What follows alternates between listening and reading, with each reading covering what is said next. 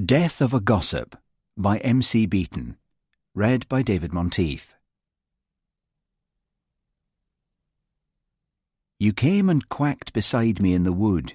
You said, the view from here is very good. You said, it's nice to be alone a bit, and how the days are drawing out, you said. By God, I wish that you were dead. Rupert Brooke. Day 1. Angling. Incessant expectation and perpetual disappointment. Arthur Young.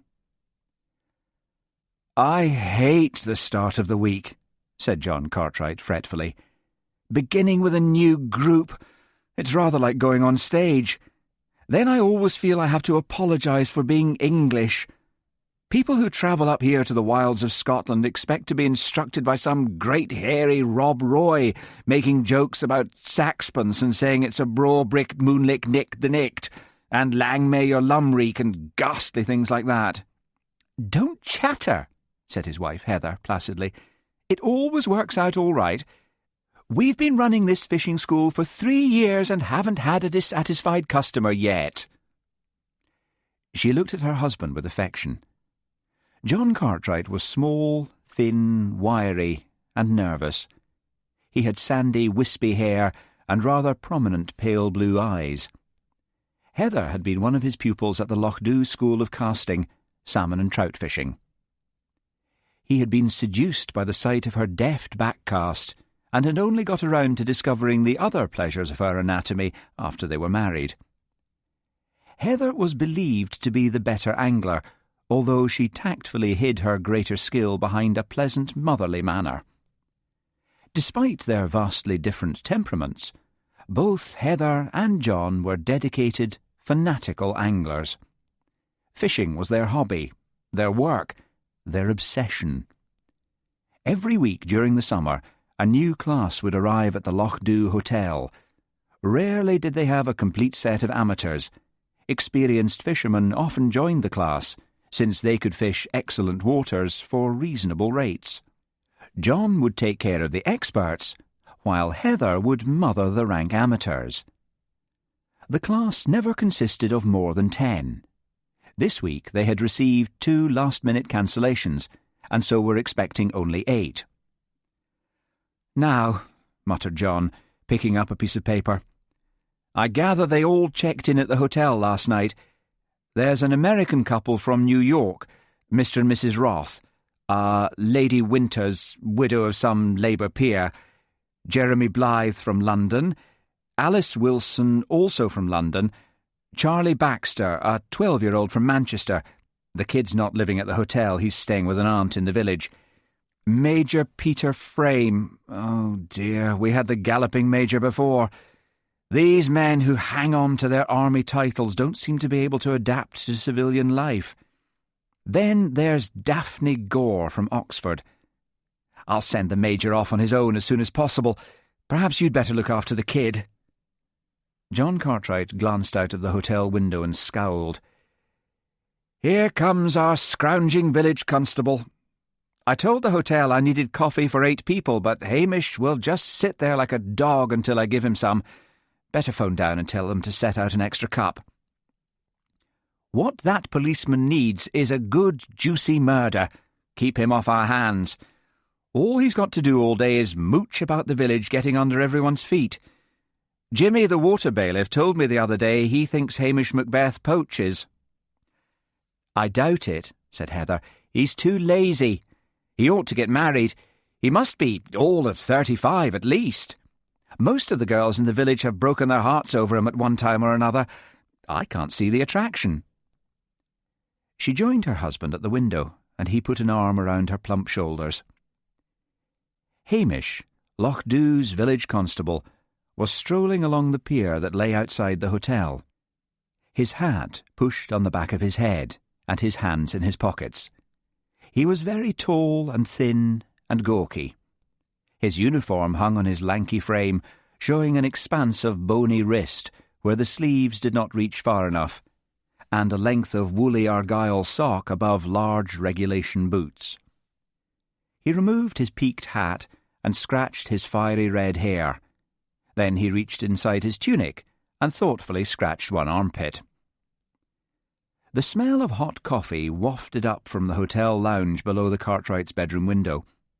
It obviously reached the nostrils of the policeman, for Hamish suddenly sniffed the air like a dog and then started to lope eagerly towards the hotel. The Lochdew Hotel had been built in the last century by the Duke of Anstey as one of his many country residences. It was battlemented and turreted like a castle.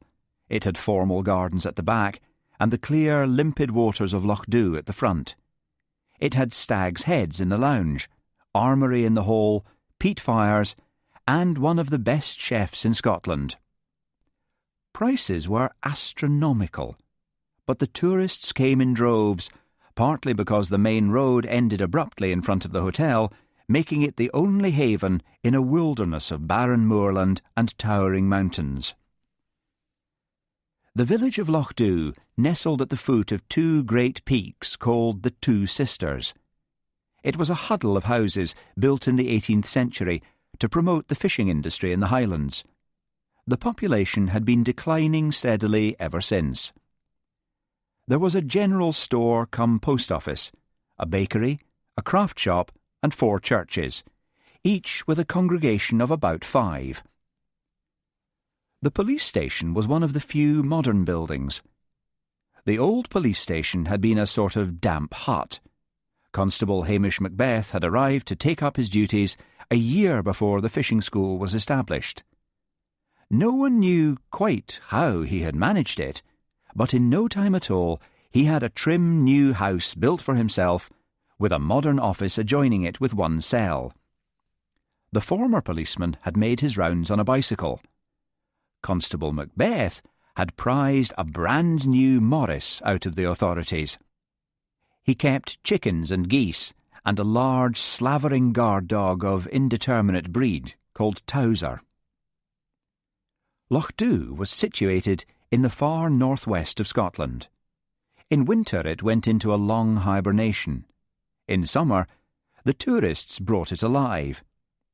The tourists were mostly English and were treated by the locals with outward Highland courtesy and inner Highland hate. John Cartwright had been struggling for a month to make the fishing school pay when he had met Heather. It was Heather who had taken over the bookkeeping and put advertisements in the glossy magazines.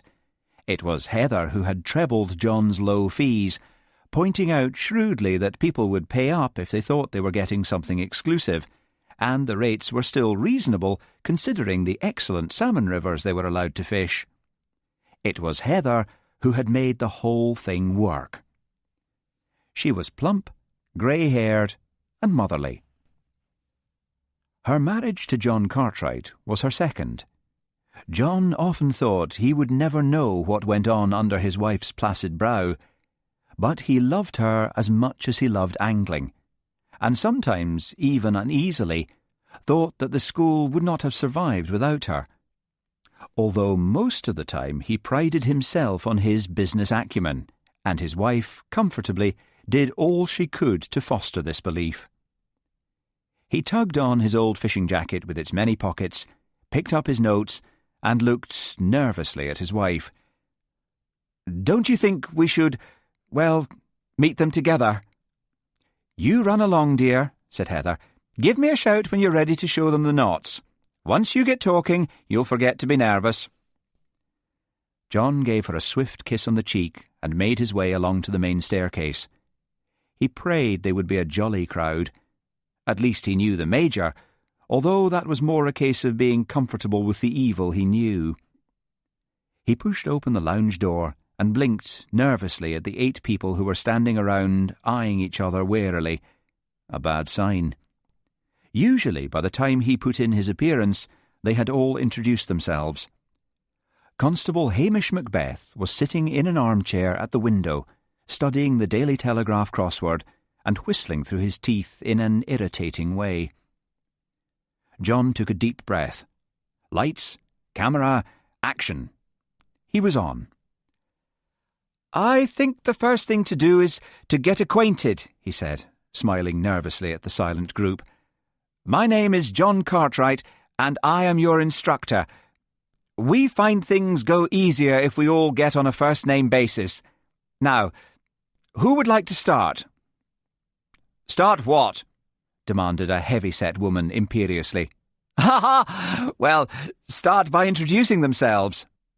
"I'll be first," said an American voice. "My name is Marvin Roth, and this is my wife, Amy." "I'm Daphne Gore," drawled a tall blonde, studying her fingernails. "Jeremy Blythe." A handsome, stocky young man with a cheerful face, fair curly hair and bright blue eyes. "Charlie Baxter." The 12-year-old, chubby, beautiful skin, mop of black curls, remarkably cold and assessing eyes in one so young.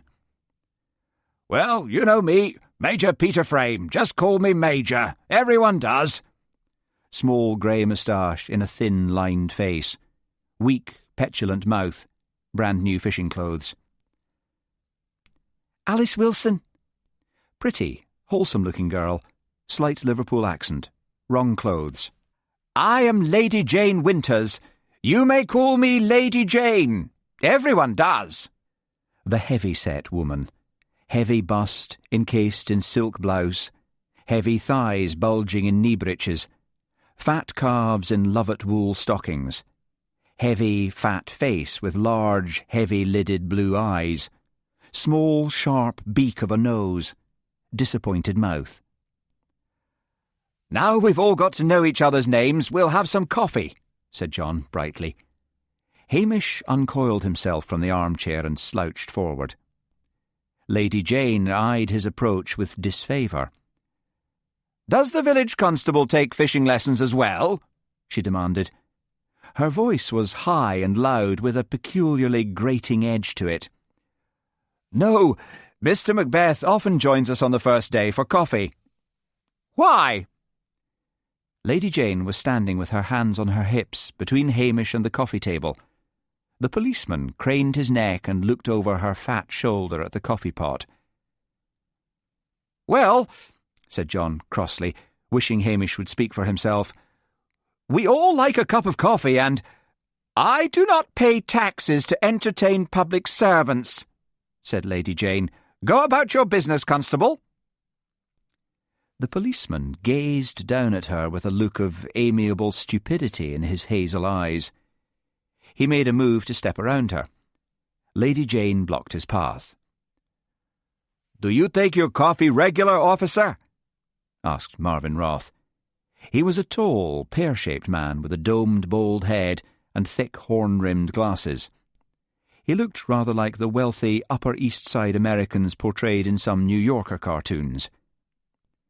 Hamish broke into speech for the first time. "I mostly take tea," he said in a soft Highland voice, "but I take the coffee when I get the chance." "He means, do you take milk and sugar?" interposed John Cartwright, who had become used to translating Americanisms. "Yes, thank you, sir," said Hamish. Lady Jane began to puff with outrage as Marvin poured a cup of coffee and handed it over her shoulder to the constable. Alice Wilson let out a nervous giggle and put her hand over her mouth to stifle it. Lady Jane gave her shoulders a massive shrug and sent the cup of coffee flying. There was an awkward silence. Hamish picked up the cup from the floor and looked at it thoughtfully. He looked slowly and steadily at Lady Jane, who glared back at him triumphantly. "Oh, please give the policeman his coffee," sighed Amy Roth. She was a well-preserved blonde, with large cow-like eyes, a heavy, soft bosom, and surprisingly tough and wiry tennis-playing wrists. "No," said Lady Jane stubbornly, while John Cartwright flapped his notes and prayed for deliverance. Why wouldn't Hamish just go? Lady Jane turned her back on Hamish and stared at Marvin as if defying him to pour any more coffee. Alice Wilson watched miserably. Why had she come on this awful holiday? It was costing so much, much more than she could afford. But as she watched, she saw, to her amazement, the policeman had taken a sizable chunk of Lady Jane's tightly clad bottom between thumb and forefinger and was giving it a hearty pinch. "You pinched my bum!" screamed Lady Jane. "Oh, no," said the policeman equably, moving past the outraged lady and pouring himself another cup of coffee. "It will be them heelin' midges, teeth on them like the pterodactyls." He ambled back to his armchair by the window and sat down, nursing his coffee cup. "I shall write to that man's superior officer," muttered Lady Jane. "Is anyone going to pour?" "I reckon we'll just help ourselves, honey," said Amy Roth sweetly. Seeing that there was going to be no pleasant chatter over the cups, John Cartwright decided to begin his lecture. Warming to his subject, as he always did, he told them of the waters they would fish, of the habits of the elusive salmon, of the do's and don'ts, and then he handed around small plastic packets of thin, transparent nylon cord. He was about to call Heather down to tell her it was time to show the class how to tie a leader, when he suddenly felt he could not bear to see his wife humiliated by the terrible Lady Jane. She had been remarkably quiet during his lecture, but he felt sure she was only getting her second wind. He decided to go ahead on his own. "I am now going to tell you how to tie a leader," he began. "What on earth's a leader?" snapped Lady Jane. "A leader," explained John, "is the thin, tapering piece of nylon which you attach to your line. A properly tapered leader, properly cast, deposits the fly lightly on the surface.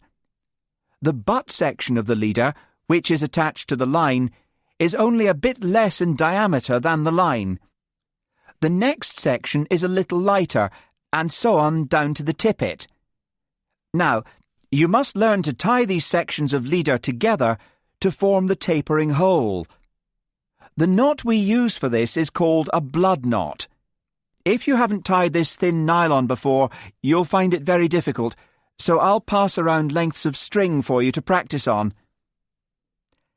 "I saw some of these leader things already tapered in a fishing shop," said Lady Jane crossly. "So why do we have to waste a perfectly good morning sitting indoors tying knots like a lot of Boy Scouts?" Heather's calm voice sounded from the doorway, and John heaved a sigh of relief. "I am Heather Cartwright. Good morning, everybody. You were asking about leaders." "Commercially tied leaders are obtainable in knotless forms," said Heather, advancing into the room. "You can buy them in lengths of 7.5 to 12 feet.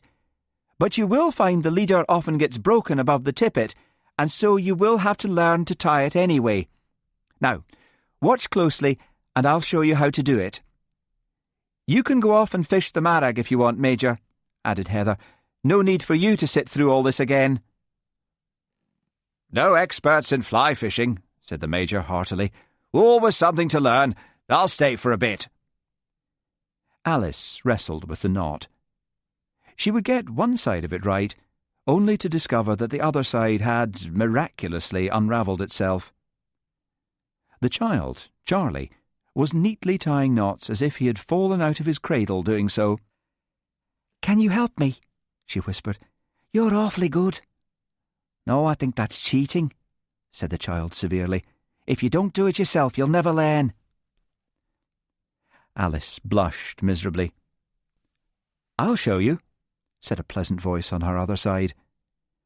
Alice found Jeremy Blythe surveying her sympathetically. He took the string from her and began to demonstrate. After the class had been struggling for several minutes, Heather said, "Have your leaders knotted by the time we set out tomorrow. Now, if you will all go to your rooms and change, we'll meet back here in half an hour. John will take you up to the marag and show you how to cast." "Well, see you in half an hour," said Jeremy cheerfully. "Your name's Alice, isn't it?" Alice nodded shyly. "And mine's Daphne," said a mocking voice at Jeremy's elbow. Or had you forgotten?" "How could I?" said Jeremy. "We travelled up together on the same awful train." They walked off arm in arm, and Alice felt even more miserable. For a moment, she had hoped she would have a friend in Jeremy, but that fearfully sophisticated Daphne had quite obviously staked a claim on his attentions. Lady Jane surveyed Alice's powder-blue Orlon trouser suit with pale, disapproving eyes. "I hope you brought something suitable to wear," she said nastily. "You'll frighten the fish in that outfit." Alice walked hurriedly away, not able to think of a suitable retort. Of course, she had thought of plenty by the time she reached the privacy of her bedroom, but then that was always the way. She looked in her reflection in the long glass in her hotel bedroom. The trouser suit had looked so bright and smart in London. Now it looked tawdry and cheap. "The stupid things one did for love," thought Alice miserably, as she pulled out an old pair of corduroy trousers, an army sweater and Wellington boots, and prepared to change her clothes. For Alice was secretary to Mr. Thomas Patterson James. Mr. Patterson James was chief accountant of Baxter and Berry, exporters and importers. He was 44, dark and handsome, and married. And Alice loved him passionately. He would tease her and ruffle her hair, and call her a little suburban miss, and Alice would smile adoringly back and wish she could become smart and fashionable. Mr. Patterson James often let fall hints that his marriage was not a happy one. He had sighed over taking his annual vacation in Scotland, but explained it was the done thing. Everyone who was anyone, Alice gathered, went to Scotland in August to kill things. If you weren't slaughtering grouse, you were gaffing salmon. So Alice had read an article about the fishing school in the Field and had promptly decided to go. She imagined the startled admiration on her boss's face when she casually described landing a 20-pounder after a brutal fight. Alice was 19 years of age. She had fluffy, fine brown hair and wide-spaced brown eyes. Her slim, almost boyish figure was her private despair. She had once seen Mr. Patterson James arm in arm with a busty blonde, and wondered if the blonde were Mrs. Patterson James. It was not like being in the British Isles at all, thought Alice, looking out at the sun sparkling on the loch. The village was so tiny, and the tracts of heather-covered moorland and weird, twisted mountains so savage and primitive and vast. Perhaps she would give it one more day and then go home. Would she get a refund? Alice's timid soul quailed at the idea of asking people for money back. Surely only very common people did that. Mr. Patterson James was always describing people as common. Suddenly she heard raised voices from the terrace below. Then, loud and clear, she heard Mr. Marvin Roth say savagely, "If she doesn't shut that goddamn mouth of hers, I'll shut it for her." There was the sound of a door slamming, and then silence. Alice sat down on the bed, one leg in her trousers and one out. Her ideas of American men had been pretty much based on the works of P.G. Wodehouse. Men who looked like Marvin were supposed to be sweet and deferential to their wives, although they might belong to the class of Sing Sing 45. Was everyone on this holiday going to be nasty? And whose mouth was going to be shut? Lady Jane's? Jeremy Blythe seemed sweet, but the Daphnes of this world were always waiting around the corner to take away the nice men. Did Mrs. Patterson James look like Daphne? Alice gloomily surveyed her appearance in the glass when she had finished dressing. The corduroys fitted her slim hips snugly, and the bulky army sweater hid the deficiency of her bosom. Her Wellington boots were, well, just Wellington boots. Carefully setting a brand-new fishing hat of brown wool on top of her fluffy brown hair, Alice stuck her tongue out at her reflection and went out of her room and down the stairs, muttering, "I won't stay if I can't stand it." To her surprise, everyone was dressed much the same as she was, with the exception of Lady Jane, who had simply changed her brogues for Wellingtons, and was still wearing the breeches and blouse she had worn at the morning lecture. "We'll all walk up to the Morag," said John Cartwright. "Heather will go ahead in the estate car with the rods and packed lunches." Loch Morag, or the Morag, as it was called by the locals, was John's favourite training ground. It was a circular loch surrounded by pretty sylvan woodland. At one end it flowed out and down to the sea loch of Loch Dhu in a series of waterfalls. It was amply stocked with trout and a fair number of salmon. The Major took himself cheerfully off to fish in the pool above the waterfall, while the rest of the class gathered with their newly acquired rods at the shallow side of the loch to await instruction. Instead of a hook, a small piece of cotton wool was placed on the end of each leader. It was then that the class discovered that Lady Jane was not only rude and aggressive, she was also incredibly clumsy. Although the loch was only a short walk from the hotel, she had insisted on bringing her car and parking it at the edge of the loch. She backed it off the road onto the grass and right over the pile of packed lunches. She refused to listen to John's careful instructions and whipped her line savagely back and forth, finally winding it around Marvin Roth's neck and nearly strangling him. She then strode into the water, failing to see small Charlie Baxter and sending him flying face down in the mud. Charlie burst into tears and kicked Lady Jane in the shins before Heather could scoop him up and drag him off. "I'll kill her," muttered John.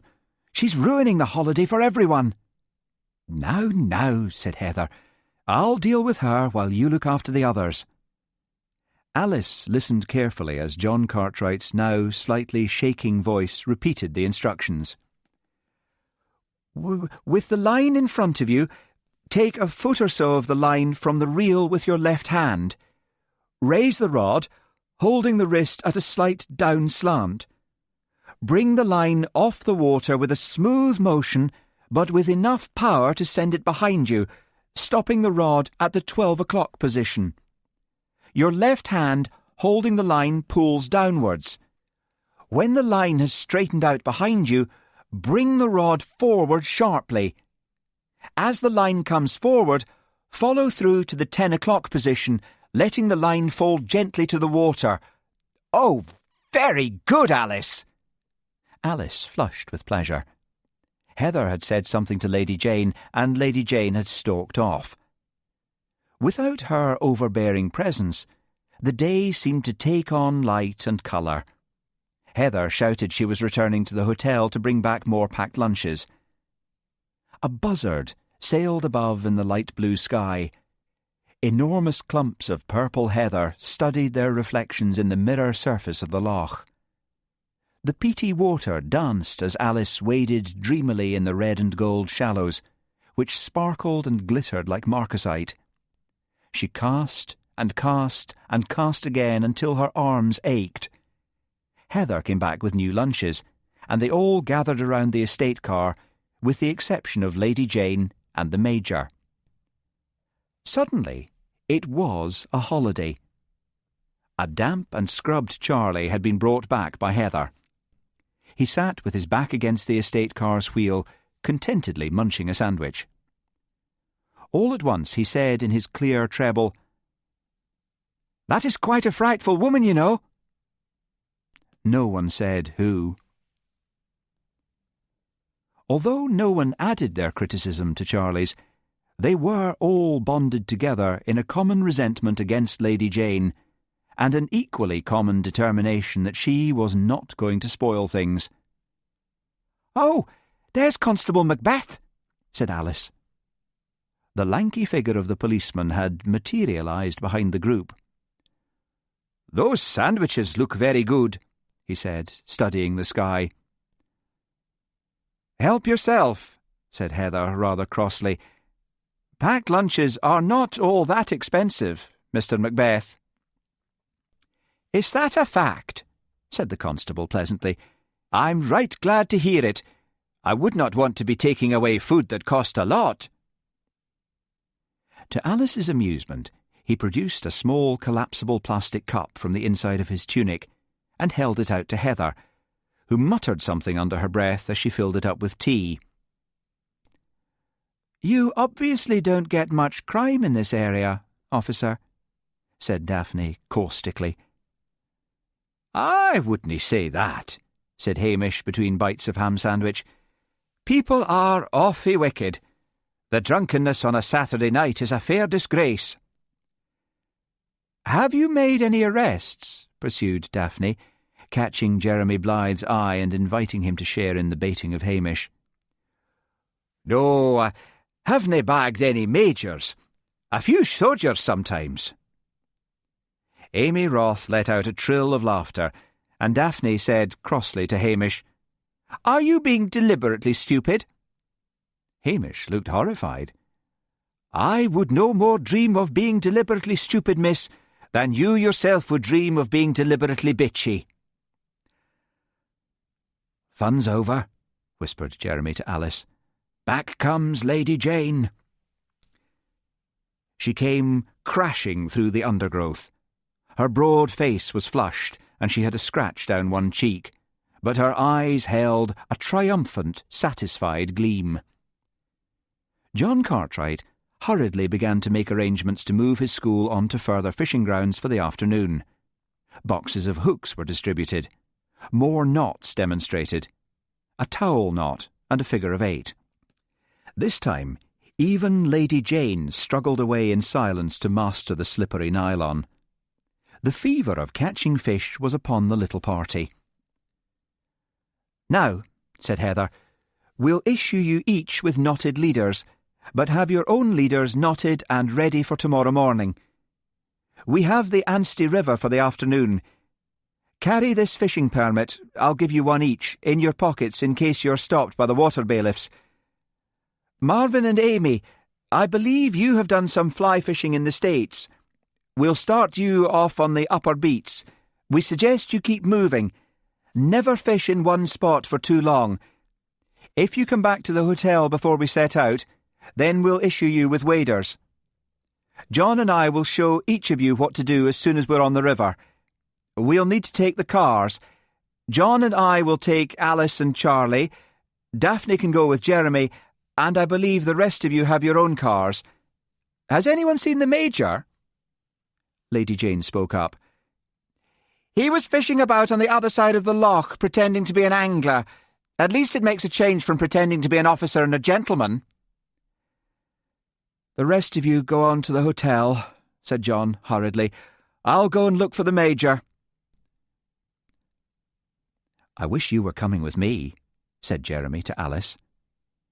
She looked at him in surprise. She had been so obsessed with Mr. Patterson-James that she had never really stopped to think that any other man might find her attractive. As Jeremy moved off with Daphne, Alice studied him covertly. He really was a very attractive man. His voice was pleasant and slightly husky. He did not seem to have a strangle and chew his words as Mr. Patterson-James did. Her heart gave a little lift, and she unconsciously smiled at Jeremy's retreating back. "No use," said Lady Jane, appearing at Alice's elbow. "He's one of the Somerset Blythes, quite above your touch, wouldn't you say? Daphne's more his sort." Alice was consumed by such a wave of bitter hatred that she thought she would suffocate. "Fuck off," she said, in a broad Liverpool accent. "Atta girl," remarked Marvin cheerfully.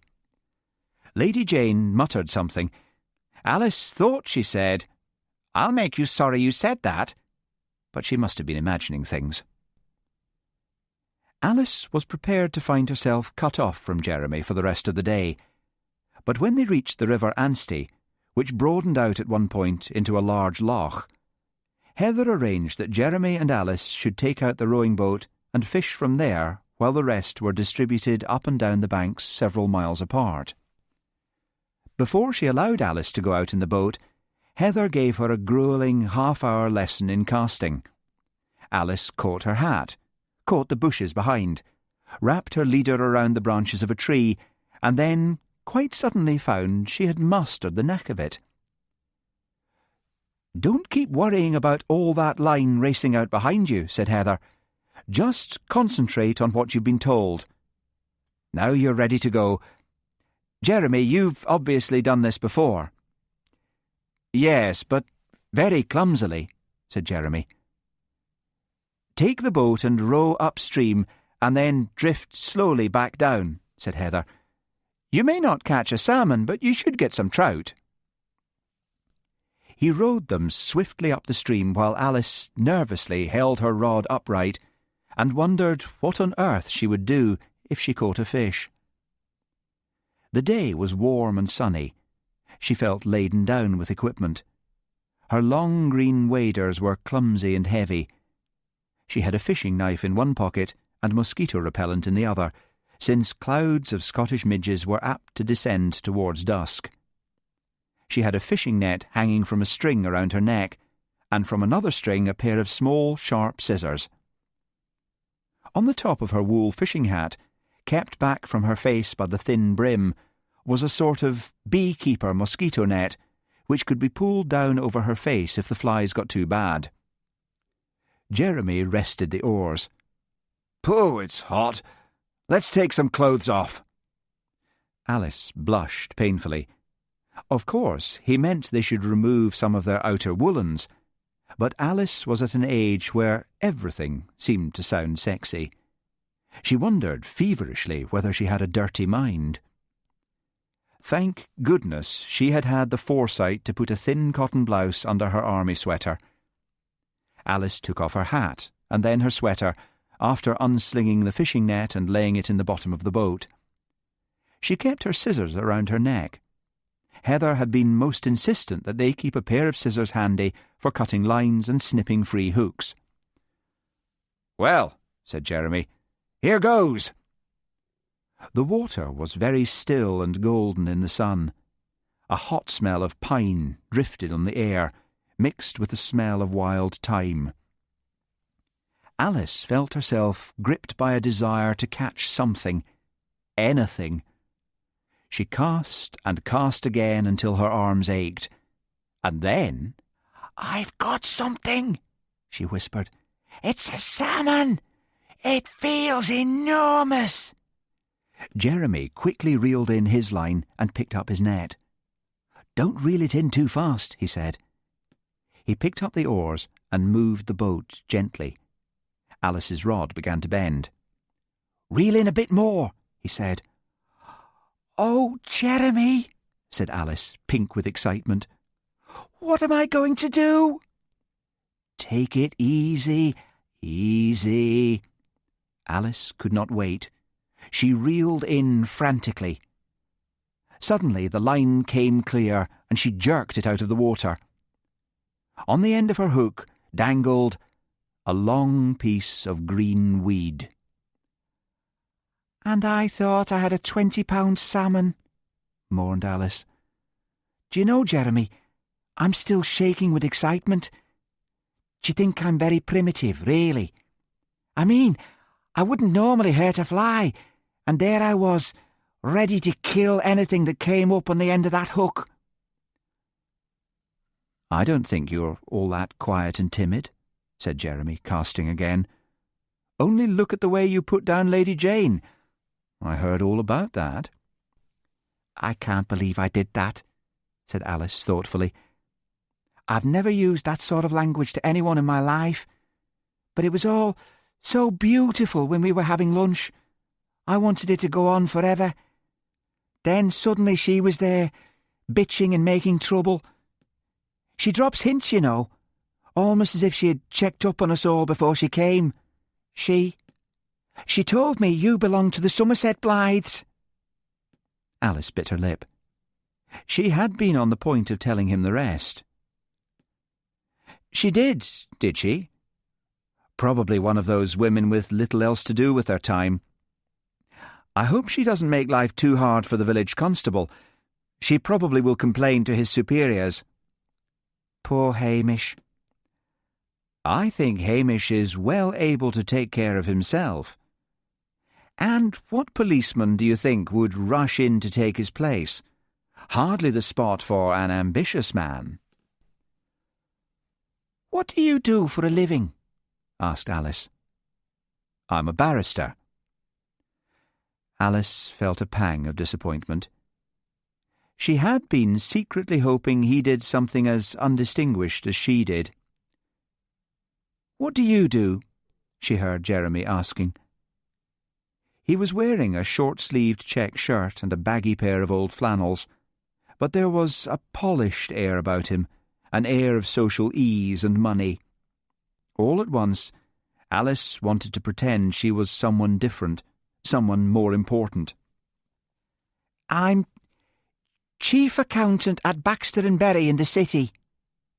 She gave a self-conscious laugh. "An odd job for a woman." "Certainly for someone as young as yourself," said Jeremy. "I didn't think such a fuddy-duddy firm would be so go-ahead." "You know Baxter and Berry?"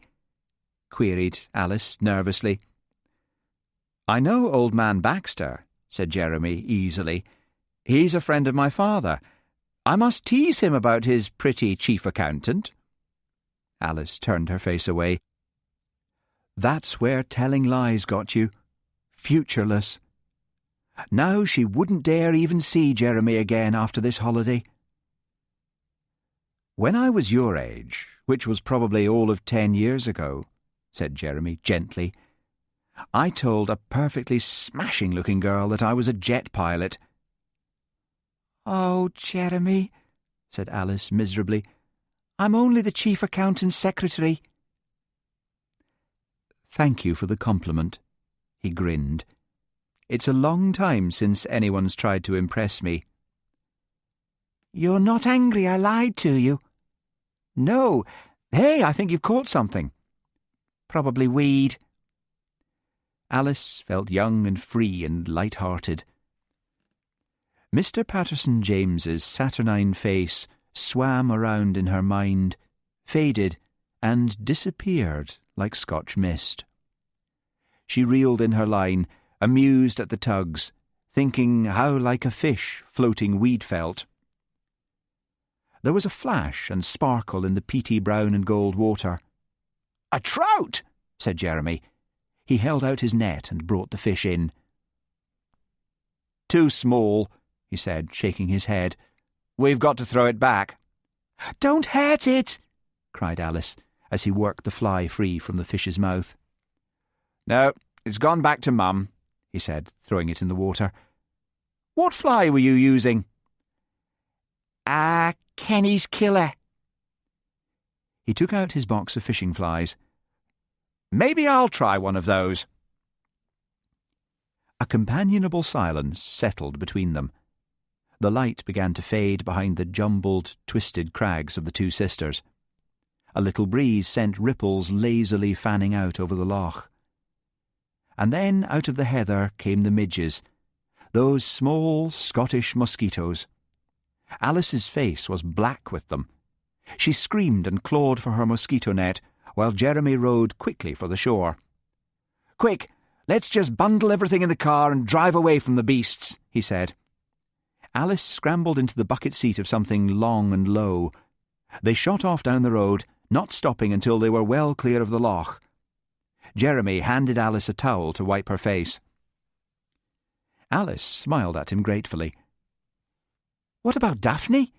I'd forgotten all about her." "So had I." Jeremy was shadowed by a stand of trees beside the car. He seemed to be watching her mouth. Alice's heart began to hammer. Did you buy this car in Scotland?" she asked.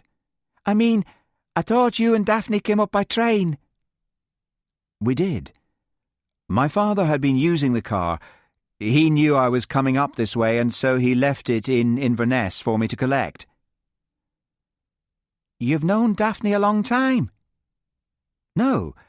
Heather wrote to me to ask if I would join up with Daphne. She had written to Heather saying she did not like to travel alone." He suddenly switched on the engine. Alice sat very quietly. Perhaps he might have kissed her if she hadn't kept on and on about stupid Daphne. Daphne was probably back at the hotel, changing into some couture number for dinner. Damn Daphne. "I never thought that indecision was one of my failings," said Jeremy, breaking the silence at last. "I don't want to spoil things by going too fast too soon." Alice was not quite sure if he meant he had wanted to kiss her and had changed his mind. She dared not ask him in case he should be embarrassed and say he was talking about fishing. But suddenly he took one hand off the wheel and gave her own a quick squeeze. Alice's heart soared. A huge owl sailed across the winding road. Down below them nestled the village of Loch Dhu. Busy little fishing boats chugged out to sea. The lights of the hotel dining room were reflected in the still waters of the loch. Down into the evening darkness of the valley they sped, over the old humpbacked bridge which spanned the tumbling waterfalls of the river Anstey. Along the waterfront, past the low white cottages of the village. Out in the loch, a pair of seals rolled and tumbled like two elderly Edwardian gentlemen. Tears filled Alice's eyes, and she furtively dabbed them away. The beauty of the evening was too much. The beauty of money emanating from the leather smells of the long, low, expensive car and the faint, tangy scent of Jeremy's aftershave seduced her senses. She wanted it all. She wanted to keep the evening forever. Scenic beauty, male beauty, money beauty. A picture of Lady Jane rose large in her mind's eye, blotting out the evening. "If she tries to spoil things for me, I'll kill her," thought Alice passionately. And being very young and capable of violent mood swings, she then began to worry about what to wear for dinner. When she entered the dining room an hour later, the rest of the fishing party, except for Lady Jane, Charlie, and the Major, was already seated. To her disappointment, the only available seat was at the other end of the table from Jeremy. Jeremy was sitting next to Daphne and laughing at something she was saying. Daphne was wearing a black chiffon cocktail gown, slit to the waist, so that it afforded the company tantalizing glimpses of two perfect breasts. Long antique earrings hung in the shadow of the silky bell of her naturally blonde hair. Her usually hard, high-cheekboned face was softened by eyeshadow and pink lipstick. Jeremy was wearing a well-cut charcoal grey suit, a striped shirt, and a tie with one of those small hard knots. He wore a heavy, pale gold wristwatch. Alice wished she had worn something different. All of her clothes had looked cheap and squalid. At last she had settled for a pale pink cashmere sweater, a tailored shirt, and a row of Woolworth's pearls. She had persuaded herself, in the privacy of her bedroom, that she looked like a regular member of the county. Now she felt like a London typist trying, ineffectually, to look like a member of the county. The dining room was very warm. Amy Roth was wearing a floating sort of chiffony thing in cool blues and greens. It left most of her back bare. At one point, Marvin slid his hand down his wife's back, and Amy wriggled her shoulders and giggled.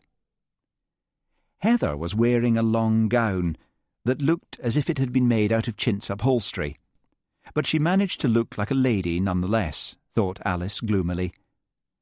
John Cartwright was cheerful and relaxed, obviously glad that the rigours of the first day were over. The hotel had contributed several bottles of non-vintage Czechoslovakian champagne, their labels discreetly hidden by white napkins. The food was delicious. Poached salmon with a good hollandaise sauce. Everyone began to relax and became slightly tipsy. Emboldened by the wine, Alice decided to forget about Jeremy and talk to the Roths. Marvin, it transpired, was a New Yorker born and bred, but Amy hailed from Augusta, Georgia. Marvin was her third husband, she told Alice, very much in the way a woman would describe an expensive gown that had been a good buy. Marvin was quiet and polite and very deferential to his wife, the way Alice imagined American men should be. She began to wonder if she had really heard him shouting earlier in the day, but the Roths did seem to be the only Americans in the hotel. The party grew noisier and jollier. And then Major Peter Frame came stumbling in.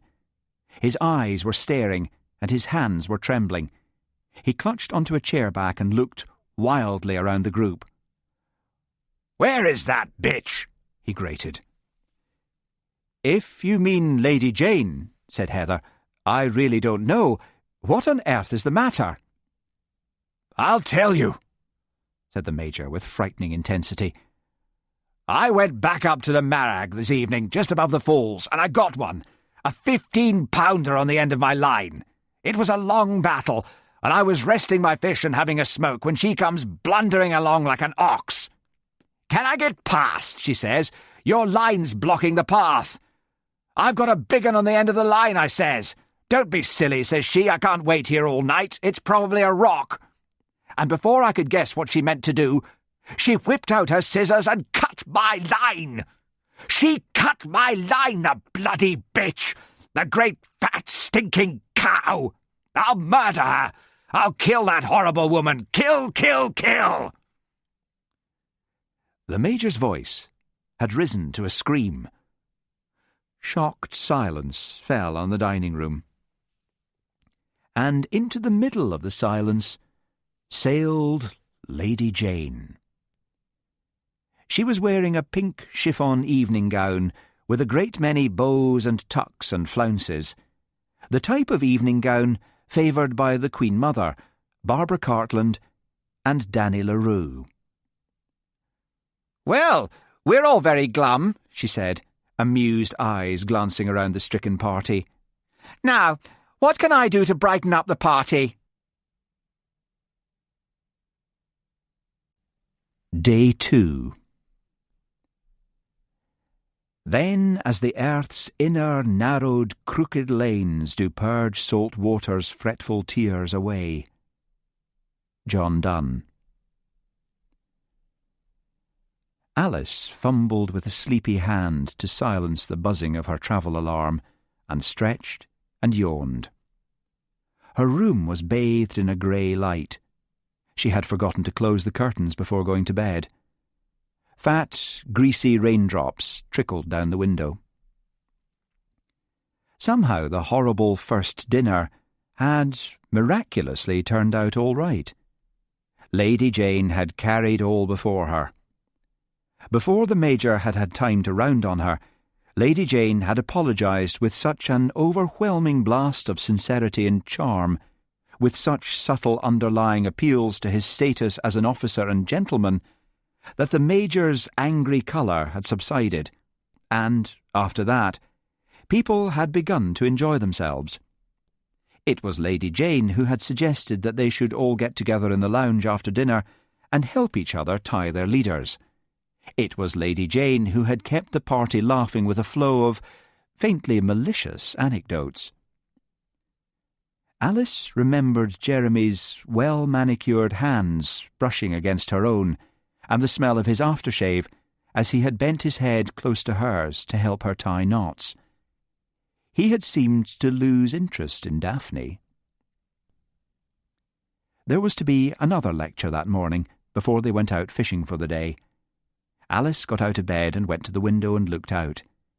She could not even see the harbour. A thick mist blanketed everything, and the rain thudded steadily down.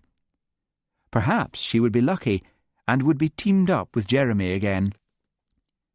Alice closed her eyes, imagining them both eating their packed lunches in the leather-smelling warmth of Jeremy's car, with the steamed-up windows blocking out the rest of the world. After a hasty shower, she took out her pink plastic rollers and tried to comb her hair into a more sophisticated style, but it fluffed out as usual. To her dismay, they were not all to be seated at the same table for breakfast, and she was ushered to a table where the Major was already eating sausages. Jeremy was with Daphne and Lady Jane at the other end of the dining room. The Major glanced at Alice and then rustled open a copy of the Times, last Friday's, and began to study the social column. "Wet, isn't it?" volunteered Alice brightly, but the Major only grunted in reply. "Probably doesn't think I'm worth talking to," thought Alice gloomily. She rose and helped herself to cereal and rolls and juice, which were placed on a table in the centre of the room, and then shyly ordered the fisherman's breakfast from a massive waitress who was built like a Highland cow. When the breakfast arrived, she poked at it tentatively with a fork. Bacon, eggs, and sausage she recognised, but the rest seemed odd and strange. "What are these?" she asked the Major. He did not reply, so she repeated her question in a rather shrill voice. "Haggis and black pudding and a potato scone," said the Major. "Very good. Scotch stuff, you know. Introduced to the stuff when I was first in the Highlands on military training." "Were you in the SAS?" asked Alice. "No," the Major smiled indulgently. "They hadn't been formed in my day. We called ourselves something else."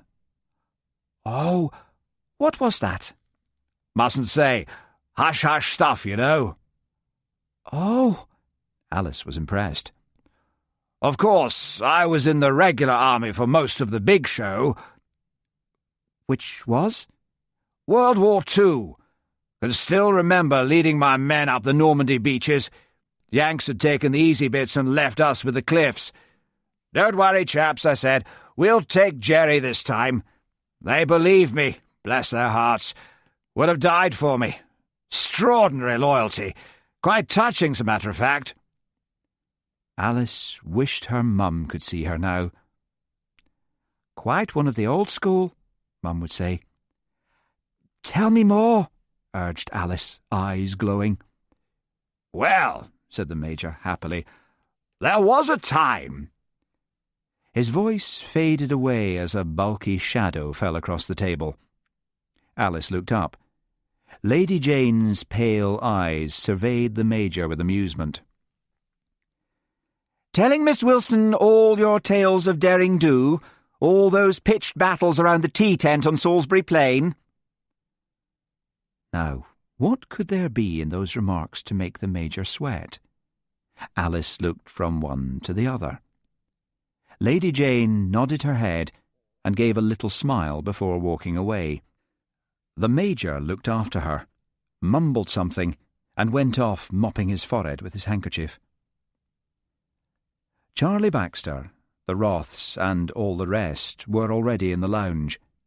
A cheerful fire was blazing on the hearth. The heavy-set waitress lumbered in and threw a pile of old tea leaves, cabbage stalks, and old rolls on the fire, which subsided into a depressing, smoking mess. Heather examined all their leaders and tugged at the knots. Several gave way. "I wish you wouldn't say you can tie these things when you obviously can't," said Lady Jane to the Major. "You are supposed to tie them yourselves," pointed out Heather. "Like a bloody schoolroom," muttered Lady Jane. "Oh, here's that wretched man again." Constable Macbeth lounged in, water dripping from his black cape. He removed it and squatted down by the fire, raking aside the sodden lumps of congealed goo and putting on fresh coal and sticks.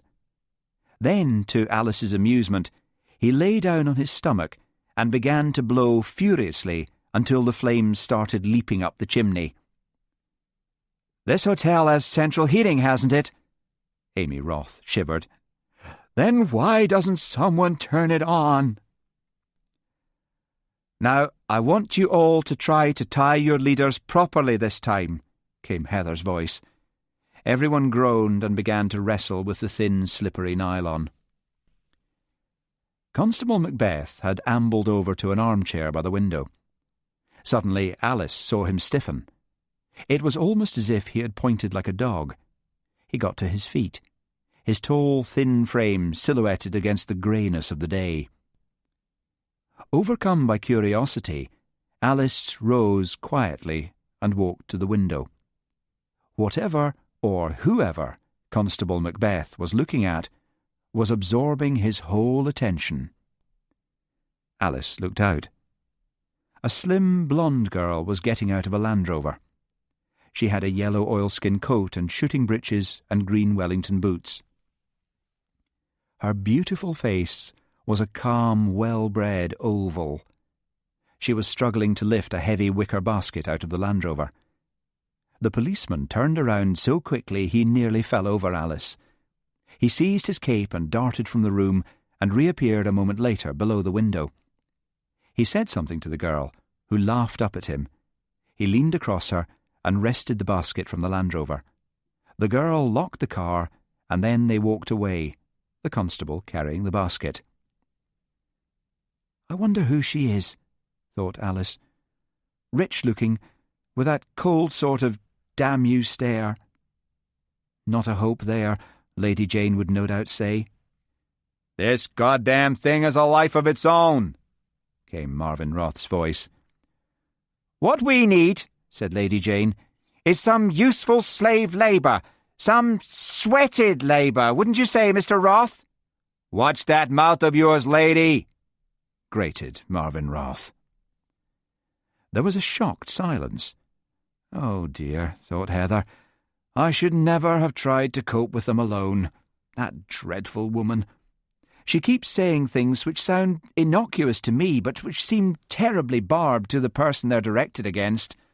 She's got that mottled red about the neck, which usually means high blood pressure. I wish she would drop dead." "And now," said Heather out loud, amazed to hear how shaky her own voice shouted, "I will pass round some pieces of string and teach you how to tie a figure of 8.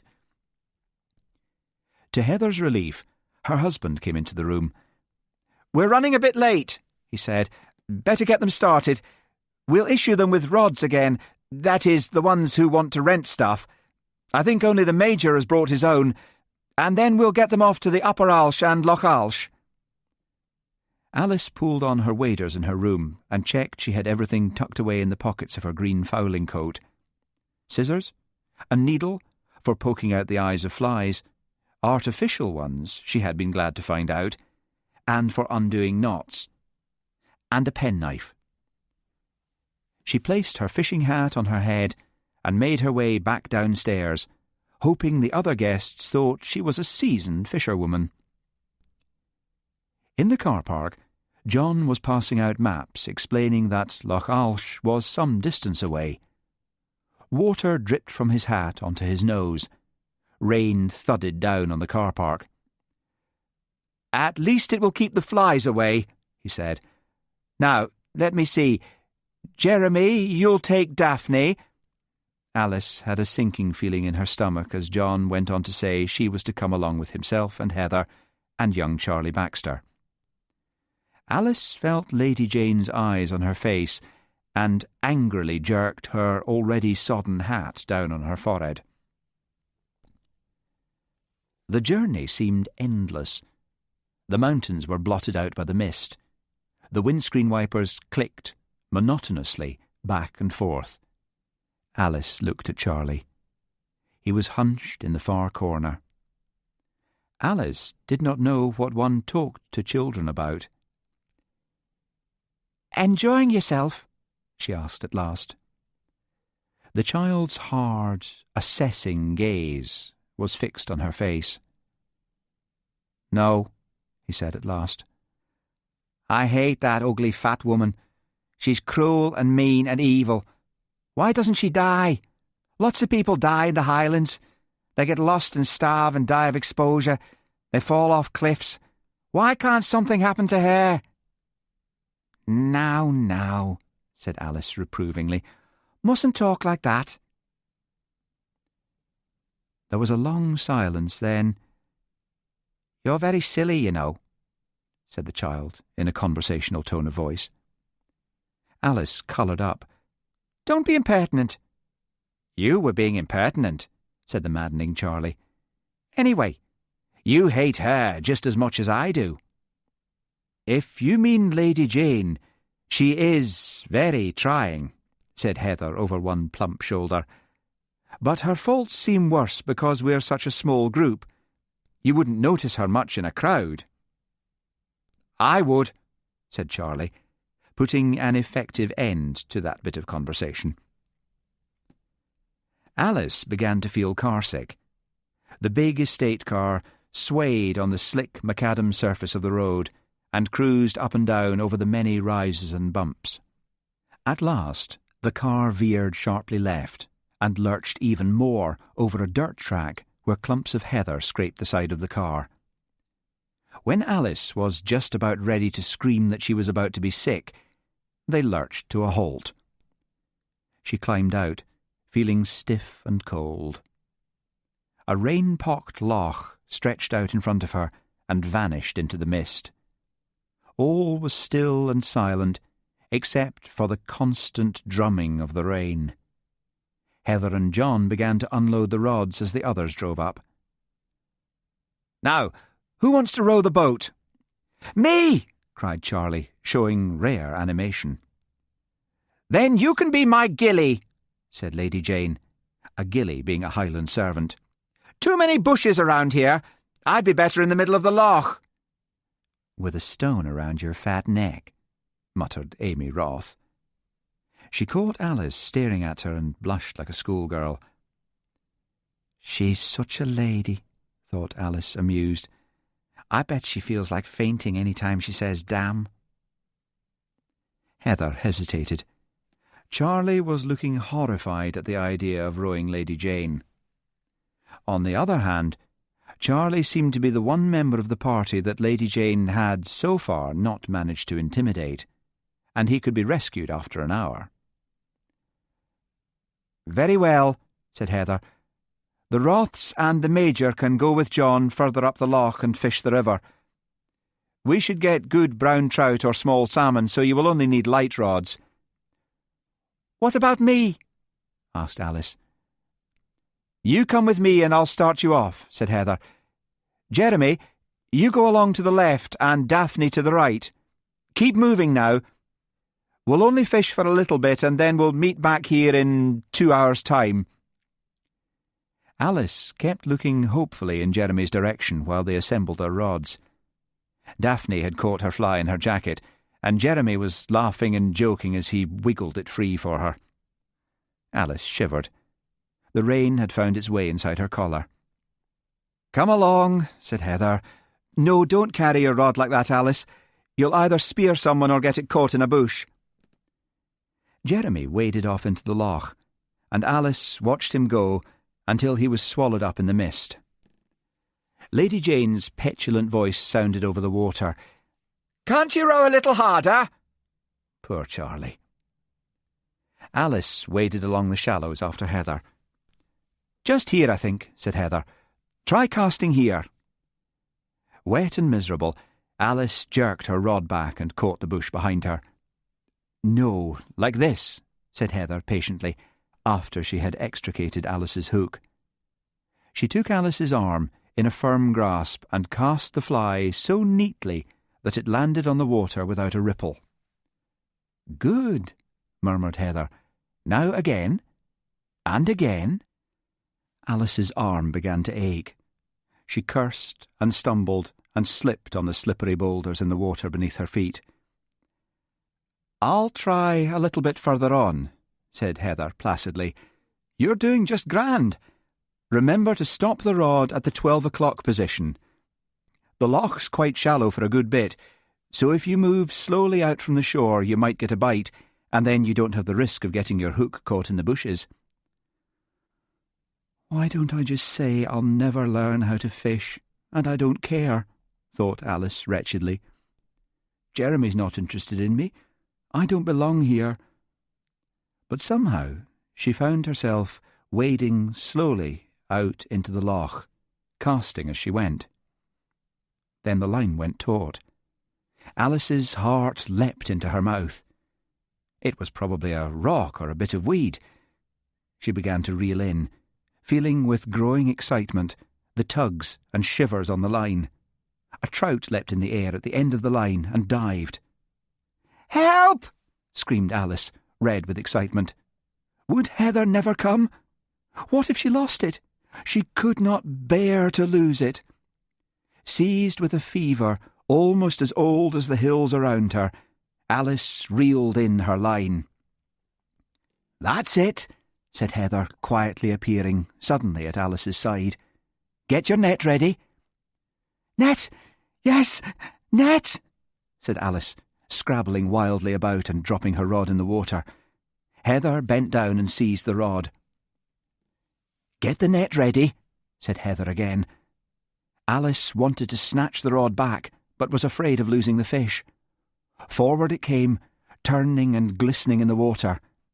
Alice scooped the net under it and lifted it up, watching the fish with a mixture of exultation and pity. "Quite a big one," said Heather. £3, I should think. It'll make a good breakfast." She led the way to the shore after removing the hook from the trout's mouth. "Can't you kill it?" asked Alice, looking at the panting, struggling fish. "Oh, yes," said Heather, slowly picking up a rock. All her movements were slow and sure. "We'll just put it out of its misery." How abhorrent the idea of killing things seemed in London, thought Alice, and how natural it seemed in this savage landscape. Heather slid the trout into a plastic bag.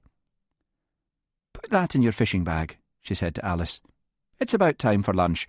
I think I hear the others returning." Alice was the only one who had caught anything, and received lavish praise from everyone but Lady Jane and Charlie Baxter. The child looked exhausted, and Heather was fussing over him, helping him into the front seat of the car and pouring him hot tea. "You're a marvel, Alice," said Jeremy. "Did you really catch that brute all by yourself?" "Yes, did you really?"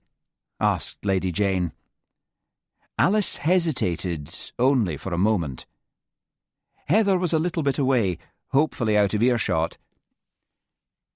"Yes," said Alice loudly. "Yes, I did." "I'd better keep close to you this afternoon," grinned Jeremy. "Seems you have all the luck."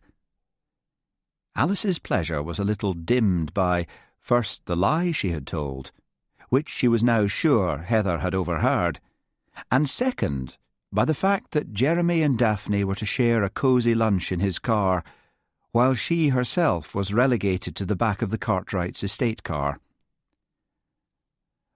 Lunch tasted rather nasty.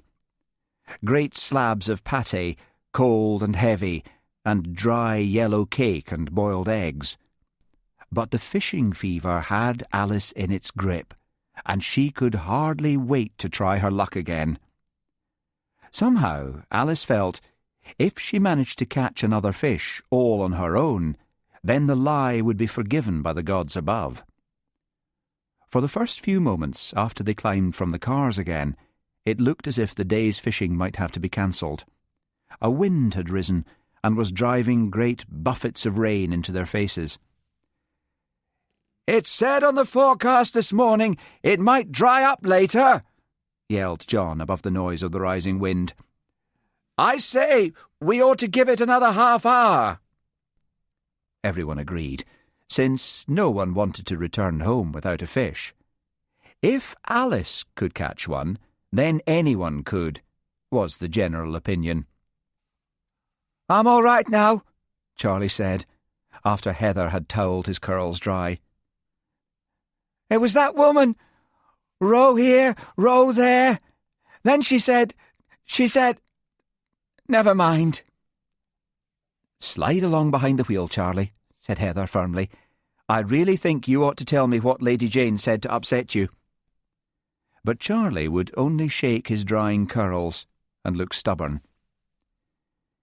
Heather was determined to have a word with her husband about Lady Jane as soon as possible, but the roar of an engine told her that John was already setting out with the Major for the upper beats of the river.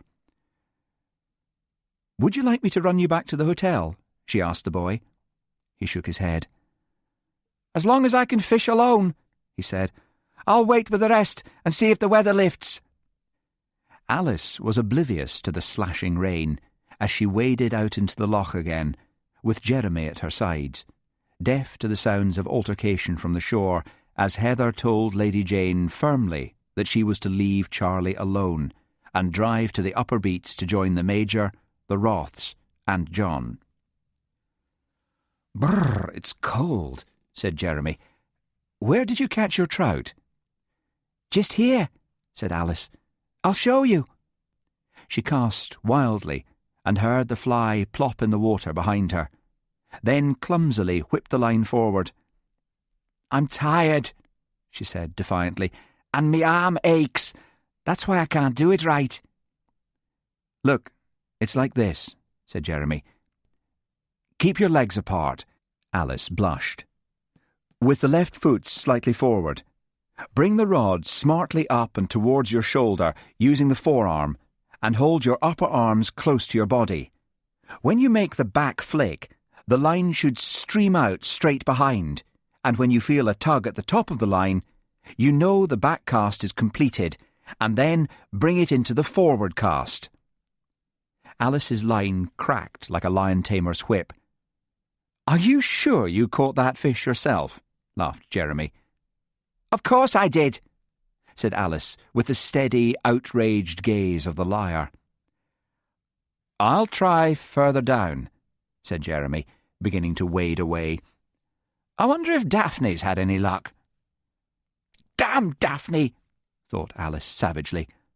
All her elation had fled, leaving her alone in the middle of a howling wilderness of wind and rain. She simply had to get Jeremy back.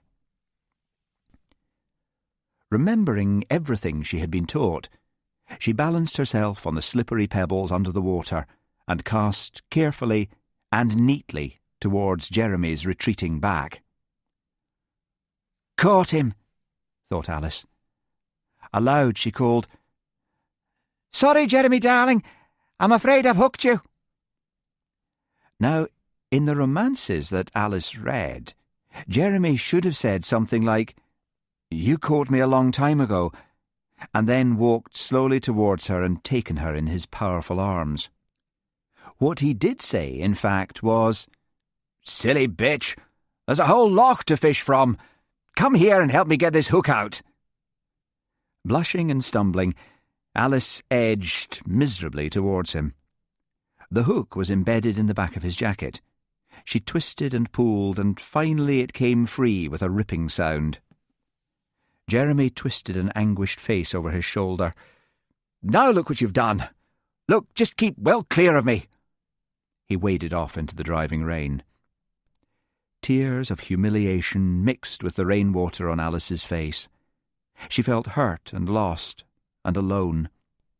Her face ached with trying to maintain a posh accent. Jeremy would never have behaved like that with someone of his own class. She decided to turn about, give up and go back and shelter in the car until this horrible day's fishing was all over. Alice stumbled towards the shore. Suddenly the water turned gold, sparkling gold with red light dancing in the peaty ripples. She turned and looked towards the west.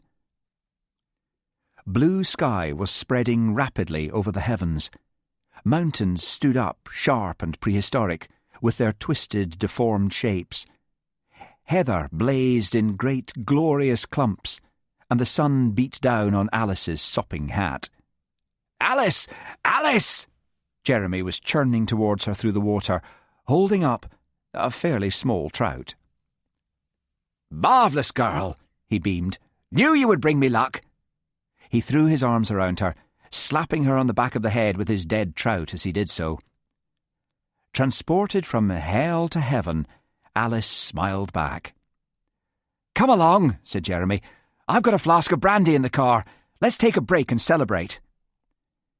While Jeremy got his flask, Alice took off her hat and her wet coat and put them both on the bushes to dry.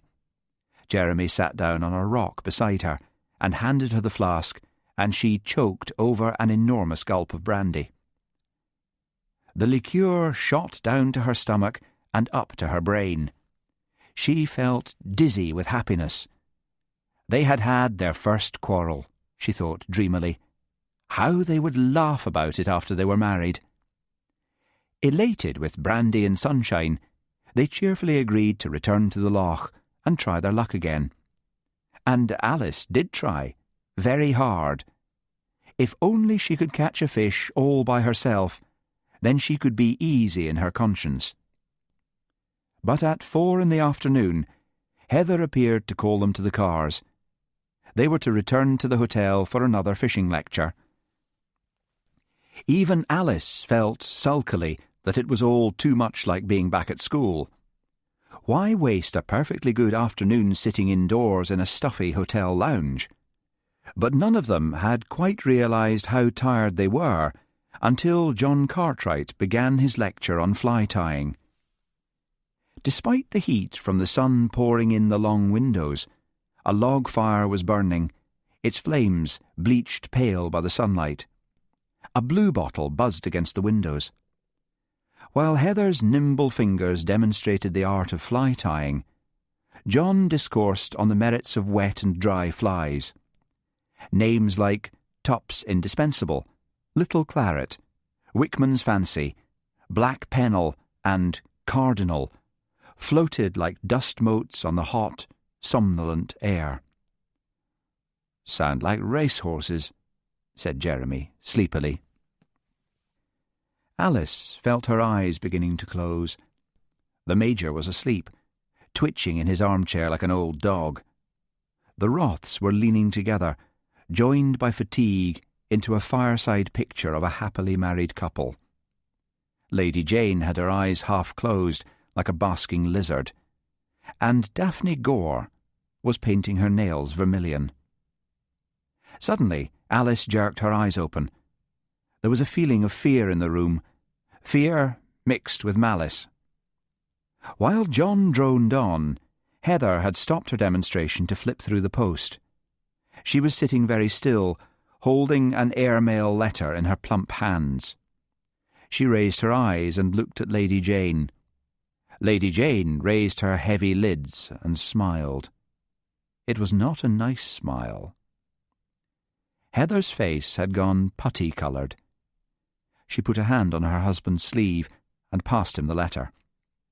He glanced at it and then began to read it closely, his lips folded into a grim line. "Class dismissed," he said at last, putting down the letter and assuming a rather ghastly air of levity. "What was all that about?" murmured Jeremy to Alice. "And why do I feel it has something to do with Lady Jane?" "Care for a drink before dinner, Jeremy?" came Daphne's cool voice. "Are you paying?" asked Jeremy, his face crinkling up in a smile. "What's this? Men's lib?" Daphne slid her arm into his, and they left the lounge together. Alice stood stock still, biting her lip. "I told you were wasting your time." Lady Jane's large bulk hove up on Alice's port side. Fury, like bile, nearly choked Alice. "You are a horrible, unpleasant woman," she grated. This seemed to increase Lady Jane's good humour. Now, she purred. "Little girls in glass houses shouldn't throw stones, and I do trust our stone-throwing days are over." Alice gazed at her in terror. She knew. She would tell Jeremy. She would tell everybody. She turned and ran and did not stop running until she reached her room. She threw herself face down on the bed and cried until she could cry no more. And then she became conscious of all that barbaric wilderness of highland moor and mountain outside. Accidents happened. Anything could happen. Alice pictured Lady Jane's heavy body plummeting down into a salmon pool, her fat face lifeless, turned upwards in the brown peaty water. Abruptly, she fell asleep. When she awoke, she thought it was still early because of the daylight outside, forgetting about the long light of a northern Scottish summer. Then she saw it was 10 o'clock. With a gasp, she hurtled from the bed and washed and changed.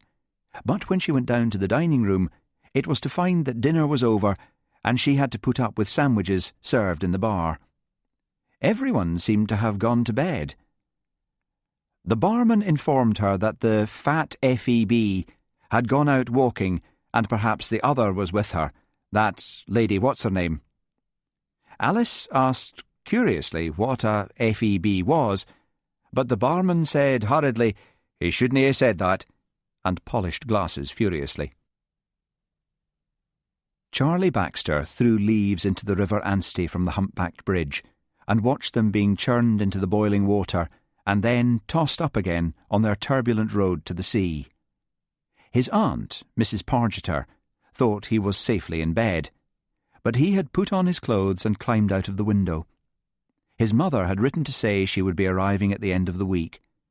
Charlie looked forward to her visit and dreaded it at the same time. He still could not quite believe he would never see his father again.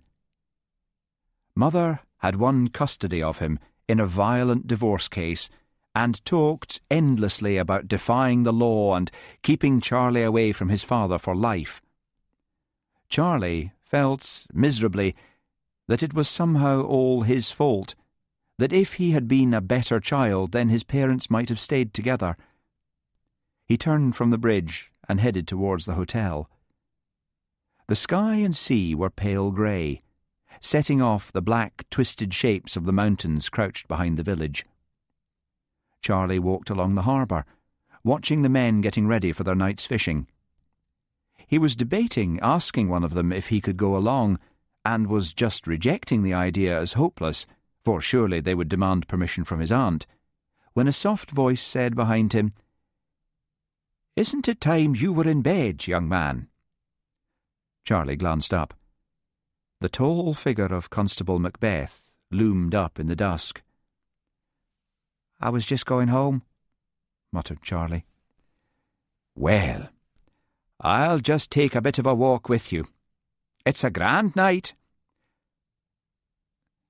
"As a matter of fact, my aunt doesn't know I'm out," said Charlie. "Then we would not want to be upsetting Mrs. Pargeter," said Hamish equably. "But we'll take a wee donner along the front." As Hamish Macbeth was turning away, a voice sounded from an open window of the hotel. "Throw the damn thing away! It's like poison!" Mrs. Cartwright, thought Charlie. Then came John Cartwright's voice. "Oh, very well, but you're worrying overmuch. I'll throw this in the loch and then we can maybe get a night's sleep." A crumpled piece of blue paper sailed past Charlie's head and landed on the oily stones of the beach. The tide was out. Charlie picked it up. It was a crumpled airmail. "You shouldn't look at other people's correspondence," said Hamish Macbeth severely, "even though they may have chucked it away." "I wasn't going to read it. It's got a lovely stamp. Austrian." They passed the Roths, who were walking some distance apart. Marvin's face was flushed and Amy's mouth was turned down at the corners. "Aye," said Marvin, forcing a smile. "It's a grand night," remarked the policeman. The American couple went on their way, and Charlie, hurriedly thrust the airmail into his pocket. When they reached his aunt's house, Charlie said shyly, "Do you mind leaving me here? I know how to get in without waking her." Hamish Macbeth nodded, but waited at the garden gate until the boy disappeared around the side of the house. Then he made his way home to his own house, where his dog, Towser, gave him a slavering welcome. Hamish absent-mindedly stroked the animal's rough coat. There was something about this particular fishing class that was making him uneasy.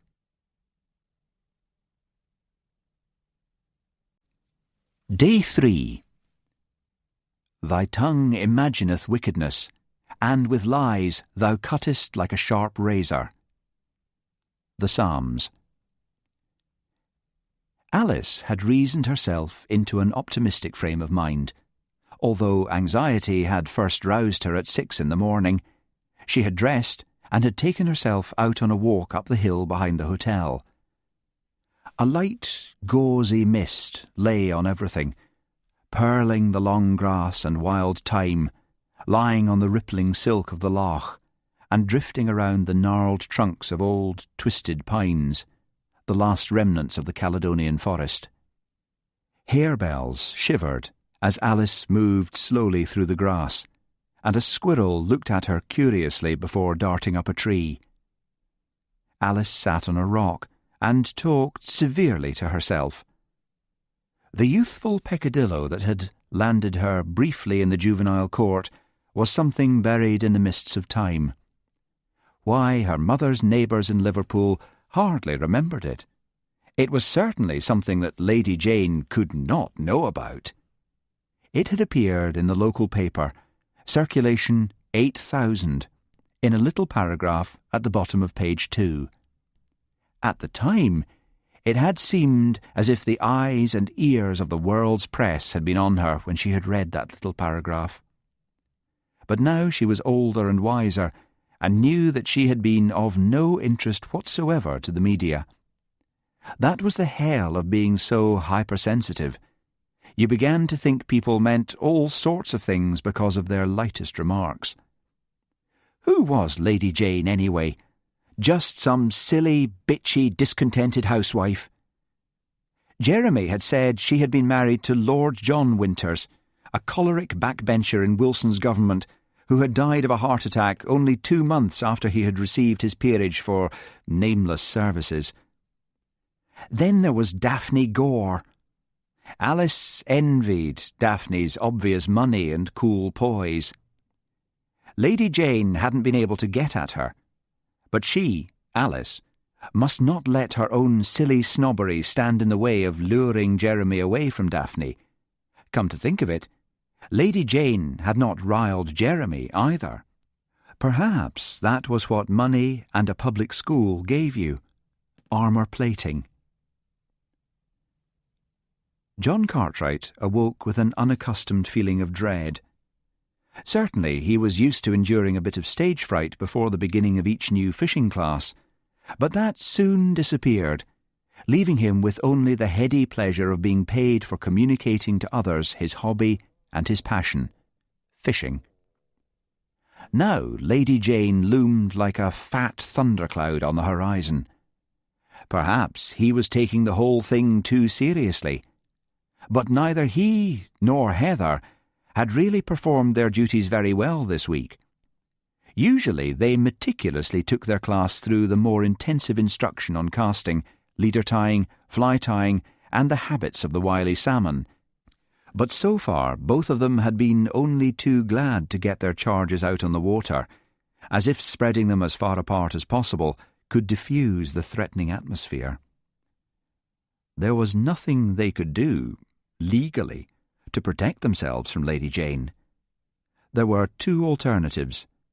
They could pray, or they could murder Lady Jane.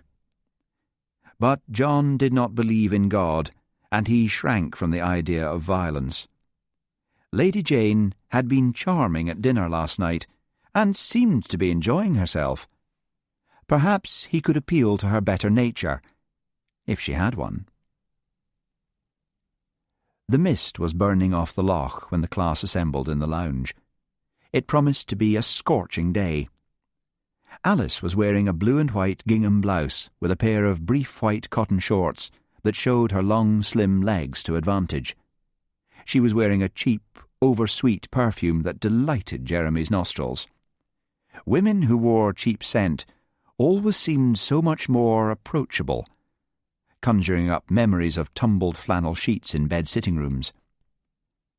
She was concentrating on practising to tie knots, her fine, fluffy brown hair falling over her forehead.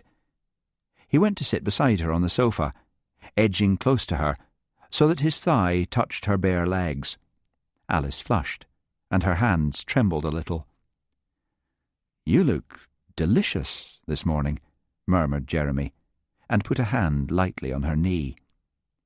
Alice realised, all in that delightful moment, that her knees could blush.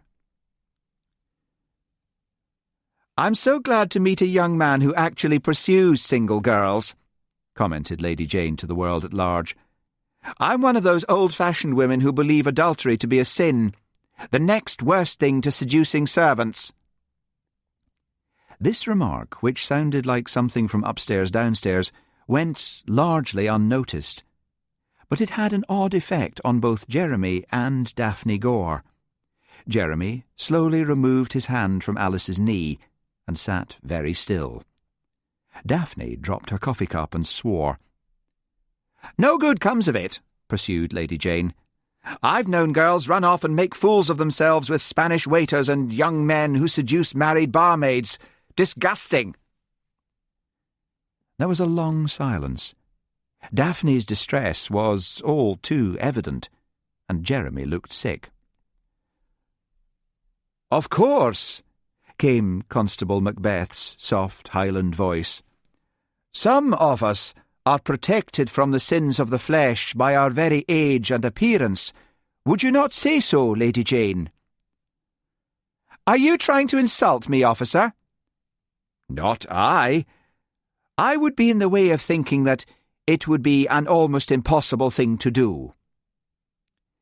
Lady Jane's massive bosom swelled under the thin puce silk of her blouse. "She's like the Hulk," thought Alice. "Any moment now she's going to turn green and explode." "Were I not aware of the impoverished circumstances of your family," said Lady Jane, "I would stop you from scrounging coffee. 6 little brothers and sisters to support, eh? And your aged parents in Ross and Cromarty. So improvident to have children when one is middle-aged. They can turn out retarded, you know." "Better they turn out retarded, although they're not, than grow up into a silly, fat, middle-aged barren bitch like yourself," said Hamish with a sweet smile. "You will suffer for this," howled Lady Jane. "Don't you know who I am? Don't you know the power I have?" "No," said Amy Roth flatly. "We don't." Lady Jane opened and shut her mouth like a landed trout. "That's right, honey," said Marvin Roth. "You can huff and you can puff, but you ain't gonna blow any houses down here. You can make other folks' lives a misery with your snide remarks, but I'm a New Yorker, born and bred. And Amy here's a Blanchard of the Augusta, Georgia Blanchards, and you won't find a tougher combination than that." A strange change came over Lady Jane. One minute she looked about to suffer the same fate as her late husband. The next, her angry colour had died, and she looked around lovingly at Amy. "Dear me," she said sweetly, "a Blanchard born and bred." "Yes, ma'am," said Marvin Roth proudly. "Amy's old money, just like the Rockefellers." "Please," called John Cartwright, "let me begin, or we'll never get the day started." They shuffled their chairs into a semicircle. Heather unrolled a screen and then started setting up a small projector. "Lantern slides," groaned Lady Jane. A tick appeared in John's left cheek, but he gamely went on with his lecture, showing slides of what salmon looked like when they were headed upriver from the sea, when they were spawning, and when they were returning to the sea. "Our prices at this school are very reasonable," said John. "Very reasonable," he repeated firmly after Lady Jane had snorted.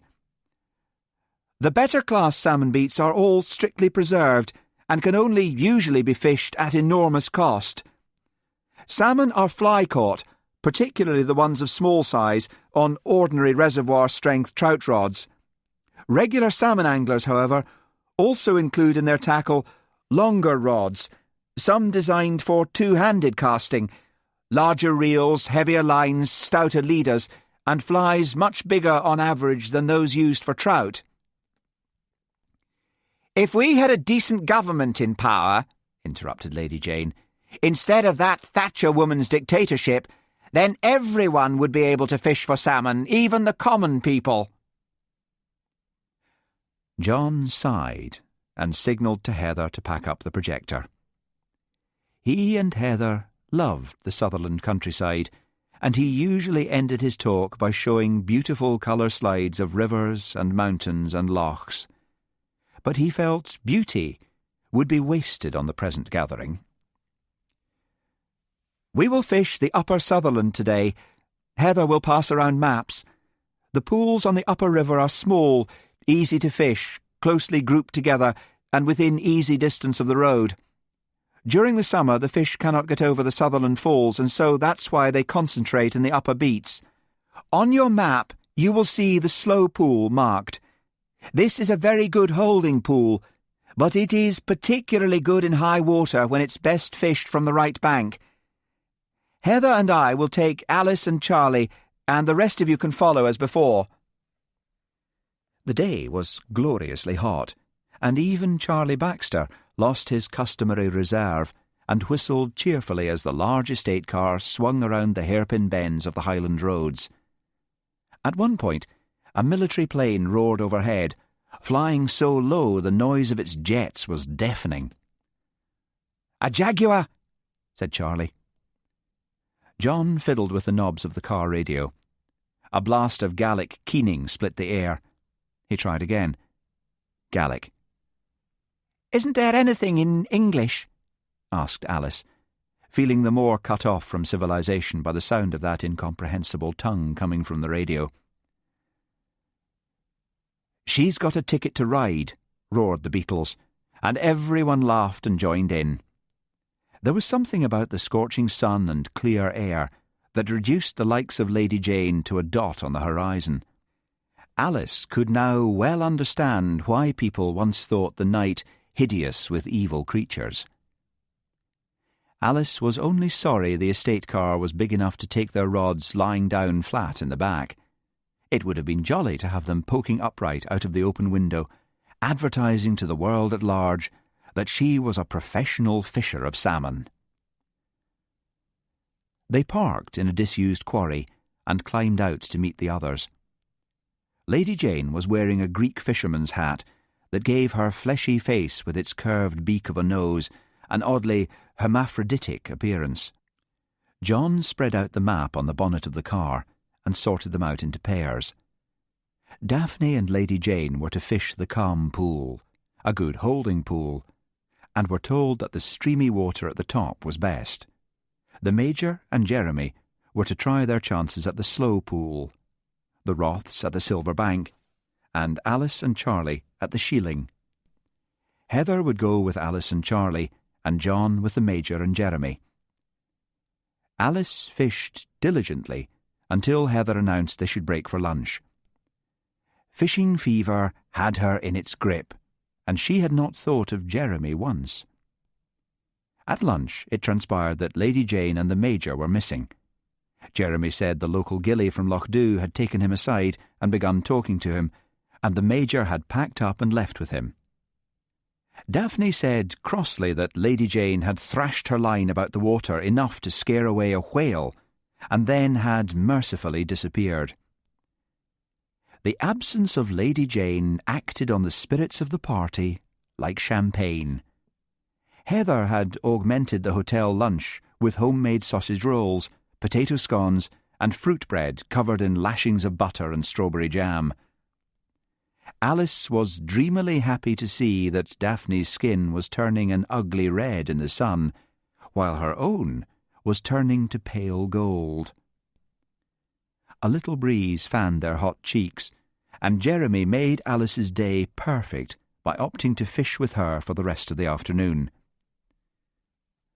After some time, Jeremy suggested they should take a rest.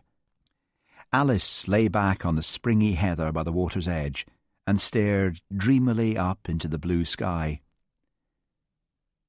"What do you think of Lady Jane?" asked Jeremy abruptly. Alice propped herself up on one elbow. "I dunno," she said cautiously. "I think she's learned the knack of fishing of a different sort. I think she knows everyone's got some sort of skeleton in the cupboard, and she throws out remarks at random and watches until she sees she's caught someone. Like with you and Daphne this morning. Whatever she meant by that servant and Spanish waiter remark, it upset you and Daphne no end." "Nonsense," said Jeremy quickly. "I was upset for Daphne's sake. I could see the remark had got home." "But you were upset before," thought Alice. "I think the woman's plain mad. All that talk about her having power is pure rot. She's nothing but the widow of some obscure Labour peer. She's not even good class. I phoned my father about her the other night. He says she's the daughter of old Marie Phipps, who was secretary to and mistress of Lord Chalcont, and Marie forced his lordship into sending Jane to a finishing school in Switzerland. There never was a Mr. Phipps, you know."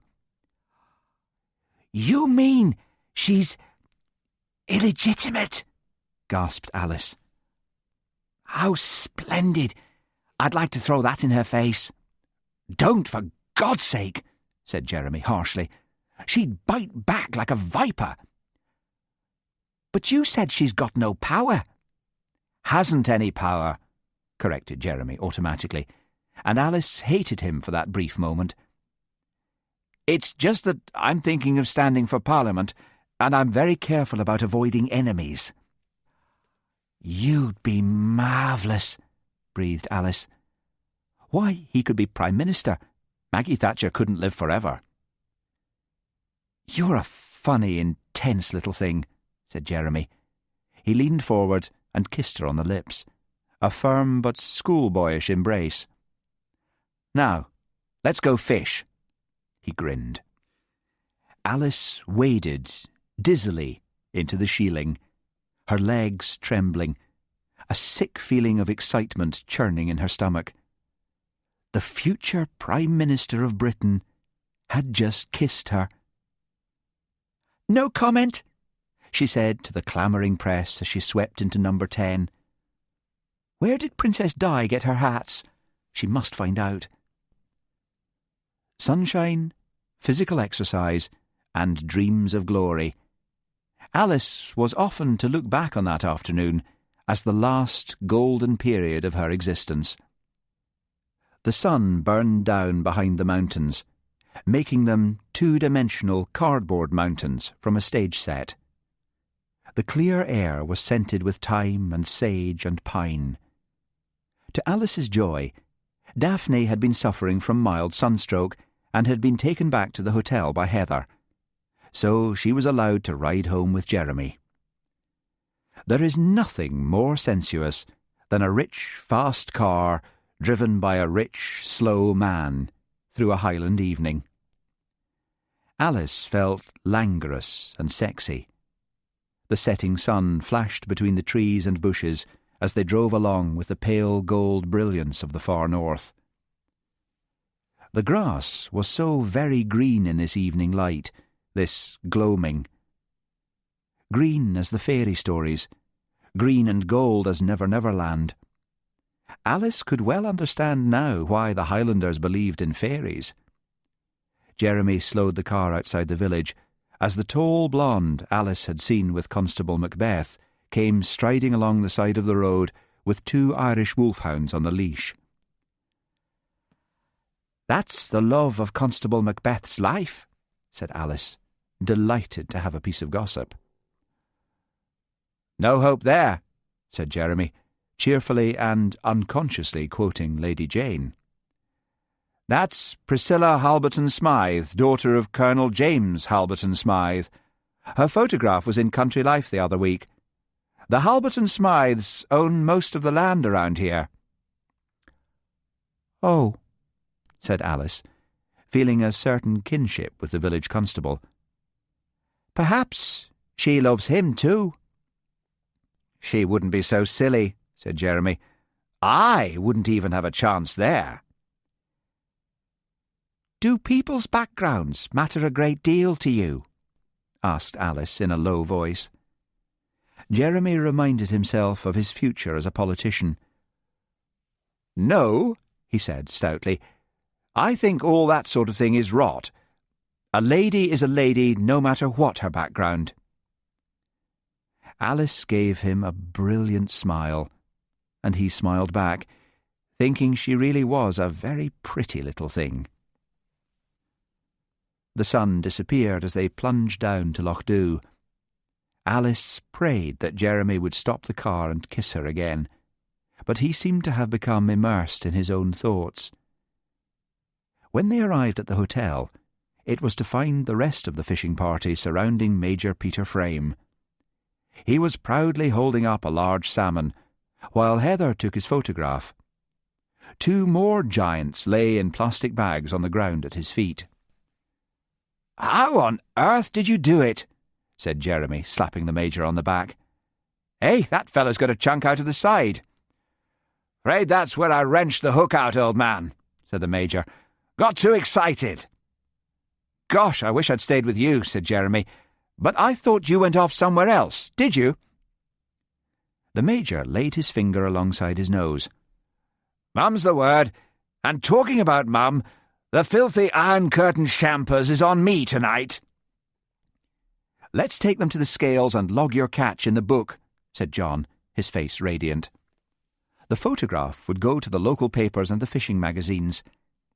He loved it when one of his pupils made a good catch, and no one had ever had such luck as this before. They were all now looking forward to the evening, reminding themselves that that was the time when Lady Jane could be guaranteed to be at her best. They were to meet in the bar at 8 to toast the Major's catch. Alice slaved over her appearance. She had bought one good dinner gown at an elegant help-the-aged shop in Mayfair. Although the clothes were second-hand, most of them had barely been worn, and the dinner gown was as good as new. It was made of black silk velvet, very severe, cut low in the front and slit up to mid-thigh on either side of the narrow skirt. She was ready at last, half an hour too early. This was one time Alice was determined to make an appearance. Her high-heeled black sandals with thin straps gave her extra height and extra confidence. In the shaded light of the hotel room, her reflection looked poised and sophisticated. Alice was just turning away from the mirror when all the barbed remarks Lady Jane had made seemed to clamour in her brain. It was no use pretending otherwise. Lady Jane had set out to find something about each one of them. Jeremy must never know. The future Prime Minister of Britain could not have a wife with a criminal record. But then, Lady Jane knew something about Jeremy. Had he seduced a servant? But that was an upper-class sin, and therefore forgivable, thought Alice miserably. She sat down on the edge of the bed and looked about her with bleak eyes. How perfectly splendid it would be to go back to Mr. Patterson James and hand in her notice, and say she was going to be married to Jeremy Blythe, one of the Somerset Blythes, you know. There was Mum and Dad in Liverpool to cope with. Alice thought of her small, poky, shabby, comfortable home. Jeremy must never be allowed to go there. Mum and Dad would just have to travel to London for the wedding. But between Alice and all those dreams stood Lady Jane. A wave of hate for Jane Winters engulfed Alice. Primitive, naked hate. 8:10. Alice leapt to her feet with an anguished look at her travel alarm. The bar was crowded when she made her entrance. "Dear me, the Merry Widow," remarked Lady Jane, casting a pale look over Alice's black velvet gown. The fishing party had taken a table by the window, where the Major was cheerfully dispensing champagne. Alice's entrance had fallen flat, because the Major was describing how he had landed his first salmon, and everyone was hanging on his every word. "It's almost a good enough story to be true," said Lady Jane. "Well, obviously it's true," said the Major, his good humour unimpaired. "Here I am, and there are my fish, all waiting in the hotel freezer to be smoked. By the way, Alice, your trout's still there. You forgot to have it for breakfast." "You and Alice have a lot in common," said Lady Jane sweetly. "I can see that by the end of the week that hotel freezer will be packed with fish that neither of you caught." The rest of the group tried to ignore Lady Jane's remark. "Tell us where exactly you caught those salmon, Major," asked Jeremy. "Yes, do tell," echoed Daphne. "It isn't fair to keep such a prize place to yourself." The Major laughed and shook his head. "Oh, I'll tell you," said Lady Jane. She was wearing a sort of flowered pyjama suit of the type that used to be in vogue in the 30s. Vermilion lipstick accentuated the petulant droop of her mouth. "I was talking to Ian Morrison, the gillie, a little while ago, and the dear man was in his cups and told me exactly how you caught them." An awful silence fell on the group. The Major stood with a bottle of champagne in one hand and a glass in the other, and a silly smile pasted on his face. "I think we should go in to dinner," said Heather loudly and clearly. "I say yes, let's," said the Major eagerly. They all rose to their feet. Lady Jane remained seated, a gilt sandal swinging from one plump foot as she looked up at them. "Major Frame didn't catch those fish at all," she said with hideous clarity. "Ian Morrison took him up to the high pools on the Anstey. In one of those pools, 3 salmon had been trapped because of the river dwindling suddenly in the heat.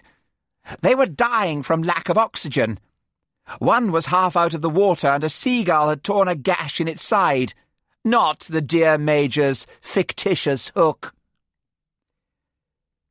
One by one they filed into the dining room, not looking at each other, not looking at the Major. Alice couldn't bear it any longer. She took a seat by the Major. "I don't believe a word of it," she said, patting his hand. "That terrible woman made it all up." The Major smiled at her in a rigid sort of way and drank steadily from his champagne glass. Charlie Baxter had been invited to join them for dinner. He had not been in the bar and therefore did not know about the Major's humiliation, but he looked from face to face and then settled down to eat his food so that he could escape as quickly as possible. Lady Jane launched into her usual evening flow of anecdotes, while the rest stared at her with hate-filled eyes.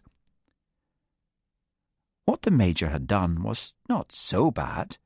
Alice thought he had been very clever. She herself, she was sure, would have sworn blind she had caught them. Heather Cartwright was miserable.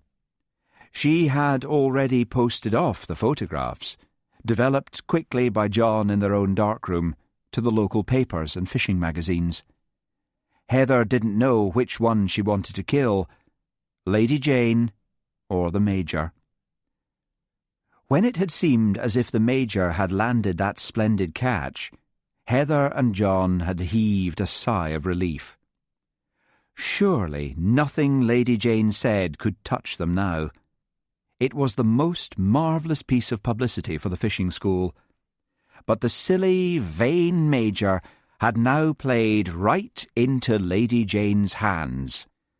Well, I can just about bear it, thought Heather, but if anything happens to this fishing school, it will kill John. I always think those silly beanpole women who model clothes are a hoot, Lady Jane was saying. I remember going to Hartnell's collection, and there were the usual pan-faced lot of mannequins modelling clothes for the season, and the salon was so hot and stuffy, and we were all half asleep.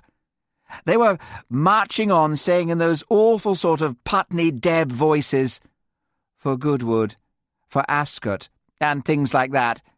And then this one marches on and says, for cows, and we all laughed fit to burst.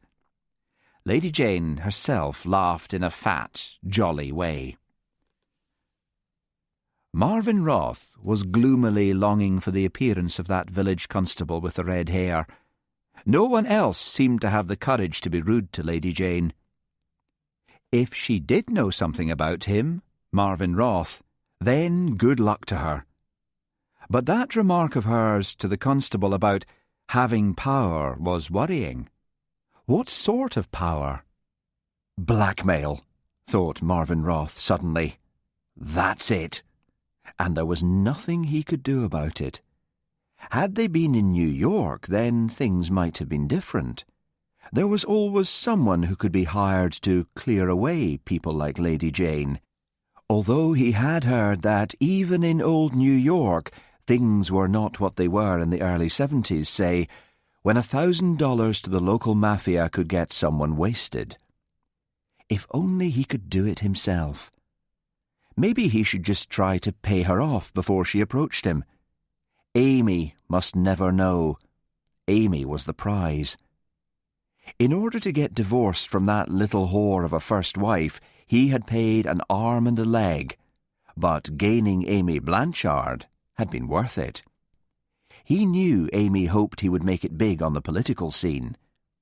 Of course, Amy either knew or had guessed about his unsavoury past, but any approach to Lady Jane must be kept secret. There was a vein of steel running through Amy, and he was sure she would despise him for trying to conciliate Lady Jane. Marvin polished his bald head with his hand and looked sideways at Lady Jane. No, ma'am, he thought. The day I let a broad like you screw up my act, well, you can kiss my ass in Macy's window. At last, the horrible dinner was over. Alice smoothed down the velvet of her gown with a nervous hand and smiled hopefully at Jeremy. He looked at her vaguely and turned abruptly to Daphne Gore. "Come on," he said to Daphne. "We've got to talk." Alice's eyes filmed over with tears. She was dreadfully tired. She felt alien, foreign, alone. When she passed the bar, it was full of people drinking and laughing, the other guests who did not belong to the fishing school. She hesitated, longing for the courage to go in and join them, longing for just one compliment on her gown to make some of her misery go away. Constable Hamish Macbeth leaned on his garden gate and gazed across the loch to the lights of the hotel. He had fed the chickens and geese. His dog lay at his feet, stretched across his boots like a carriage rug, snoring peacefully. Hamish lit a cigarette and pushed his cap back on his head. He was not happy, which was a fairly unusual state of mind for him. This was usually the time of the day he liked best. He had to admit to himself he had let Lady Jane get under his skin. He did not like the idea of that fat woman ferreting out details of his family life, even if there was nothing shameful to ferret out. It was true that Hamish Macbeth had 6 brothers and sisters to support. He had been born 1 year after his parents had been married. After that there had been a long gap, and then Mr. and Mrs. Macbeth had produced 3 boys and 3 girls in as quick a succession as was physically possible. As in many Celtic families, it was taken for granted that the eldest son would remain a bachelor until such time as the next in line were able to support themselves. Hamish had deliberately chosen the unambitious career of village constable because it enabled him to send most of his pay home. He was a skilful poacher, and presents of venison and salmon found their way regularly to his parents' croft in Ross and Cromarty. The little egg money he got from his poultry was sent home as well. Then there was the annual prize money for best hill runner at the Strathbane Highland Games. Hamish had taken the prize 5 years in a row. His father was a crofter, but could not make nearly enough to support all 6 younger children. Hamish had accepted his lot, as he accepted most things, with easy-going good nature. But of late, he had found himself wishing he had a little bit more money in his pocket, and yet he would not admit to himself the reason for this. What he could admit to himself was that he was very worried about the fishing class. Crime in Hamish's parish usually ran to things like bigamy, or the occasional drunk on a Saturday night. Most village wrangles were settled out of court, so to speak, by the diplomatic Hamish. He was not plagued with the savage violence of poaching gangs, although he felt sure that would come. A new housing estate was being built outside the village, one of those mad schemes where the worst of the welfare cases were wrenched out of the cosy clamour of the city slums and transported to the awesome bleakness of the Highlands. To Hamish, these housing estates were the breeding grounds of poaching gangs who dynamited the salmon to the surface and fought each other with razors and sharpened bicycle chains. Something in his bones seemed to tell him that trouble was going to come from this fishing class. He decided it was time to find out a little more about Lady Jane. He sifted through the filing cabinet of his mind, which was filled with the names and addresses and telephone numbers of various friends and relatives. Like most Highlanders, Hamish had relatives scattered all over the world. Then he remembered his second cousin, Rory Grant, who worked for the Daily Recorder in Fleet Street. Hamish ambled indoors and put through a collect call. "This is Constable Macbeth of Lochdew with a very important story for Rory Grant," said Hamish, when the newspaper switchboard showed signs of being reluctant to pay for the call. When he was at last put through to Rory, Hamish gave a description of Lady Jane Winters and asked for details about her. "I'll need to go through the library and look at her cuttings," said Rory. "It might take a bit of time. I'll call you back." "Oh, no," said Hamish comfortably. "I am not paying for the call, so I will just hold on and have a beer while you are looking." "Suit yourself," said Rory. Hamish tucked the phone under one ear and fished a bottle of beer out of his bottom drawer. He did not like cold beer, and in any case, Hamish had grown up on American movies where the hero had fished a bottle out of his bottom drawer, and he had never got over the thrill of being able to do the same thing, even though it was warm beer and not bourbon. He had left the police office door open, and a curious hen came hopping in, flew up on top of the typewriter and stared at him with curious, beady eyes. Priscilla Holberton Smythe suddenly appeared in the doorway, a brace of grouse dangling from one hand, and smiled at the sight of Hamish with his huge boots on the desk, bottle of beer in one hand, phone in the other, and hen in front. "I see you're interviewing one of the village criminals," said Priscilla. "Not I," said Hamish. "I am waiting for my cousin in London to come back to the telephone with some vital information." "I meant the hen, silly. Joke? I brought you some grouse." "Have they been hung?" "No, I shot them today. Why do you ask?" "Oh, nothing, nothing. It is very kind of you, Miss Holberton Smythe." Since Hamish's family did not like grouse, the policeman was calculating how soon he could manage to get into Ullapool, where he would, no doubt, get a good price for the brace from one of the butchers. If they were fresh, that would give him a few days. Hamish did not possess a freezer, except the small compartment in his refrigerator, which was full of TV dinners. Hamish stood up, startling the hen, who flew off with a squawk, and pulled out a chair for Priscilla. He studied her as she sat down. She was wearing a beige silk blouse tucked into cord breeches. Her waist was small, and her breasts high and firm.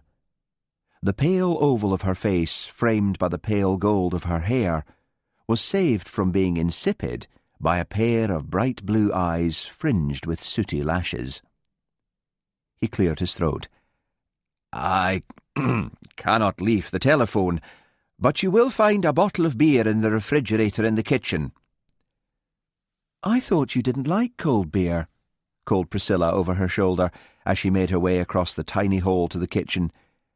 I keep one for the guests," called Hamish, thinking wistfully that he had kept a cold bottle of beer especially for her, since that golden day she had first dropped in to see him about a minor poaching matter 4 whole months ago. "No more trouble, I hope," added Hamish, as Priscilla returned with a foaming glass. "I hope it is not the crime that brings you here." "No. I thought you might like some birds for the pot." Priscilla leaned back and crossed her legs, tightening the material along her thighs by the movement. Hamish half closed his eyes. "Actually, I'm escaping," said Priscilla. "Daddy's brought the most awful twit up from London. He wants me to marry him." "And will you?" "No, you silly constable. Didn't I just say he was a twit? I say, there's a picture show on at the village hall tonight. Second showing, 10 o'clock. Wouldn't it be a shriek if we went to it?" Hamish smiled. "My dear lassie, it is Bill Haley and his comets in Rock Around the Clock, which was showing a wee bit before you were born, I'm thinking." "Lovely. Let's go after whoever you're speaking to speaks." "I cannot think Colonel Halberton Smythe would like his daughter to go to the pictures with the local bobby. He won't know." "You have not been long in the Highlands. Give it a day, give it a week. Everyone around here knows everything." "But Daddy doesn't speak to anyone in the village." "Your housemaid Maisie is picture daft. She'll be there. She'll tell the other servants, and that po-faced butler Jenkins will see it as his duty to inform the master." "Do you care?" "Not much," grinned Hamish. "Oh, Rory, it is yourself." He listened intently. Priscilla watched Hamish's face, noticing for the first time how cat-like his hazel eyes looked with their Celtic narrowness at the outer edges. "Thank you, Rory," said Hamish finally. "That is very interesting. I am surprised that fact about her is not better known." The voice quacked again. "Thank you," said Hamish gloomily. "I may be in the way of having to report a wee murder to you in the next few days." "Oh, it is just my joke, Rory." Hamish's accent became more sibilant and Highland when he was seriously upset. He put down the phone and stared into space. "What was all that about?" asked Priscilla curiously. "Gossip about a gossip," said Hamish, getting to his feet. "Wait, and I'll just lock up Miss Halberton Smythe, and we'll be on our way. I'll tell you about it one of these days." Day 4. Above all, when playing a big fish, stay calm. Peter Wheat, The Observer's Book of Fly Fishing. It was a very subdued party that met in the lounge in the morning. Heather Cartwright was visibly losing her phlegmatic calm. Her plump face was creased with worry, and her voice shook as she asked them to be seated. Lady Jane was absent, but everyone seemed to jump a little when anyone entered the room. John Cartwright, in a weary voice, said he felt they had not all learnt the art of casting properly, and so he would take them out to the lawn at the back to give a demonstration.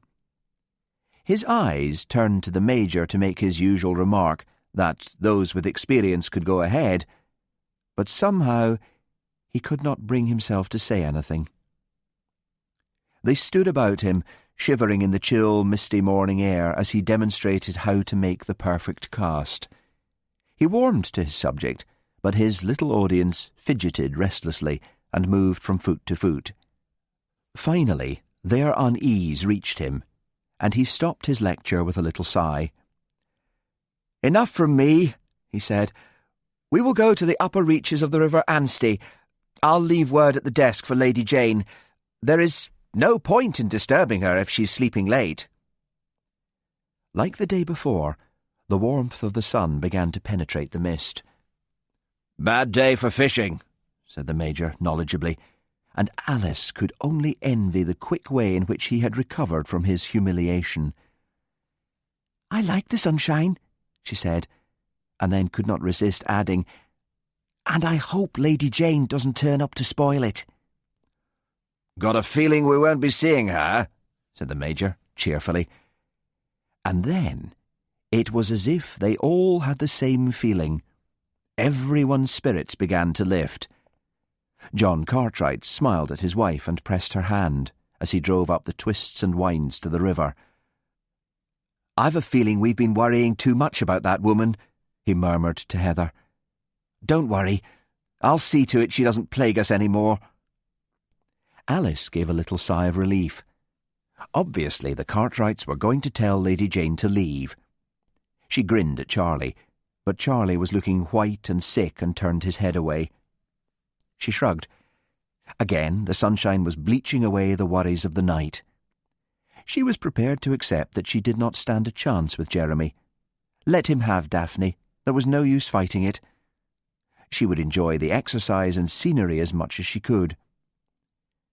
Once more, her thoughts returned to Mr. Patterson James. She was sure he would be impressed when she described her holiday. But when she climbed out of the car and waited for Heather to hand her her rod, she could not help wishing Jeremy would join her, as he had done on the other days. But John Cartwright, with the continued absence of Lady Jane, was once more on form. He was determined his little class should get the proper schooling. He said he was going to give them a demonstration of how to catch a salmon. When they all had their gear on, he led the way up a twisting path beside the river at a smart trot. Alice felt the sweat beginning to trickle down her face as she stumbled along after him. Below them, at the bottom of the steep bank, the River Anstey foamed and frothed. At times, delicate strands of silver birch and alder and hazel screened the river from their view, and then, around another turn, it would appear again, tumbling headlong on its way to the sea. To the right, the tangled forest climbed up the mountainside. Marvin Roth put an arm around his wife's shoulders to help her. "Didn't mean to take you on a survival course," he said. Amy shook his arm away and strode ahead of him up the path with long, athletic strides. Marvin hesitated, took off his cap and passed a hand over the dome of his bald head. Then he replaced his cap and plunged after her. "What's up with you this morning, Miss Alice?" came Jeremy's voice behind Alice. "Don't I get a smile?"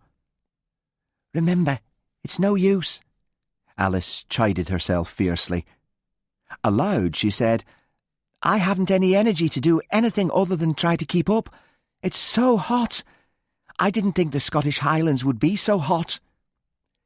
"It's like this sometimes," said Jeremy, falling into step beside her. He was wearing a blue cotton shirt open at the neck, as blue as the sky above. He smelled of clean linen, aftershave and masculine sweat. The heavy gold band of his wristwatch lay against the brand-new tan of his arm. Alice's good resolutions began to fade. "What did you think about our Major's little trick?" Jeremy went on. "Not quite the manner of the officer or the gentleman, as our Lady Jane would point out." "I think it was understandable," said Alice. "It must have been a terrible temptation to lie. Only think the way people go on about cars and horses and boats. It's surely more in the nature of a gentleman to lie when it comes to sports." She gave Jeremy a rather hard-eyed stare. Alice's better nature was trying to drive him away, but Jeremy only felt she had gone off him and was a little piqued. "Didn't you lie yourself?" he jeered. "Our gossip accused you of lying about the fish you were supposed to have caught." Easy tears rushed to Alice's eyes. "I think you're horrid. How can you accuse me of such a thing?" "Hey, steady on." Jeremy caught her arm. "There's no need to fly off the handle like that." "I don't know what's up with me," said Alice, scrubbing her eyes with the back of her hand. "I think it's that Jane female. She's always hinting things in a spiteful sort of way." "You know," said Jeremy, taking Alice's hand in a warm clasp, "I don't think we'll ever see her again. I feel she's taken the hint and left. No one can be that thick-skinned. It surely got through to her that not one of us can stand her." He gave her hand a squeeze. Alice's mercurial spirits soared, and her resolution to forget about Jeremy whirled up to the summer sky and disappeared. After they had been climbing about a mile, and Amy Roth was loudly and clearly threatening to call it a day and turn back, John finally came to a stop. "Down here to the keeper's pool," he called, "and be very quiet." The tangled undergrowth gave way at their side of the pool, where a ledge of flat rocks hung over the water. The pool swirled and boiled like a witch's cauldron. It was a joy to watch John casting. He did a roll cast across the pool, landing the fly delicately on the surface. All at once, fishing fever gripped John, and he forgot about his class. Suddenly, with a flash of silver scales, a salmon leapt high in the air. Alice clapped her hands in excitement, and everyone said, "Shh!" Now, the whole class was as intense as their teacher. Then, just as John was casting, Charlie slipped and nearly fell into the pool. Heather shouted, "Look out!" and caught his arm. John turned to make sure that the boy was safe, leaving his line tumbling and turning in the water. He turned back once he had assured himself that Charlie was all right. He flicked at his line, and his rod began to bend. "You've got one," breathed the Major. "I don't know. I think it's a rock," muttered John. He moved to another angle and tried to reel in his line. He had something heavy on the end of it, something that was twisting and turning. His heart began to beat hard. Of course it wasn't a rock. It could be a sunken branch, twisting and turning in the churning of the water. He moved back round to where the group was standing on the beach of rocks. Underneath the rock shelf, the water was clear and still, a little island of calm just outside the churning of the pool. He reeled in again, feeling his excitement fade as whatever it was that he had hooked moved from the turbulent water into the still shallows. A log, he thought. And then Daphne Gore, the usually cool and unflappable Daphne, began to scream and scream, harsh, terror-stricken screams tearing apart the sylvan picture of pretty woodlands, singing birds and tumbling water. Alice stared down into the golden water directly below her feet as she stood on the ledge, and Lady Jane stared back. Slowly rising to the surface came the bloated, distorted features of Lady Jane Winters. Her tongue was sticking out, and her blue eyes bulged and glared straight up into the ring of faces. "She must have hit her head and fallen in," whispered Alice, clinging to Jeremy. John waded into the water, heaved the body up, and then let it fall with a splash. He turned a chalk-white face up to Heather. "Get Macbeth," he said. "Get the police." "But didn't she just fall?" asked Heather, as white as her husband. John prodded at Lady Jane's fat neck. "There's a leader around her neck. She's been strangled. And look!" He pointed to Lady Jane's legs. "Oh, God," said Alice. "There's chains wrapped round them." "She could have done it herself," said Amy Roth through white lips. "Marvin, help me. I feel sick." "Get the police, damn it!" shouted John. "And get that child out of here. The rest, stay where you are." "If it's murder, we'd better all stay," said Marvin, holding Amy tightly against him. "Don't be silly," said Heather. "It took someone powerful to overcome a woman like Lady Jane and strangle her with a leader. Come along, Charlie. I'll take you to your aunt's and then I'll bring Constable Macbeth." "Take me to your leader," said Daphne, and began to giggle. "Can't anyone stop her?" pleaded Amy. "Pull yourself together, Daphne," snapped John Cartwright. "Steady the buffs," urged the Major. Daphne sat down abruptly, pulled out a gold cigarette case and extracted a cigarette with hands that trembled so much the cigarette spilled out onto the rock. Jeremy stooped to help her. Their eyes met and held in a long stare. "Go up the hill and wait at the top," commanded John. "I'll stay with the body." Alice, Jeremy, Daphne, the Major, and Marvin and Amy Roth made their way up the path. They moved, bunched together, along the upper path until it opened out into a small glade. They sat down in silence. Major Peter Frame pulled out a pack of cigarettes and offered them around. Marvin was the first to speak. "I always knew that dame was a party pooper," he said gloomily. "She's worse dead than alive. She was murdered, of course." "Well, it wasn't any of us," said Alice. She tried to speak bravely, but her voice trembled and she rubbed at the gooseflesh on her arms.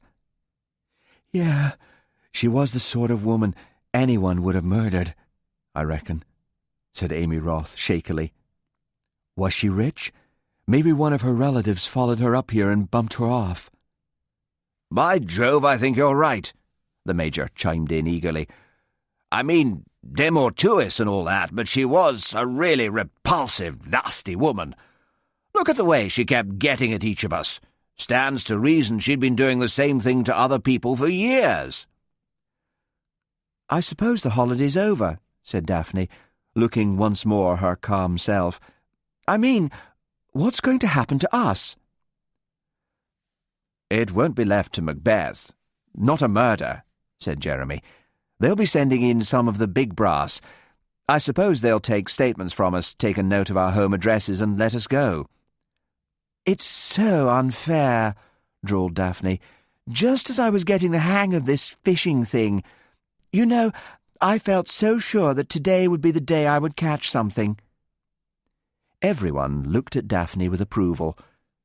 They were not only joined by the tragedy of the murder, but bound in fellowship by that old-as-time obsession, the lure of the kill. "Well, I've paid for this week, and I jolly well expect to get full value," said the Major, "or they'll need to give me my money back. As soon as that oaf of a village copper gets our statements, I'm off to spend the rest of the day fishing, and if John Cartwright isn't up to it, I'll take any of you as pupils, if you'll have me." "I'll go with you for a start," said Jeremy, and the others nodded. The Major might have lied about his magnificent salmon bag, but he was undoubtedly an expert angler. His line never became tangled in bushes, and he made his own flies, several of which flaunted their garish colours on his hat. "I thought of killing her," said Alice suddenly. "I'm glad she's dead, and I feel guilty at the same time. I feel I wished her to death." There was a shocked silence. "Well," said Jeremy uncomfortably, "may as well be honest. I think we all felt like that." "Not me," said Amy Roth. The skin at the corners of her eyelids had a stretched, almost oriental look. "We Blanchards are made of pretty strong stuff." "Tell us about it," said Daphne harshly. "Tell us about the bloody old plantation and masses in de coal ground. Tell us anything in the world, but don't talk about the murder." "Not if you're going to be rude," said Amy, leaning against her husband's shoulder and seeking his hand for comfort. "I didn't mean to be rude. I really would like to hear about it. All I can think of is a sort of Gone with the Wind setting, all crinolines and mint juleps." Amy laughed. "Believe it or not, it was a little bit like that. Of course, that life all went when I was still a child. Pa was a gambler in the true Southern tradition. But let me see, it was a big barn of a place, the Blanchard mansion, like you see in the movies. Pillared colonial front, wide verandas all round, green shutters, cool rooms smelling of beeswax and lavender. Flowers everywhere," said Amy, becoming Southern in accent as she warmed to her subject. Amy's normal voice was a light, almost Bostonian accent. "And antiques, I declare. There were more Chippendales and what-you-call-ems than you'd get in one of your English stately homes. We had been importing them for years." "Listen!" The Major put a hand to his ear in a sort of list who approacheth way. Most of his gestures were stagey. Heather appeared with Constable Macbeth behind her. The policeman was wearing his usual black uniform, shiny with wear. He pulled off his cap, and his red hair blazed in the sun like fire. It was that true Highland red that sometimes looked as if it has purple lights. "I will just go down and look at the body," he said placidly. "There will be detectives coming up from Strathbane by this afternoon, but I must make sure nothing is touched. If you will wait where you are, I will return in a wee moment and take the statements." They waited now in silence. A little knot of dread was beginning to form in the pit of each stomach. It had been becoming comfortably unreal. Now reality was with them, in the shape of the village constable, who was down at the pool, bent over the body. A small, fussy man erupted into the glade and glared about him. "Dr. MacArthur," said Heather, "I'll take you down now. Mr. Macbeth is with the body now." "The Procurator Fiscal is on his way from Strathbane," said the doctor, "but I may as well make a preliminary examination. Macbeth's talking about murder, but the man's havering. She could have got her own leader wrapped around her neck and fallen into the pool." "And wrapped chains around her legs to sink her," said Marvin Roth dryly. "Eh? What? Better go and see." He disappeared with Heather. Again the group waited. "I'm hungry," said Alice at last. "I know I shouldn't feel hungry, but I am. Would it be too awful if we went back to the cars and had something to eat?" "Better wait," said the Major. "Can't be very long now." But it seemed ages. They could hear people coming and going. The sun was very high in the sky, and flies droned and danced in the green quiet of the glade. At last, Hamish Macbeth appeared looking hot and grim. "We'll all just be going back to the hotel," he said. "I'm getting this path closed off until the big brass arrives. The water bailiffs have said they will stand guard." A moment before, each one of them had felt he would give anything to be able to move. Now they were overcome by a strange reluctance. There was one large fact each of them had to face up to sooner or later, and each one of them was putting off the moment. They all gathered in the hotel lounge. Constable Macbeth surveyed them solemnly. "The manager has given me the use of the wee room off the reception, so I'll take you one at a time. You first, Mr. Cartwright." "I'll come too," said Heather quickly. "No need for that," said the constable easily. "This way, Mr. Cartwright." Heather sat down, flushed with distress. She looked like a mother seeing her youngest off to boarding school for the first time. John followed Hamish Macbeth into a small dark room, furnished simply with a scarred wooden desk, some old filing cabinets, and 2 hard chairs. Hamish sat down behind the desk, and John took the chair opposite. "Now," said the policeman, producing a large notebook, "we'll make a start. It is the doctor's guess that Lady Jane was in the water all night. When did you last see her?" "At dinner last night," said John. "We were celebrating the Major's catch." "Or rather the Major's find," murmured Hamish. "And was she wearing then what she was wearing when she was found dead?" "Yes. No, she was wearing a flowery trouser suit thing last night, with evening sandals. She seemed to be wearing her usual fishing outfit when we saw her in the pool." Hamish made a note and then looked up. "Do you know Lady Jane's job?" "Job?" said John. "I didn't know she worked." "Well, we'll leave that until later. Did your wife know the nature of Lady Jane's job, I wonder?"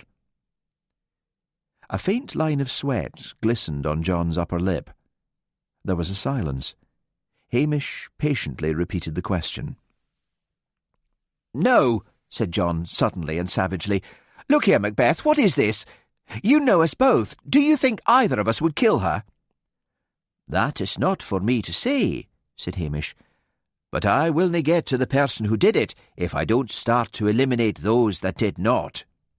Now, what were you doing late last night?" "How late?" "She was last seen going up to her room at 10:30, according to the hotel servants." "I went to bed," said John. "And Heather too. We'd had a fairly exhausting day." "Did anyone in the group seem to hate Lady Jane?" "No, we all loved her," said John sarcastically. "Good God, man, use your wits." "Nobody liked her, not even you." Lady Jane had a nasty habit of making remarks. Did she say anything to you?" "Nothing in particular, just general carping." "Ah, well, that will do for now. If you'll just send Mrs. Cartwright in." As John entered the room, Alice was saying with a nervous giggle, "Just think, one of us must have killed her. It stands to reason." It was out in the open now, put into words. That thought they had been keeping resolutely at bay since Lady Jane's body was discovered. "He wants to see you," said John to Heather. He added in a low voice as he held the door open for her, "I told him we didn't know what she did." The door to the lounge opened, and a small, anxious-looking woman dressed in a lumpy powder-blue dress fussed in, dragging Charlie with her. "I'm Mrs. Baxter, Tina Baxter," she announced, staring around the room with rather bulging blue eyes. "I only arrived today. My poor boy!" She tried to hug Charlie, but he flinched away from this public demonstration of maternal affection. "You should keep the boy away from this," said John. "There was no need to bring him along." "There was every need," said Tina Baxter. "I was told the police wanted to interrogate the whole fishing class, and nobody is going to frighten my little boy with a lot of questions."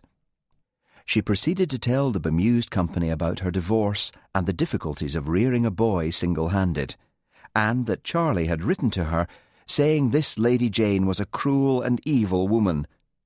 Her words began to tumble out one over the other in an increasingly unintelligible stream. Then she stopped suddenly and stared at the door with her mouth open. Hamish's big brass had arrived from Strathbane.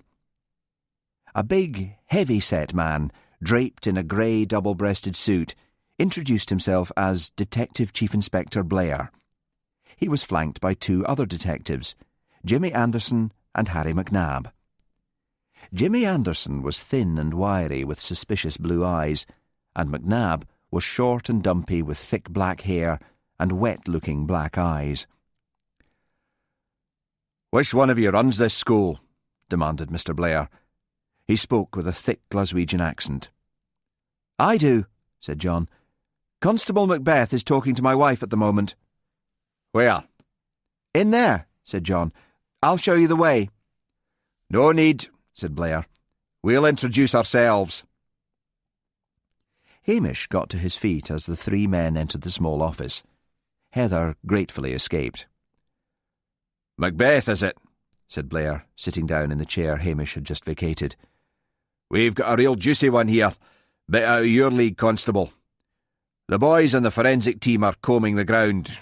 Good bit of work on your part to get the water bailiffs to stand guard. He smiled at Hamish and waited for a look of gratitude to appear on the constable's face at the compliment. Hamish looked stolidly back, and Blair scowled with irritation. Yes, well, I suppose they all know they're supposed to stay put until I'm satisfied that no one in this school did it. School, indeed. All that money and fuss just to catch a fish. I think it would be better if I told them they are not to leave Loch Dhu at the moment, said Hamish. Them not having the ESP.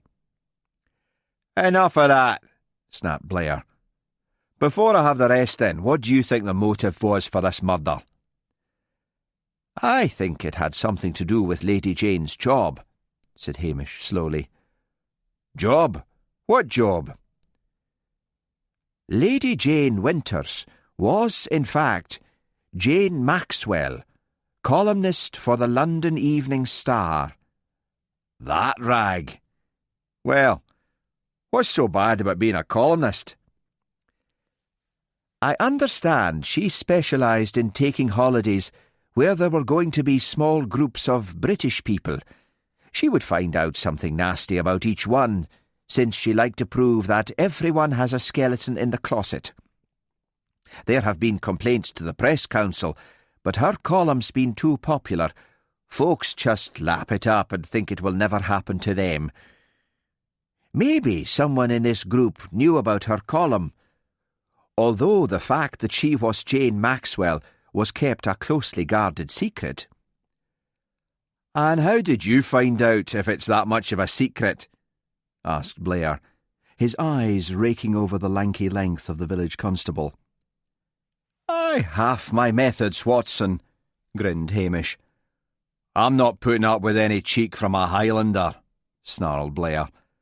How did you find out? I have a relative that works in Fleet Street. And which of these fishing lot knew about her being Jane Maxwell? I do not know, said Hamish patiently. I was just beginning to find out when you arrived. I have talked with John Cartwright, and you interrupted me when I was in the process of talking to Mrs. Heather Cartwright. Before I start with the rest, I'd better fix up accommodation for me and my men. I'll stay here myself, but it's a bit pricey for the lot of us. We've got 5 officers combing the bushes along with the forensic team at the moment. I saw that police station of yours. You do very well for yourself. Any chance of a spare bed or two? I have not the room. I have the one bed for myself, and the other bedroom has not the bed, but the gardening stuff and the poultry feed and the bags of fertiliser. OK, spare me the rural details. Blair looked piercingly at Hamish, who gave him a sweet smile. Simple, thought Blair. Would have to be to live here all year round. He placed his beefy hands on the desk and looked at Hamish in a kindly way. I'm thinking you're a wee bit too inexperienced for this sort of high-class crime, he said. We'll use your office at the station because I'm damned if I'll pay hotel phone prices. I'll have to fight hard enough to get my expenses as it is. Just you attend to your usual rounds and leave the detective work to us. We're all experienced men. Hamish looked at the Detective Chief Inspector blankly. Only a few minutes before, he had been wondering how to keep out of the case. He had taken a dislike to the Chief Detective and his sidekicks, and did not want to tag around after them. But now he had been told to keep clear. Well, all that did was give him a burning desire to find out who had killed Lady Jane. I'll be off then, said Hamish. Blair watched him go and shook his head sadly. "Poor fellow," he said. "Never had to do any real work in his life before, and like all these Highlanders, fights shy of it as much as possible. Send in that American couple, McNab.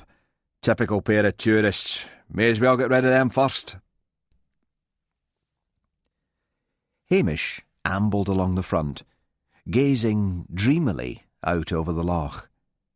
The early evening sun was flooding the bay with gold. A pair of seals were rolling and turning lazily, sending golden ripples washing about the white hulls of the yachts and the green and black hulls of the fishing boats. He saw the slim, elegant figure of Priscilla Halberton Smythe walking towards him, and suddenly, overcome with a mixture of shyness and longing, he stopped and leaned his elbows on the mossy stone wall above the beach. She stopped and stood beside him. "What's all this I hear?" said Priscilla. "The hillside's crawling with bobbies putting things in plastic bags." "Lady Jane Winters has been murdered." "I heard something to that effect. Big, fat, nasty woman, wasn't she?" "Aye, you could say that." "And who did it, Holmes?" "I just don't know, and I've been more or less told to go home and feed my chickens by the detectives from Strathbane." "Well, you must be pleased about that. I mean, you never were exactly one of the world's greatest workers." "How would you know that, Miss Halberton Smythe? It is not as if I have the murder on my hands every day of the week." "You must admit, when Daddy wants to talk to you about poaching or something, you're never where you should be. I told Daddy not to worry about poachers since you were one yourself." "That is not a very nice thing to say."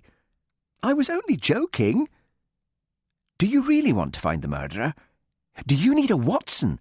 I shall follow you about by saying, 'By Jove, you're a wonder. How on earth did you think of that?'" "Oh, I suppose I'll do as I'm told and keep out of the way," said Hamish equably. "Funny. I'd thought you'd have been dying to find out for yourself. All that Highland curiosity." Priscilla sounded disappointed. "Aye, well," began Hamish, and then his gaze suddenly sharpened.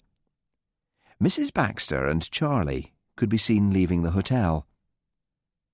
"Are you going to ask them questions?" asked Priscilla, following his gaze. "Can I listen?" "Och, no. The wee lad has a very interesting stamp, and I wanted to have another look at it." "Hamish Macbeth, I give you up." He gave her a crooked grin. "I did not know you had ever taken me on, Miss Halberton Smythe." He pushed his hat up onto his forehead, thrust his hands in his pockets, and strolled off to meet the Baxters. Highly irritated, Priscilla watched him go. Day 5. A counsel of perfection is very easy advice to give, but is usually quite impractical. Maxwell Knight. Bird gardening. Alice started to dress hurriedly, although it was only 7 in the morning. She wanted to escape from the hotel before they were besieged by the press again. They had started to filter in gradually, and by late evening they had grown to an army of questioning faces. Alice's juvenile crime loomed large in her mind. If Lady Jane could have found out about that, then they could too. Normally, Alice would have been thrilled to bits at the idea of getting her photograph in the papers, but her murky past tortured her. Jeremy had been particularly warm and friendly to her the evening before. She felt sure he would not even look at her again if he found out. The Major had howled at the hotel manager over the problem of the press, and the manager had at last reluctantly banned them. He was thoroughly fed up with the notoriety the murder had brought to his hotel, and had hoped to ease the pain with the large amount of money the gentlemen of the press were spending in the bar. But guests other than the Major had complained, guests who came every year. and so the reporters and the photographers were now billeted out in the village, most of them at the boarding house at the other end of the bay. Alice was just on the point of leaving the room when the telephone began to ring. She stared at it, and then suddenly rushed and picked it up. Her mother's voice, sharp with agitation, sounded over the line. "What's all this, love? Your name's in the morning papers. You didn't even tell us you were going to such a place. We're that worried." "It's all right, Mum," said Alice. "It's got nothing to do with me." "I know that, love, but the woman that was murdered, her photo's in the papers and she was around here last week asking questions. She said she was writing a piece on young girls who had made the move to London and their reasons for doing it." "She must have got all our addresses from Heather," thought Alice with a sudden sickening lurch of her heart. "Heather even sent me the names of the other guests, sort of to make it sound social." Her voice shrill with anxiety, Alice asked, "Did she find out anything about me being in court?" "You was never in court, love." "Yes, 'member? It was when I broke Mr. Jenkins' window and he took me to the juvenile court." "Oh, that? She didn't ask me, and I don't suppose anyone around here remembers a silly little thing like that. She talked to Maggie Harrison, mind." Alice held tightly onto the phone. Maggie Harrison had been her rival for years. If Maggie could have remembered anything nasty about her, Alice, then Maggie would have undoubtedly told everything. "Are you there?" Her mother's voice sounded like a squawk. "I'm in a call box and the money's running out. Can you call me back?" "No, Mum, I've got to go. I'll be all right." "Take care of yourself, will you? I don't like you getting mixed up with these sort of people." The line went dead. Alice slowly replaced the receiver and wiped her damp palm on her sweater. Well, Lady Jane couldn't write anything now. She turned quickly and ran from the room.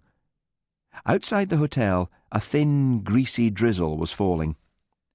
She looked quickly along the waterfront, dreading to see a reporter waiting to pounce on her. But everything was deserted as far as she could see. She hesitated. Perhaps it would have been better to stay in the hotel. It was now banned to the press, so why bother to venture out? But the fear of anyone, Jeremy in particular, finding out about her past drove her on. There was a pleasant smell of wood smoke, tar, kippers, bacon, and strong tea drifting from the cottages. Alice approached Constable Macbeth's house and saw him standing in his garden feeding the chickens. He turned at the sound of her footsteps, and she smiled weakly. "Is your third degree over?" asked the policeman. "It wasn't so bad," said Alice. "I really didn't know that awful woman was a newspaper columnist, and I think they believed me." "I was just about to make a cup of tea. Would you like one?" "Yes," said Alice gratefully, thinking how very unlike a policeman Constable Macbeth looked. He was hatless and wearing an old army sweater and a faded pair of jeans. That chief detective had made it plain that the village constable would not be having anything to do with the investigation. Mr. Macbeth must have riled him in some way because he had been quite unpleasant about it, Alice remembered. Blair had asked her if she had noticed or heard anything unusual that might point to the murderer, and Alice had shaken her head, but had said if she did remember anything she would tell Constable Macbeth, and that was when Blair had sourly pointed out that the village policeman was not part of the murder investigation. Alice followed Hamish into his kitchen, which was long and narrow, with a table against the window. She looked around the kitchen curiously. It was messy in a clean sort of way. There were piles of magazines, china, old bits of farm implements, Victorian dolls, and stacks of jam jars.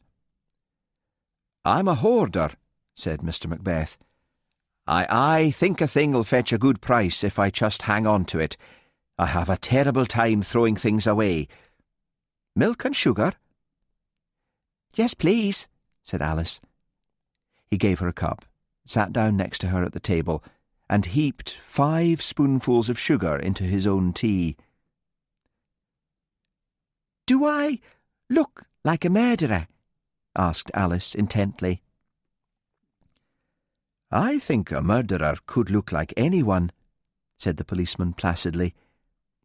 "Now, this Lady Jane, it strikes me she went to a lot of work to find out about the people who were going to be at the fishing school.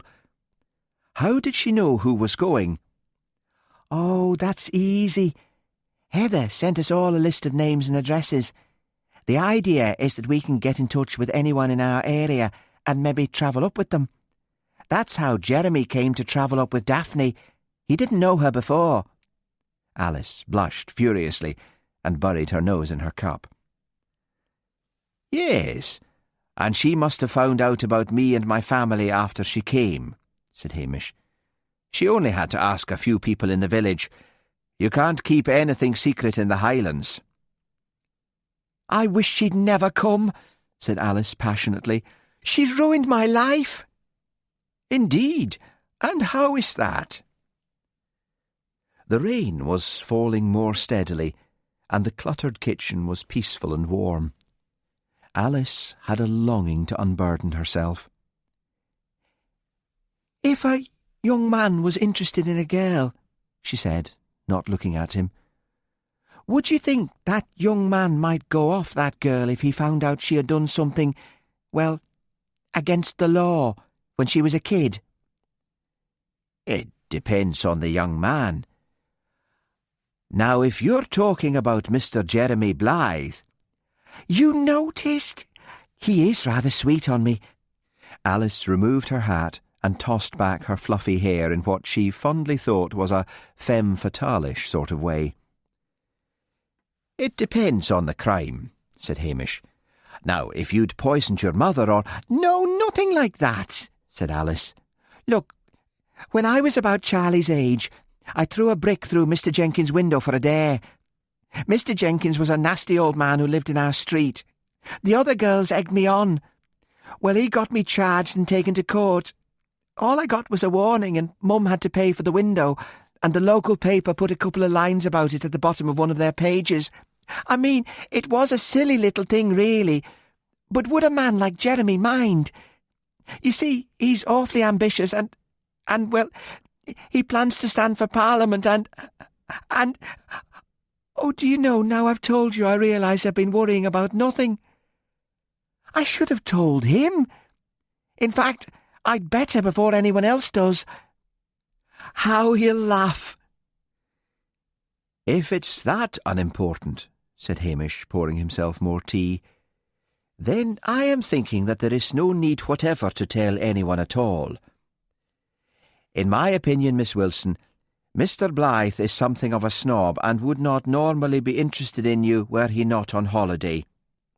Alice leapt to her feet. "You're the snob," she said, "and rude too. I'll show you. I'll tell Jeremy right now, and when I'm Mrs. Blythe you can eat your words." "As you please." Hamish shrugged. Alice rushed out of the house and slammed the kitchen door with a bang. Hamish cursed himself for being clumsy. Alice reminded him of Anne Grant, a young girl brought up in Lochdoe, only passably pretty. She had been seen around one of the flashier holiday guests 2 summers ago, driving with him everywhere in his car, and gossiping about the grand wedding she would have. But the holiday-maker had left, and Anne had gone about ill and red-eyed. She had been packed off suddenly to a relative in Glasgow. The village gossips said she had gone to have an abortion and was now walking the streets, but Hamish had heard through his relatives that she was working as a typist in a Glasgow office, and had said she never wanted to see Lochdoe or her family again. If her family hadn't been so common, she said, then her beau would have married her. Snobbery is a terrible thing, thought Hamish dismally. It can almost kill young girls. Would they kill because of it? That was a question well worth turning over. Alice ran all the way back to the hotel and straight up to Jeremy's room. She pounded on the door until a muffled voice shouted, "The door's open! I'm in the bathroom!" She pushed open the door.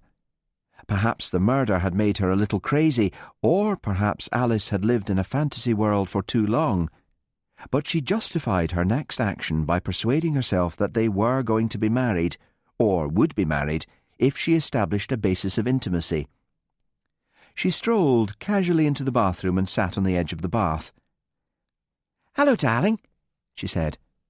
Jeremy hastily floated a large sponge over himself to act as a fig leaf, and asked carefully without looking at her, "Have you been drinking? I know we're all shattered by this murder business, but—" Alice came down to reality with a bump.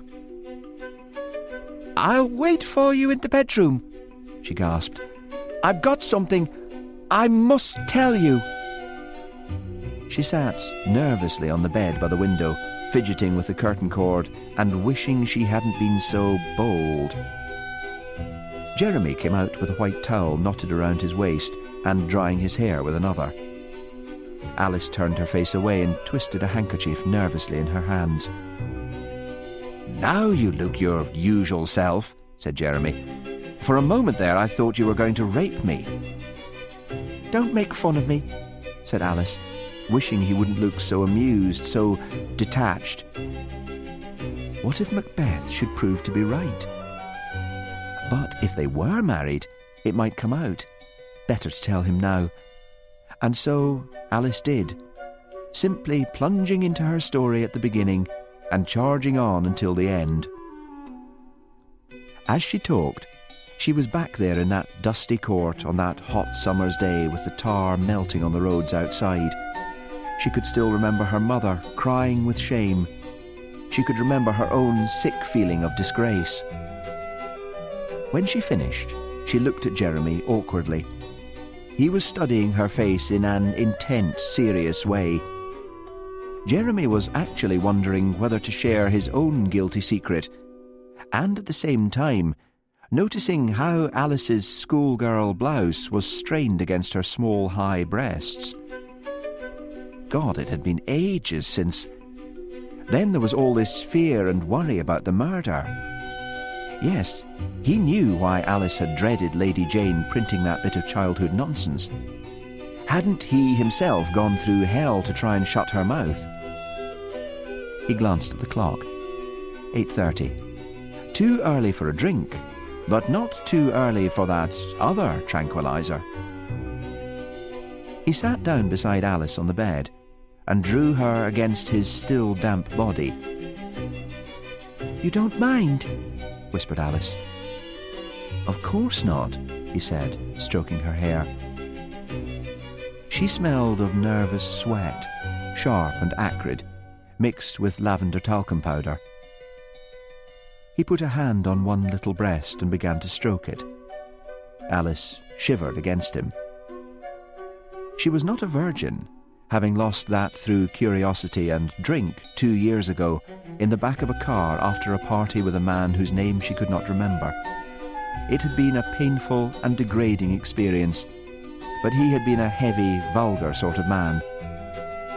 Women's lib has a long way to go before it gets inside girls like Alice. As his lips began to move against her own, her one thought was, "If I sleep with him, he'll have to marry me." As they lay, stretched out on the bed, pressed together, as Alice's clothes were removed, she had an idiotic wish that Jeremy might have been wearing some sort of status symbol, his gold wristwatch, say. For when the all-too-brief foreplay was over, and she was rammed into the bed by the panting, struggling weight of this man, it all seemed as painful and degrading as that time in the back of the car. She wished he'd hurry up and get it over with. There was that terrible tyranny of the orgasm. What was it? He was obviously waiting for something to happen to her.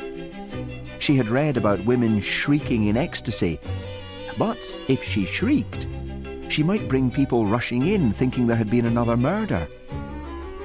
His silence was punctuated by grunts, not words of love.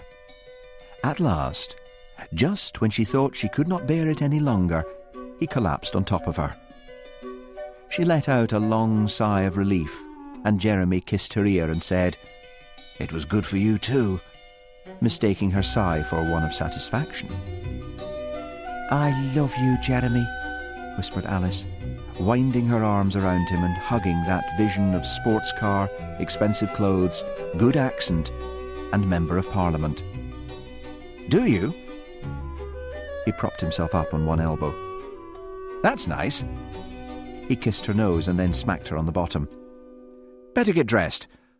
Gosh, I'm hungry. Alice scooped up her clothes and scuttled into the bathroom. After she had showered and dressed, she felt better. Love in the morning. How sophisticated. How deliciously decadent.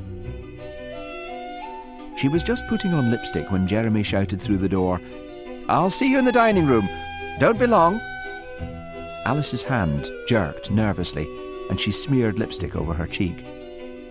She scrubbed it off with a tissue and then ran out, hoping to catch him, but he had already left.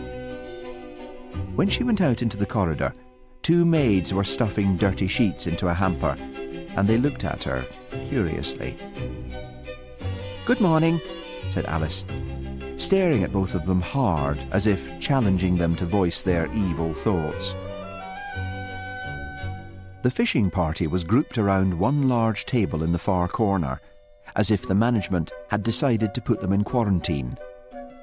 The Roths were there, and Daphne, the Major and Jeremy. Charlie would be having breakfast with his aunt. But where were the Cartwrights? "Don't know," shrugged Daphne. "I think they jolly well ought to be here handing out refunds. Pass the marmalade, Jeremy, darling." Alice frowned. It was time to stake her claim. She slid into a chair beside Jeremy and took his hand under the table, gave it a squeeze and smiled at him in an intimate way. "I need both hands to eat, Alice," said Jeremy crossly. Alice snatched her hand away, and Daphne giggled. Heather and John Cartwright were sitting in Hamish's cluttered kitchen, eating bacon baps and drinking tea. They had explained they were just passing. It was Heather who had the impulse to talk to Hamish. Hamish was a good sounding board because he was the law, and although he could hardly be described as a strong arm of it, he was in a position to overhear how the investigation was proceeding. "I just hope this won't break the fishing school," said John gloomily. "I should not think so," said Hamish, turning bacon deftly in the pan. "Provided, of course, the murderer is found. It will be in the way of being an added attraction. I was shocked when Blair told me she was really that awful columnist woman." Hamish stood very still, his back to them as he worked at the stove. "And you did not know this before?" he asked. There was a little silence, and then John said, "Of course not. Had we known, then we should not have allowed her to come." "Aye. But did you not know after she had arrived?" asked Hamish. Again that silence. Hamish turned round, the bacon slice in one hand. "No, we did not," said Heather emphatically. Hamish, carefully and slowly, lifted the bacon from the pan and put it on a plate. He turned off the gas. He lifted his cup of tea from beside the stove and came and joined Heather and John at the table. "I happen to know that you had a letter from Austria. You see, you threw it out of the window hoping it would land in the loch.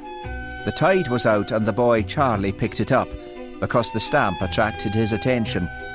I would not normally read anyone else's mail, but when it comes to murder, well, I don't have that many fine scruples. It was from a couple of friends of yours in Austria who ran a ski resort until Lady Jane came on holiday." "You have no right to read private mail," shouted John. Hamish looked at him stolidly. Heather put a hand on John's arm. "It's no use," she said wearily. "We did know. We were frightened. This school is our life. Years of hard work have gone into building it up. We thought she was going to take it away from us. But the couple at the ski resort turned out to be married to other people, not each other, pointed out Hamish. They said the publicity by Lady Jane ruined them only because Mr. Bergen, the ski resort owner, had not been paying alimony for years. You are surely both not in that sort of position. When you found out, would it not have been better to try to tell the school openly and in front of her what she did for a living? I didn't think of that, said John wretchedly. You may as well know that I saw Jane on the night she was murdered. I went up to her room after dinner. And she just laughed at me. She said this sort of fly fishing in these waters was like grouse shooting or deer stalking, a sport for the rich. She said she was about to prove that the sort of people who went on these holidays were social climbers who deserved to be cut down to size. Dearie me, said Hamish, stirring his tea. Was she a communist? I don't think she was a member of the Communist Party, if that's what you mean, said John. She seemed to want to make people writhe. She was like a blackmailer who enjoys power. In Scotland, they would say she was just again everything. Did she say she was out to ruin the fishing school? Not in so many words, but that's what she was setting out to do. What exactly did you say? I said that I had worked hard to build up this school and I begged her not to harm it. She laughed at me and told me to get out. I said... Yes, prompted Hamish gently. You'd better tell him, said Heather. I told her I would kill her, whispered John. I shouted it. I'll have to tell Blair. I think Jeremy heard me. Mr. Blythe? Why would he hear you? Is his room next to hers? No, he was out in the corridor when I left. What will we do, Mr. Macbeth? Pleaded Heather. I think you should tell Mr. Blair. If there's one thing that makes a detective like Blair suspicious, or any detective for that matter, it's finding out someone's been hiding something. The pair of you have got nothing awful in your past that Lady Jane was about to expose. They both shook their heads. And apart from the short time that Mr. Cartwright was with Lady Jane, you were together all night. Why do you ask? Heather had turned white. I ask, said Hamish patiently, because any copper with a nasty mind might think that one of you might have sneaked off and bumped her off, if not the pair of you. We had better go, said Heather. Tell Mr. Blair we're taking the class up to the Marag to fish. It's near enough. We must go on as if nothing had happened. After they left, Hamish, who had already heard the sound of voices from his office at the front, ambled through with a cup of tea in one hand. Shouldn't you be in uniform? growled Blair, who was seated behind Hamish's desk, flanked by his two detectives. In a minute, said Hamish easily. And I told you to keep out of this. That was the Cartwrights I saw leaving. Aye? Well, what did they have to say for themselves? Only that they knew something they hadn't told you and now thought they should. Also that they were taking the class up to the Marag, which is quite close, so you can go and see any of the members quite easily. For Jesus, bugger and Christ's sake, don't they know this is a murder investigation? Find any clues? asked Hamish. Just one thing. If it had been like today, we might have found more traces, but most of the ground was baked hard. The Procurator Fiscal's report says she was strangled somewhere else and dragged along through the bushes and then thrown into the pool. And what is this clue? It's just a bit of a photograph, said McNabb before Blair could stop him. Just a bit torn off the top corner, see? He held out the bit of black and white photograph on a pair of tweezers. Hamish took it gingerly. It showed the very top of a woman's head, or what he could only guess to be a woman's head, because it had some sort of sparkly ornament on top, like the edge of a tiara. Behind was a poster with the part legend, Buy Brit. "That might have been Buy British," said Hamish. "Which means it would have been taken in the 60s when Wilson was running that Buy British campaign, and that would therefore eliminate the younger members of the Fish." "Listen to the great detective," jeered Blair. "We all reached that conclusion in 2 seconds flat. Why don't you trot off and find out if anyone's been raiding the poor box in one of those churches? Damn ridiculous having so many churches in a wee place like this." Hamish turned to amble out. "And get your uniform on," shouted Blair. "Now," said Blair, rustling through sheafs of statements. "According to these, they're all innocent. But one of them was so afraid that Lady Jane would print something about them that they killed her. So, chase up all these people we phoned yesterday and hurry them up. And that includes background on the Roths. See if there's been a telex from the FBI. Find out if any of them have been in trouble with the police, although I think you'll have to dig deeper than that." Hamish changed into his uniform, admitting to his reflection in the glass that he, Hamish Macbeth, was a very angry man. In fact, he could not quite remember being so angry in all of his easy-going life. He was determined to go on talking with the members of the fishing school until someone said something that gave himself away. He was not going to be frightened because it was a murder investigation.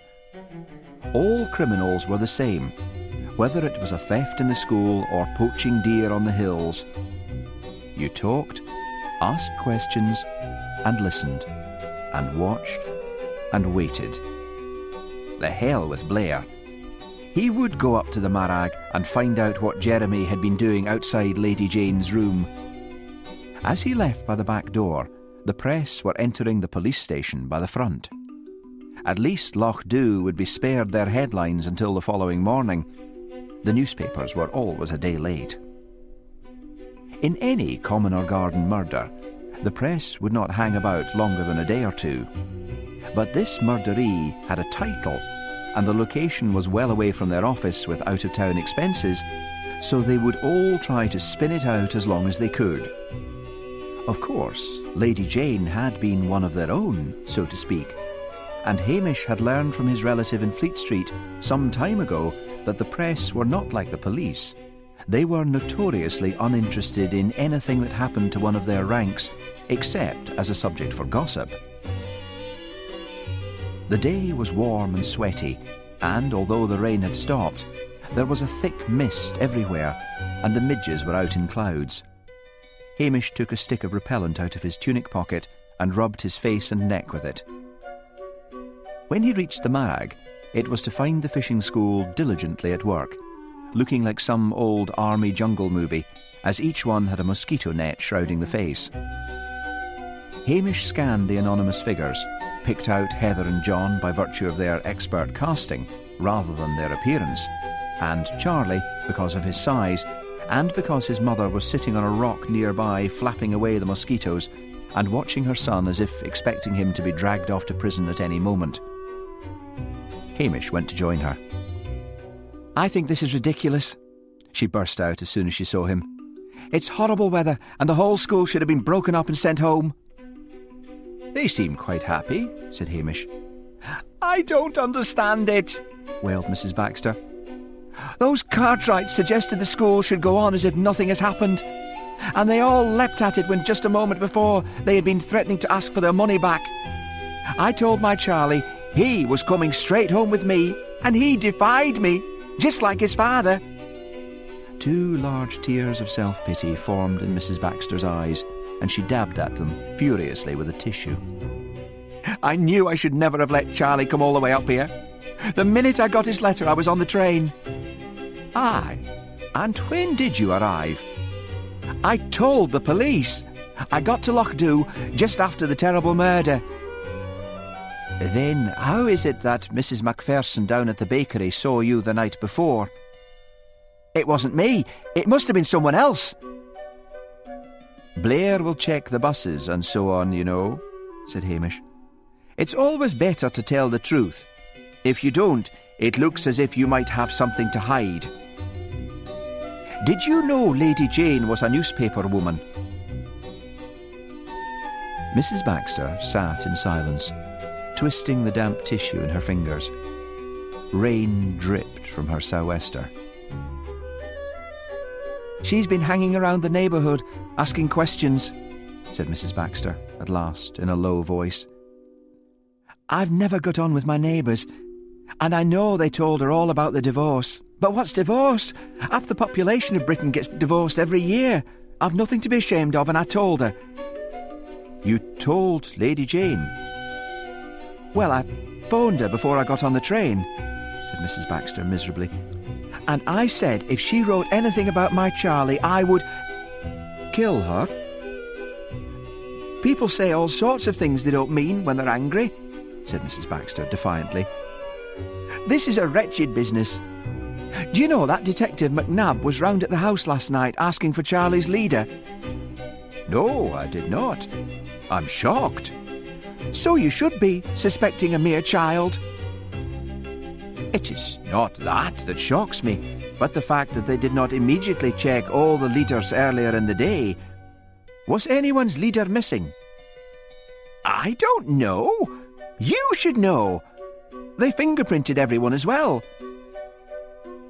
Out of the corner of his eye, Hamish saw a white police car moving slowly round the edge of the loch. He moved quickly out of sight behind a stand of trees and made his way silently along a rabbit track that led back down to the village. Jeremy would have to wait. Hamish went straight to the hotel and asked the manager, Mr. Johnson, where the press had disappeared to, since he would have expected them to be up at the loch photographing the school.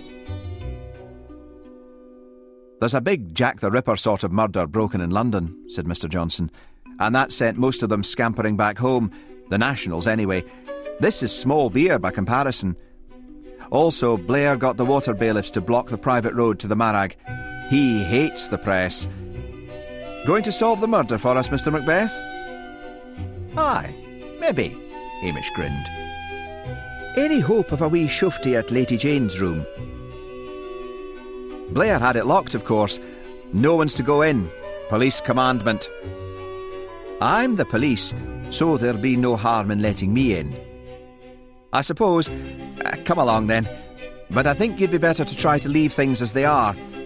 I've a feeling that Blair doesn't like you.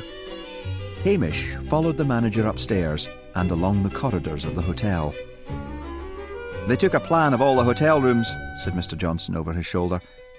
I don't know what they expect to learn from that, because it's said she was strangled up on the hillside in the middle of the night, not far from where she was shoved in the pool. They've found a bitty of a photograph, and Blair got everyone down to the last chambermaid fingerprinted. No fingerprints on the photo, of course, and none of those chains that were around her legs, as if there would be anything worthwhile after that time churning and bashing about that pool. But Mr. Blair likes to throw his weight around. Here we are.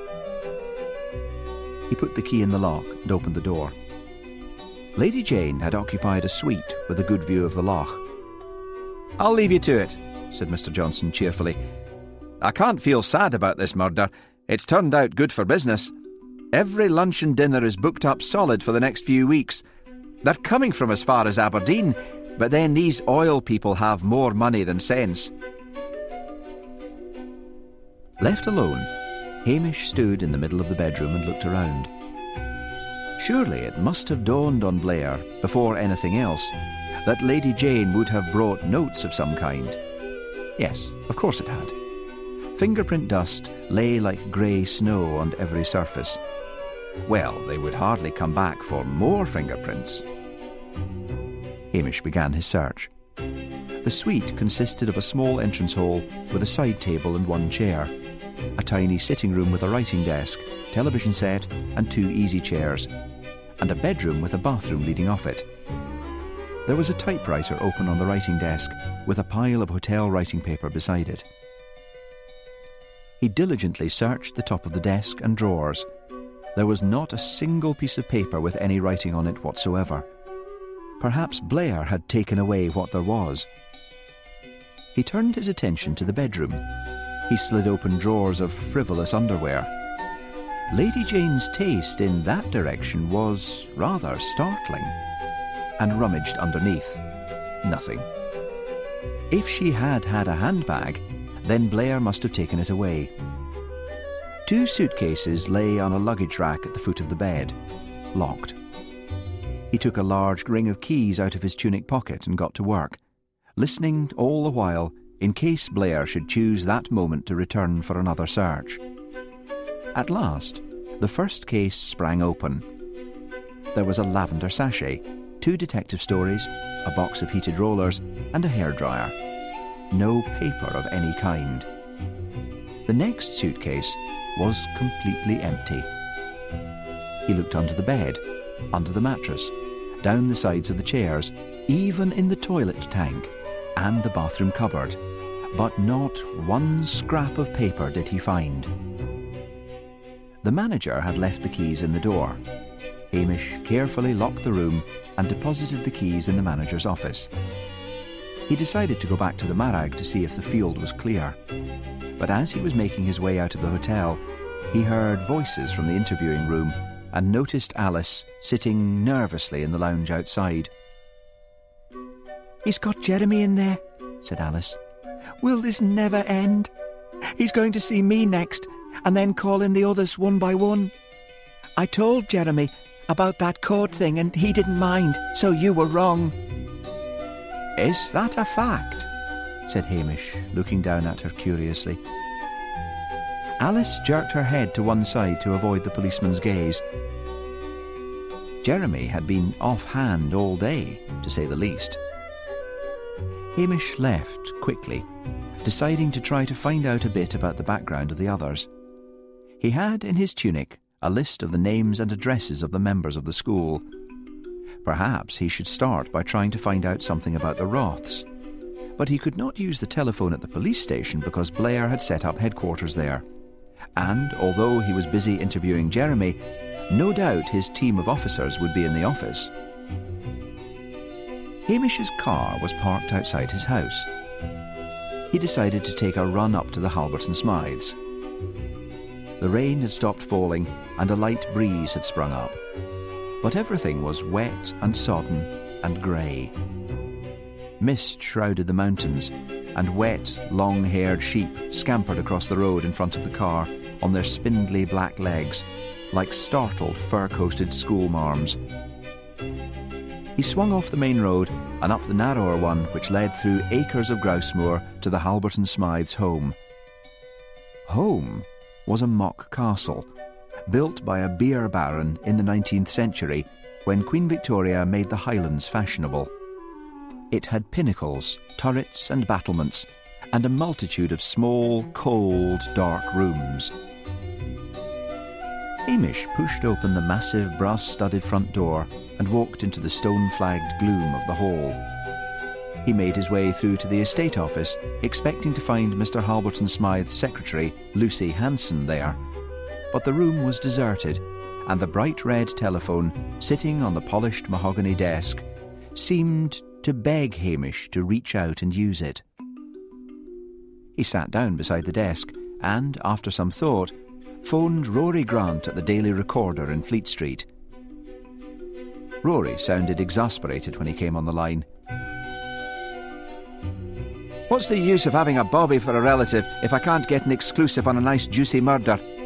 I had my bags packed and was going to set out on the road north when the Libyans decided to put a bomb in Selfridges and some Jack the Ripper started cutting up brass nails in Brixton, so I'm kept here. No one cares about your bloody murder now, but you might have given me a buzz. I called the police station several times and some copper told me each time to piss off." "It would still be news if I found the murderer, Rory," cajoled Hamish. "You know the people who are at the fishing school. The names have been in all the papers. See if you can find out a bit more about them than has appeared. Oh, and while I'm on the phone, if I wanted to find out about someone from New York who might have been in trouble, or someone from Augusta, Georgia, what would I do?" "You phone the FBI, don't you great Highland Berk? I think Detective Chief Inspector Blair will have done that, and I would not want to go treading on any toes." You can phone the newspapers then, but you'll need to wait until I go and get names from the foreign desk. You are a pest, Hamish. Hamish held the line patiently until Rory returned with the information. He thanked the reporter and, after listening to the silence of the castle for a few moments, dialed New York. He was in luck. The reporter Rory had recommended said cheerfully it was a slack day and did Hamish want him to call back. "No, I will just wait," said Hamish, comfortably aware that he was not paying for the call. After some time, the reporter came back with the information on Marvin Roth. "All old history," he said cheerfully. "Seems that back around 1970 he was in trouble over running sweatshops in the garment district, employing illegal aliens and paying them peanuts. Big stink. Never got to trial. Bribed his way out of it. Wants to go into politics. Big man in town now. Donates to charities. Fashionable pinko. Ban the bomb and clean up the environment. No one's going to rake up his past. Got a nasty way of hitting back. Knows all the big names, and he's a buddy of my editor's, so don't say where you got the information from, for Christ's sake." "Do you mean to tell me that you cannot print the facts?" "Absolutely." "It is all very strange," said Hamish, shaking his head. "I have never been to New York. What is the weather like at the moment?" They chatted amiably for 5 more minutes at Mr. Halberton Smythe's expense before Hamish remembered the "Buy Brit" on the section of photograph. It seemed that it must be "Buy British," but could it perhaps be an American advertisement? "Never heard anything like it," said the American reporter cheerfully, "but I'll ask around." Hamish gave him the Halberton Smythe's phone number and told the reporter to give any information to Priscilla. Then he phoned Augusta, Georgia. Here he was unlucky. The reporter sounded cross and harried. No, he didn't know anything about Amy Roth, née Blanchard, off the top of his head. Yes, he would phone back, but he couldn't promise. Hamish put down the telephone and sighed. He heard the sound of heavy footsteps in the corridor and jumped to his feet. Colonel Halberton Smythe erupted into the room. He was a small, thin, choleric man in his late 50s. Hamish marvelled anew that the fair Priscilla could have such an awful father. "What are you doing here, officer?" barked the colonel, looking suspiciously at the phone. "I was waiting for your good self," said Hamish. "Miss Halberton Smythe told me you were still having trouble with the poachers." "I've just been down to your wretched station. Fat chappie told me he was in the middle of a murder investigation. Told him one of my deer had been shot in the leg last night. Gave me a wall-eyed stare. Useless, the lot of you. What are you going to do about it?" "I will look into the matter," said Hamish soothingly. "See that you do. And while we're on the subject of poaching, I believe you've been squiring my daughter to the local flea pit. It's got to stop." "It was not a den of vice," said Hamish patiently. "And I would say Miss Halberton Smythe is old enough to know her own mind." "If I find you sniffing around my daughter again," said the colonel rudely, "I'll report you to your superiors." "You should not let yourself be getting in the bad temper," said Hamish soothingly. "Why, I can see the wee red veins breaking out all over your eyeballs. A terrible thing is the high blood pressure. Why, I mind—" "Get out!" "Very well." Hamish sauntered off with maddening slowness. Once out in the drive, however, he could not resist loitering and looking around for a glimpse of Priscilla. "If you think you're going to see my daughter," barked the colonel behind him, "have another think. She's gone out for the day with John Harrington, Lord Harrington's son, and for your future information, she is shortly going to become engaged to him." Hamish realised with some amazement that hearts actually did ache. Without replying, he walked to his car, climbed in, and without once looking at the colonel again, he drove off. When he arrived at the police station, it was to find Blair and McNabb were still at the hotel, and the suspicious-eyed detective, Jimmy Anderson, was sitting behind the desk in the office. Hamish noticed a woman's handbag on the desk. "Would that be Lady Jane's?" he asked. "Yes," grunted the detective without looking up. "And would she maybe have a diary or anything with notes?" "No, she did not," said Jimmy Anderson. "Deal, a piece of paper or a note. Her money's there and her credit cards and chequebook." "And it was in her room." "Aye, and Mr. Blair still thinks someone killed her to stop her publishing something." "What have you got on them? Just by the way of a wee gossip." Hamish reached a hand into a vase and produced a bottle of scotch. "You'll be having a dram, of course." "That's very kind of you," said Anderson, visibly thawing. "Don't see any harm in telling you, only don't tell Blair. Cheers. Right now, we're waiting to hear about the Roths. Blair's keen on them all of a sudden, despite that buy British thing. He thinks there's a chance Roth might have mafia connections, and Lady Jane might have been onto it. Would damage his career." "Would it now?" said Hamish, pouring himself a whisky.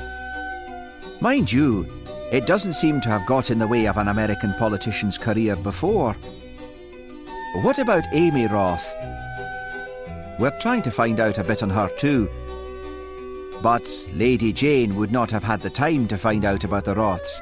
I mean, if it's that difficult. All these bookings were made at least 8 months ago, and that's when Lady Jane got the list. She's been in the States since then." "She certainly worked hard for her living," said Hamish. "A little more to warm you, Mr. Anderson." "Thank you. Call me Jimmy. As to the rest, Jeremy Blythe's got an interest in politics as well. He was supposed to be sent down from Oxford for having an affair with the wife of one of the Dons, but there's more to it than that. While he was having an affair with her, he also found time to get one of the local barmaids pregnant, and her husband raised a stink at the college. That way the Don's wife found out and made a stink. Then he owed money all over the place, although Daddy's rich. Wasn't studying, sent down and finished his degree at London University. Became respectable, but is still paying for the upkeep of the barmaid's kid. Her husband settled for that out of court. Daddy bought him a partnership, but he's been making rumblings of becoming the next Conservative candidate. At a party last year, old friend from Oxford started ribbing him about the barmaid, and this Jeremy punched him rotten. Police called in, but no charges. Filthy temper he has. Alice Wilson chucked a brick through a neighbour's window when she was a kid and ended up in court. Not much there. Daphne Gore comes from a rich family. Caused a scandal by running off with a Spanish waiter who, it turned out, had no intention of marrying her, but had to be bought off by Daphne's parents. Girl went into a depression and was in a psychiatric clinic for a few months. Could be a bit of insanity still around. Heather and John Cartwright. Very suspicious. Owned up they knew Lady Jane was out to get the school, and they're both fishing mad. Not a sport with them, more a religion. Charlie Baxter. You can never tell with kids of that age, but I'm sure he's out of it. The mother, on the other hand, is an hysterical type. And the Major, prompted Hamish. He was more humiliated by Lady Jane than any of them. Oh, the fishing and all that. We heard about how he'd threatened to kill her. Don't think there's anything to worry about there. Fine old soldier. Blair likes him, but we're waiting on a full report. There was a crunch of wheels on the gravel outside. 1 minute Hamish was lounging in the chair opposite Anderson. The next he was gone, and the bottle of whisky. Hamish ambled along the front. A pale sun was beginning to turn the mist to gold, and there was a long patch of greenish-blue sky out on the horizon, where the tiny white dot of a yacht bucketed about to show the approaching wind beyond the shelter of the harbour. The tide was out, leaving an expanse of oily, pebbled beach, scattered with the debris of storms and flotsam and jetsam from boats. He tried to focus his whole mind on the problem of the murder, to banish the haunting picture of Priscilla languishing away the afternoon in this man Harrington's arms. Then he saw the Roths approaching. They were an odd pair, he thought. Amy was a big, soft woman, but Marvin's 6 feet topped her by a few inches. Although her movements were usually slow and calm, there seemed an underlying restlessness about her. She was wearing a trouser suit of faded denim with a scarf knotted about her throat. Marvin had changed into his usual sombre black business suit, and his bald head shone in the yellow light from the sea. "When is all this going to end?" demanded Marvin as the couple came abreast of Hamish. "Amy isn't used to being treated the way she's been by your coppers. That Blair thinks he's hot shit." "I'm used to being treated like a lady," said Amy. "I thought all you Britishers were supposed to be gentlemen." "We're just like other folk," said Hamish soothingly. "Like sweeties. We come in all shapes and sizes, and some of us are horrible." "Sweeties?" queried Amy, momentarily diverted. "Candy," translated Marvin. "See here, Amy's like aristocracy back home. This Blair wouldn't treat your queen like this." "It's to my way of thinking that he might," said Hamish. "Well, it's a pity Amy's folks have all passed away, or they would have something to say about this." Hamish looked at Amy as Marvin spoke, and noticed the tightening of the skin at the corners of her eyelids, and the way she was obviously ferreting around in her mind for a change of subject. He had a sudden intuition that Amy had been lying about her background. Well, a lot of people did, but they didn't go around committing murder when they were found out. Or did they? "Why doesn't Blair just arrest that Major? He's the only one who had it in for Lady Jane," said Amy. "You heard about his trick with the salmon." "Oh, aye. The gossip went 2 times around the village and back again. It is very hard to keep anything quiet in the Highlands." Amy muttered something like, "Just like Red Hook," and Hamish wondered whether it was something to do with fishing. "Except murder," said Marvin. "This place is the asshole of the world. I don't like the country, I don't like the hick servants at the hotel. What's a FEB? "Nothing that would apply to you, Mr. Roth. It is just an expression the barman uses." Said Marvin, with great contempt. "He can't even make a dry martini. 1 part gin to 3 parts warm French is his idea. Jesus, the fuckers in this dump piss me off." "Honey," pleaded Amy, "what's your language?" Hamish's red eyebrows had vanished up under his cap with shock. "Sorry," said Marvin wearily. "I guess I'm frightened. I feel trapped here. If we're going for this goddamn constitutional, then we'd better get on with it." "Catch any fish?" asked Hamish. "Jeremy and Heather caught a trout each," said Marvin.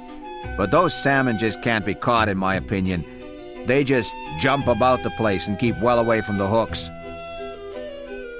"I could lend you one of my flies," volunteered Hamish. "I have had a bit of luck with it." "Say, why don't you join us for dinner tonight and bring it with you?" said Marvin. "Everyone knows you're not on the case, and we're getting a bit sick of each other. After all, one of us did it, and we all sit around wondering who's going to be next." Hamish accepted the invitation and went on his way. As he approached the hotel, he saw Jeremy coming down towards it from the direction of the Marag, still wearing his fishing gear. "Got one!" he shouted as Hamish approached. He held up a fair-sized trout. "Let's get into the hotel," said Hamish, noticing a reporter and photographer heading in their direction. They walked together into the little room where Jeremy placed his catch on the scales and logged the weight in the book. "I was hearing that you were seen in the corridor outside Lady Jane's room the night she was murdered," said Hamish. "Nonsense," said Jeremy, carefully lifting his fish off the scales. "Aren't you supposed to be out of this investigation?"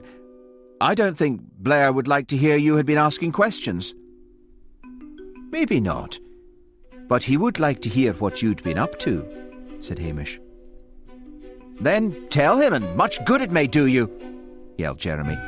He rushed off, nearly bumping into Alice, who was watching them anxiously. Alice ran after Jeremy, and undeterred by the fact that he had slammed his room door in her face, she opened it and went in. He was sitting hunched on the edge of the bed. "That blasted nosy copper," he said without looking up. Alice sat down beside him and took his hand in hers. "What's the matter, Jeremy?" she pleaded. "You've been awful to me all day."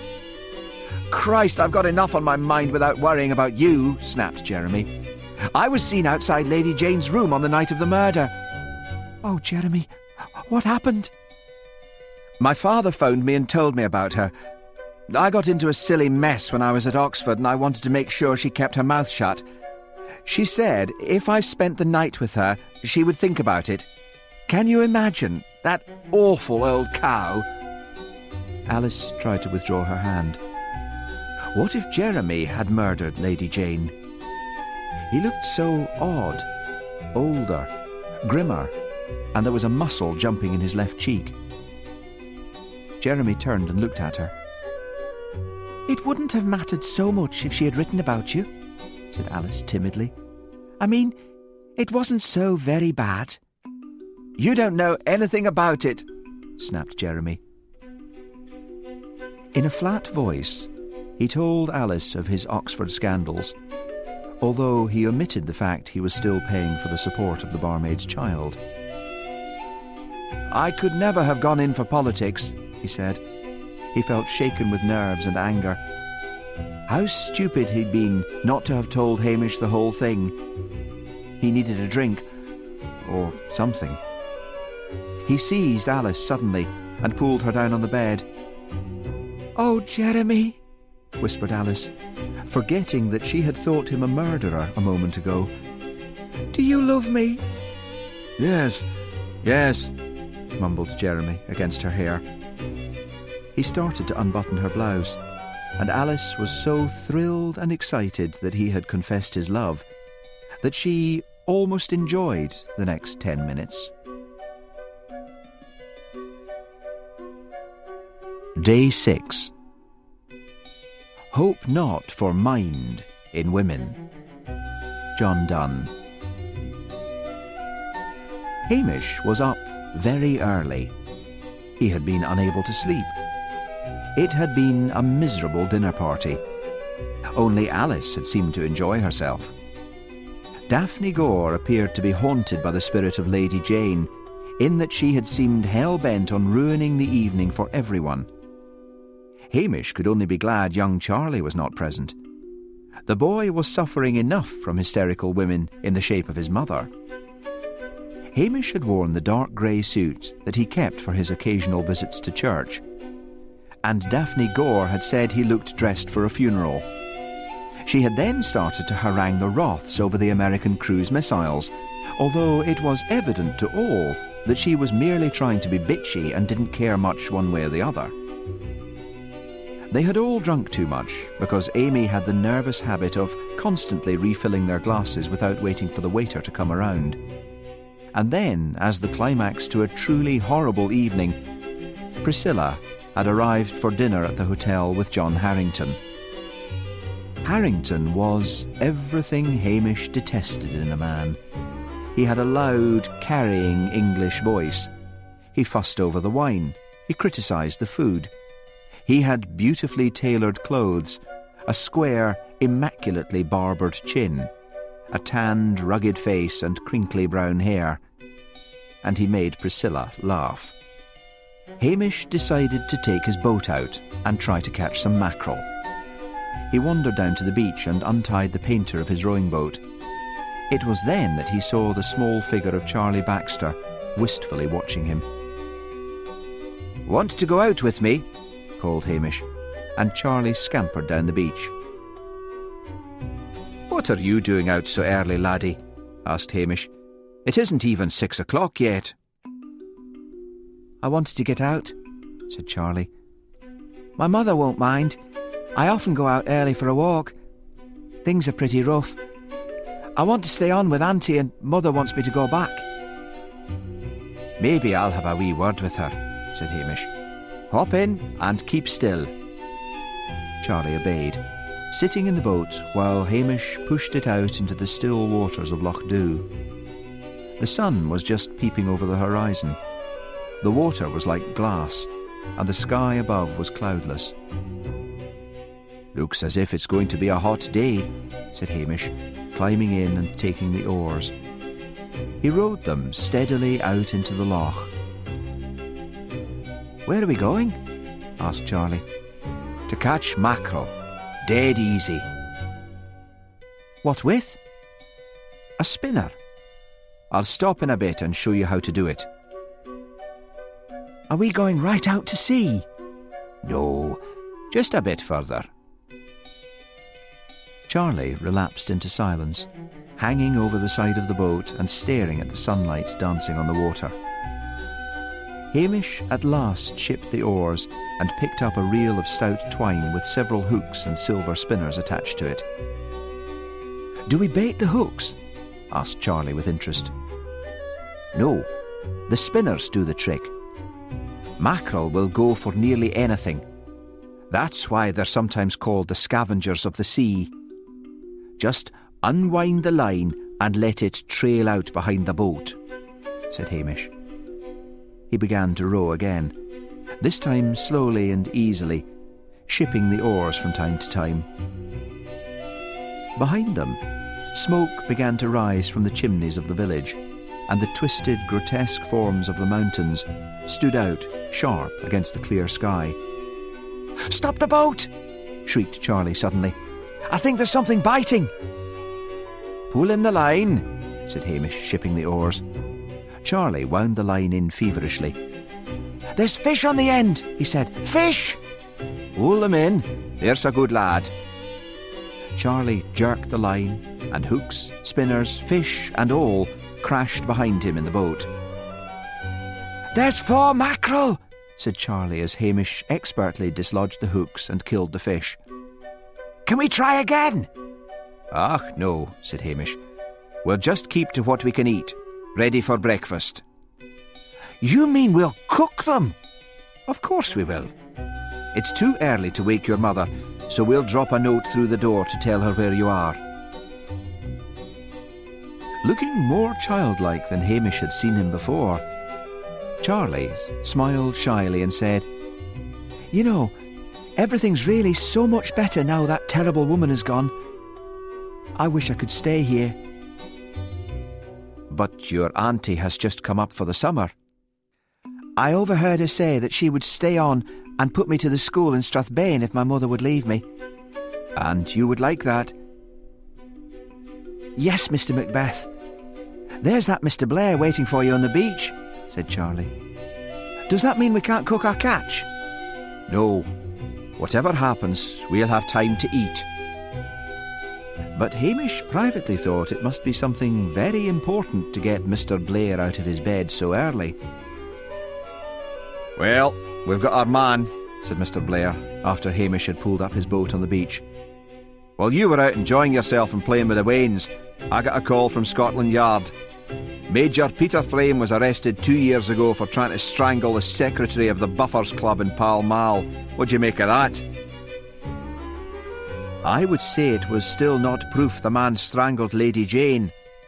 "Yes, well, that's why you're a village bobby and I'm not. The man threatened her in front of witnesses." "Have you arrested him?" "Not yet.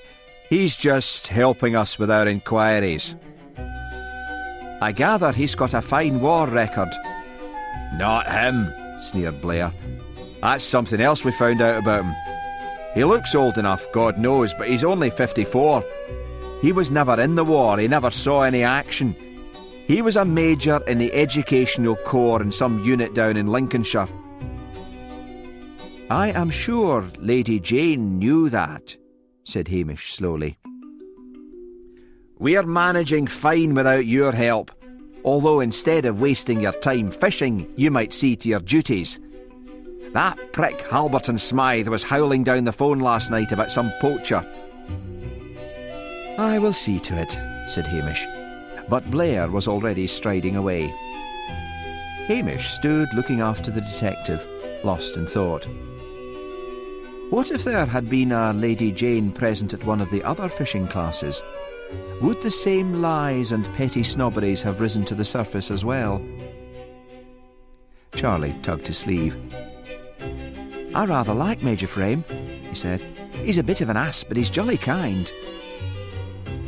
Let's leave a note with your mother, said Hamish, and then we will have our breakfast. But before he cooked breakfast, he phoned Angus McGregor, a layabout who lived on the other side of the village. Is that yourself? Said Hamish. Aye, well, Angus, your sins have found you out because I am coming to arrest you after I have had my breakfast. Charlie listened with interest as the phone squawked. Nonsense, said Hamish at last. Havers, you bought that new rifle and it is well known that you could not hit the barn door. I will be over soon with the handcuffs.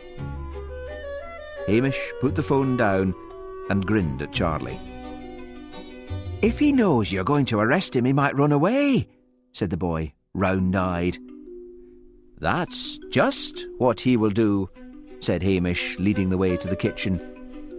We'd best hide out in here, for they'll be along with the Major any moment. Yes, you see, Angus has the wife and 3 children, and it would not be right to take their useless father away from them to prison. So he will probably go to Aberdeen for a bit, and will return when he thinks I have forgotten about it. But he will not be trying to bag one of the Colonel's stags again. After a sustaining breakfast of mackerel dipped in oatmeal and fried in butter, Hamish accompanied Charlie home, and was shortly closeted with Mrs. Baxter for what seemed to the anxiously awaiting Charlie a very long time indeed. When he emerged, he merely ruffled Charlie's curls and took himself off. He wandered along to the hotel to learn what the fishing school intended to do for the day. He found them all, with the exception of young Charlie and the Major, seated in the lounge, getting a lecture on the ways of trout and salmon from John.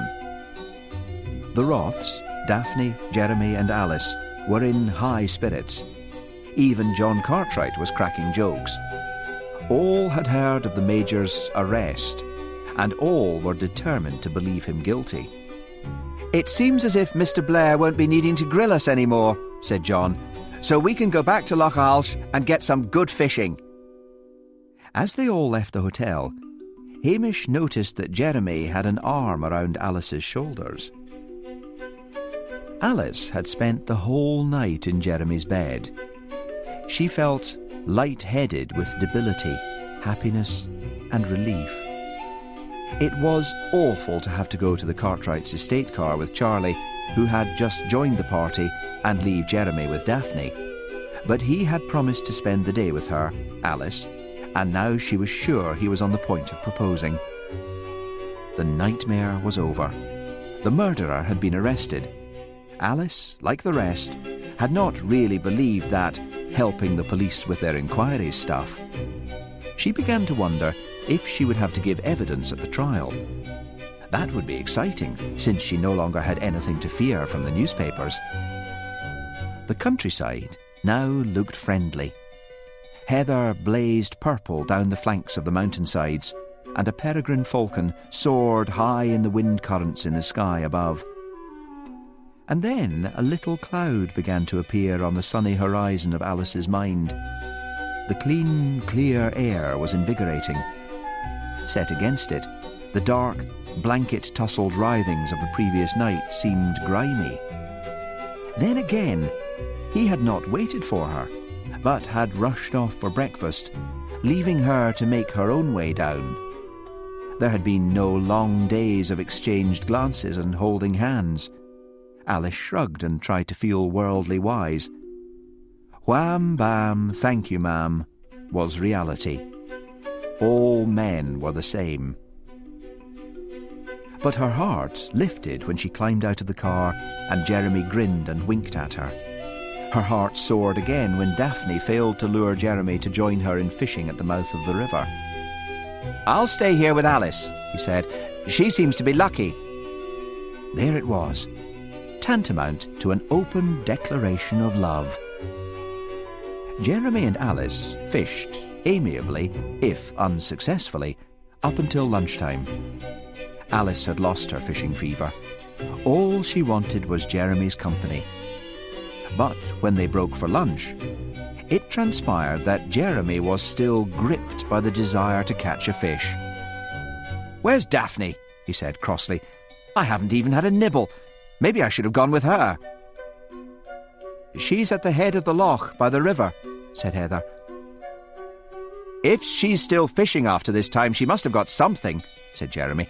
"I think I'll go and look." Heather glanced at Alice's dismal face. "Finish your sandwiches," she said placidly, "and we'll all go and look. Oh, drat, here's the village bobby. Imagine travelling all this way just to scrounge a sandwich." Hamish sauntered up, red hair and shiny uniform gleaming in the sun. "How is Major Frame?" asked Alice. "Have they taken him off to Strathbane?" "No, I thought he would be here by now," said Hamish. "Here?" shrieked everyone. "Aye," said Hamish. "They had to let him go. That business where he was said to strangle the club secretary was a bit of a storm in a teacup. The good Major was drunk, and the secretary objected to the fact that the Major hadn't paid his membership fee and seemed to have no intention of doing so. One word led to another, and the Major attacked the secretary. Several members of the club pulled them apart.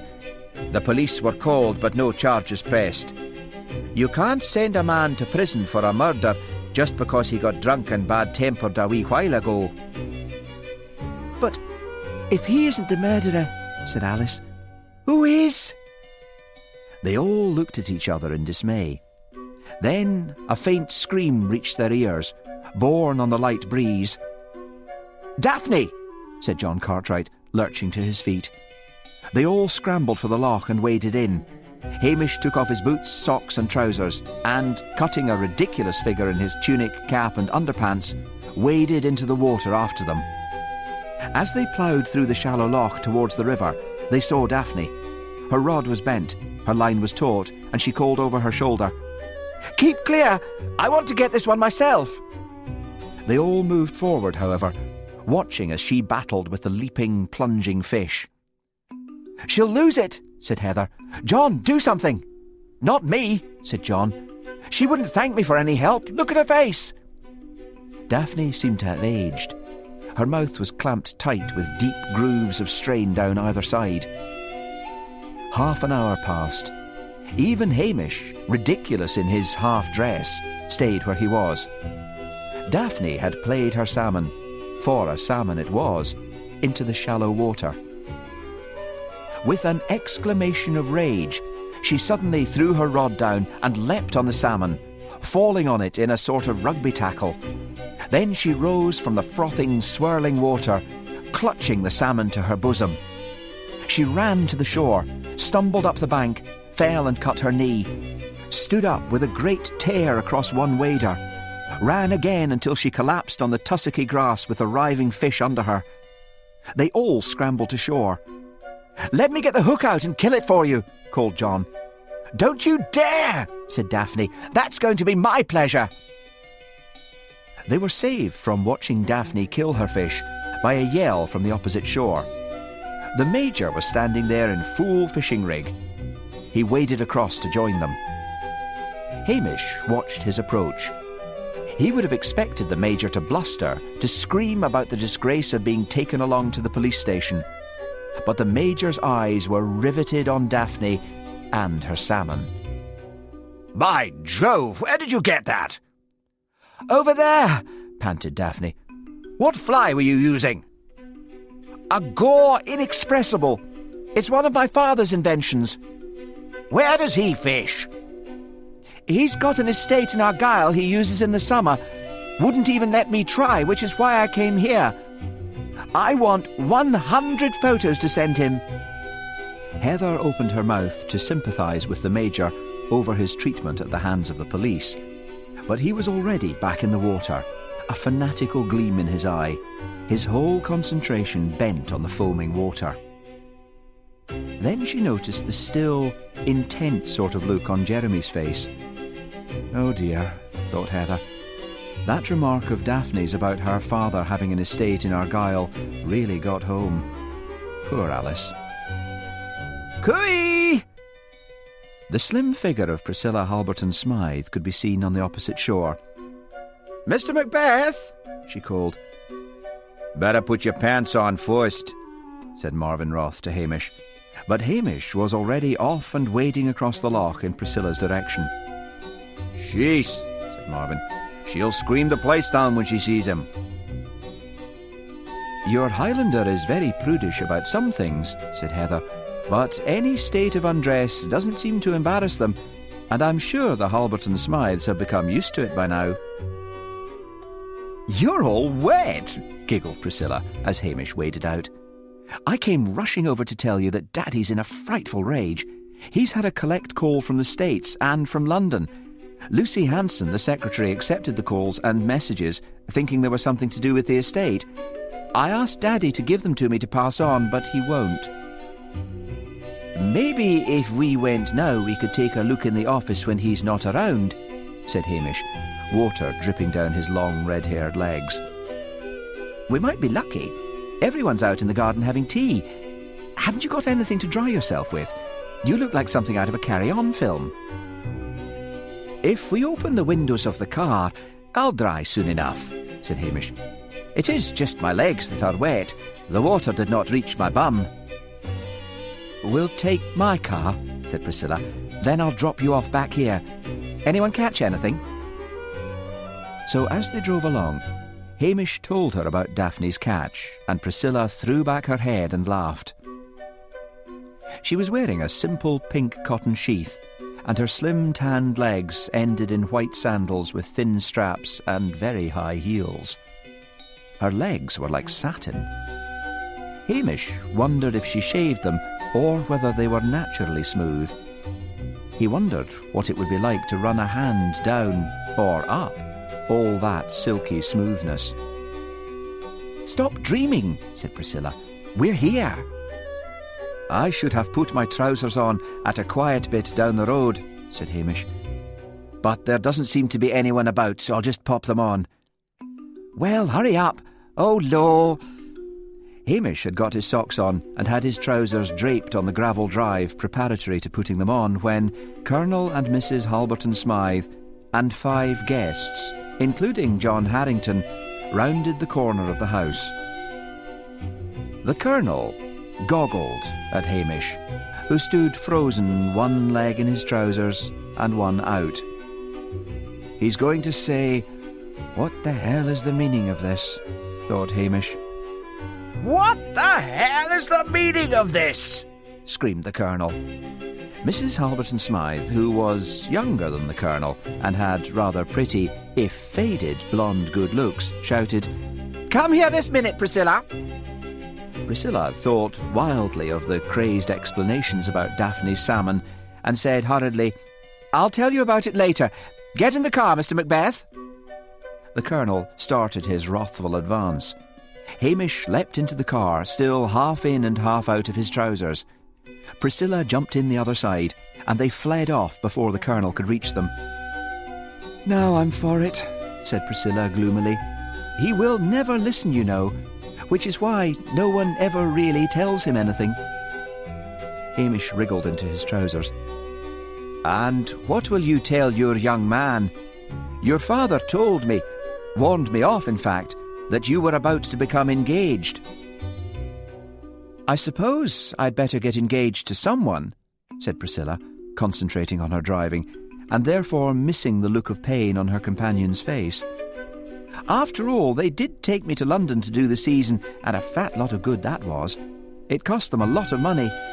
All the other girls seemed to be content to marry someone suitable.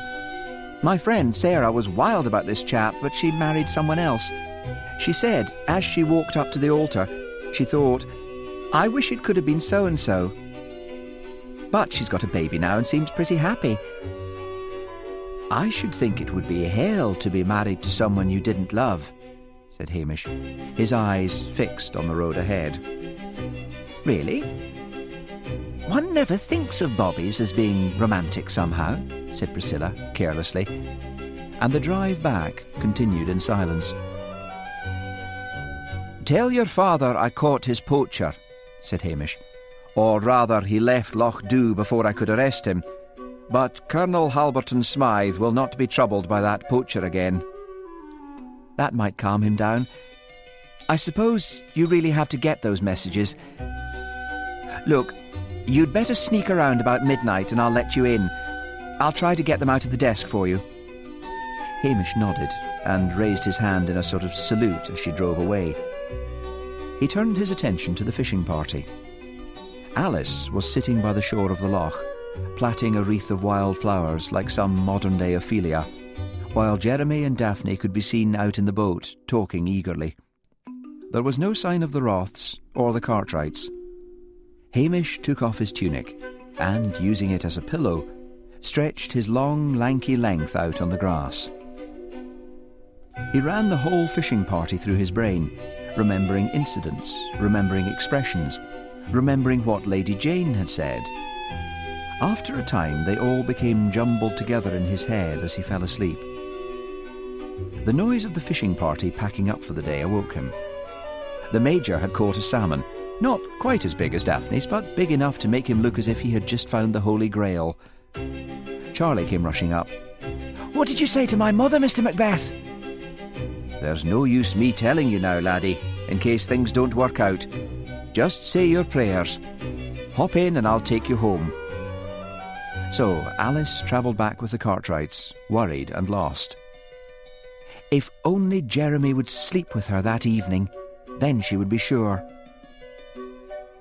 Hamish found Blair waiting for him on his return. The detective was setting out for the hotel for another round of investigation. Blair was in a fury because he had been so sure at first of the Major. He took that fury out on Hamish, calling him lazy, half-witted and useless, while Hamish stood stolidly to attention, his mind obviously elsewhere. Blair was also at his worst with the members of the fishing party that evening. They huddled together at dinner, all now wishing they could go home. Blair had said that they might leave on the Sunday morning, but that they could expect further calls from the police when they got home. No one even had the heart to raise a smile at Marvin Roth's appearance. The American had arrived at dinner in full Highland dress, from plaid and kilt to ski and do in his stocking top. Hamish decided to pass the evening hours by going for a long walk. There was no hope of using the phone in his office, since Blair had announced his intention of staying there most of the night to sift through the evidence again and make phone calls. Alice waited in her room after dinner, and waited. Jeremy was drinking with Daphne in the bar. At last, he escorted Daphne to her room and leaned against the doorpost and smiled at her. "Are you inviting me in?" he asked. No, laughed Daphne. Not tonight, Napoleon. I've got a headache. Jeremy stood frowning after she had shut the door. Anxiety gnawed at him despite the amount of gin he had drunk. He went slowly along to a room further along the corridor and rapped on the door. "Open up, Alice," he said. "It's me."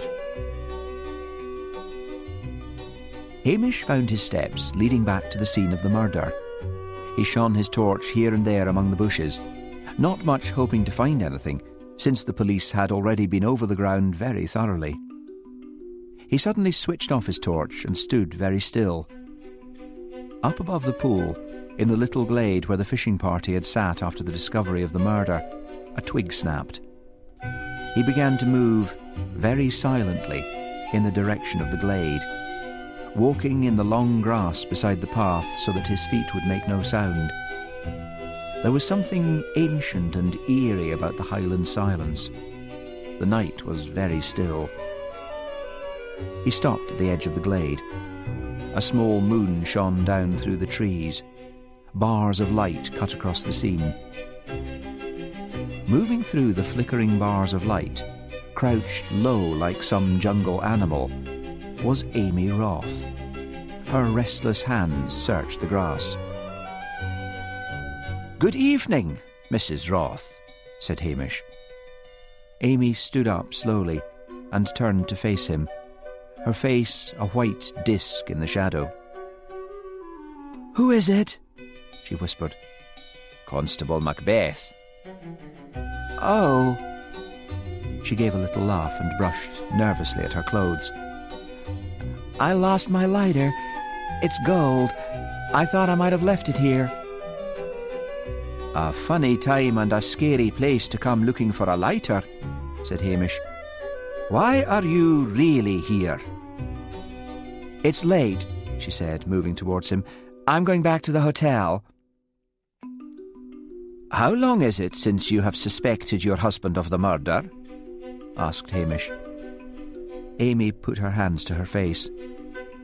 "Marvin can be so violent," she whispered. "But he couldn't, surely." With a gasp, she thrust past him and fled down the path. Hamish watched her go and shook his head.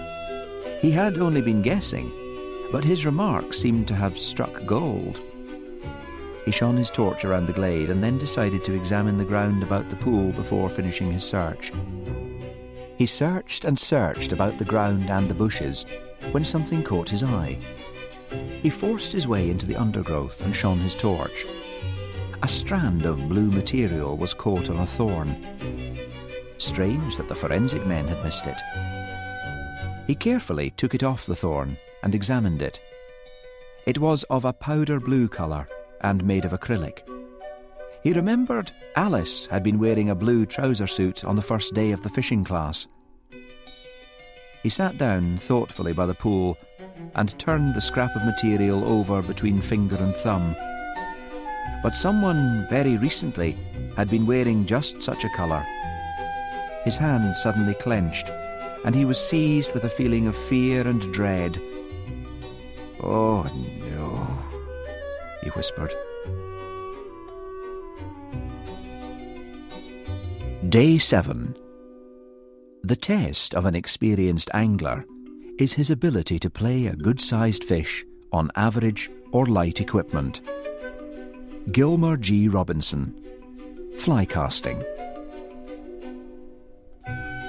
At 3 minutes after midnight, Hamish parked his car well away from the Halberton Smythe Castle and finished his journey on foot. He was wondering whether to risk trying the door and finding his own way about when it opened and Priscilla whispered, "Hurry up, before we wake the whole house." She led the way up flights of stairs to her bedroom. She was wearing a white cotton nightgown and negligee, very unrevealing, but Constable Macbeth felt he had never seen such a seductive-looking outfit in his life. "Now," said Priscilla, sitting down on the bed and patting the space beside her, "I managed to get into the estate's office when you were all jawing about your inquiries at dinner. Mummy believed my story. She said it was just the sort of harebrained thing you would do. There are the messages, but they're in Miss Dimwit's shorthand." Hamish took the notes. "I do shorthand myself, Miss Halberton Smythe, but whether I could read this—" "Yes, I think—" "Are you asleep, Prissy? I want to talk to you." "Daddy!" squeaked Priscilla.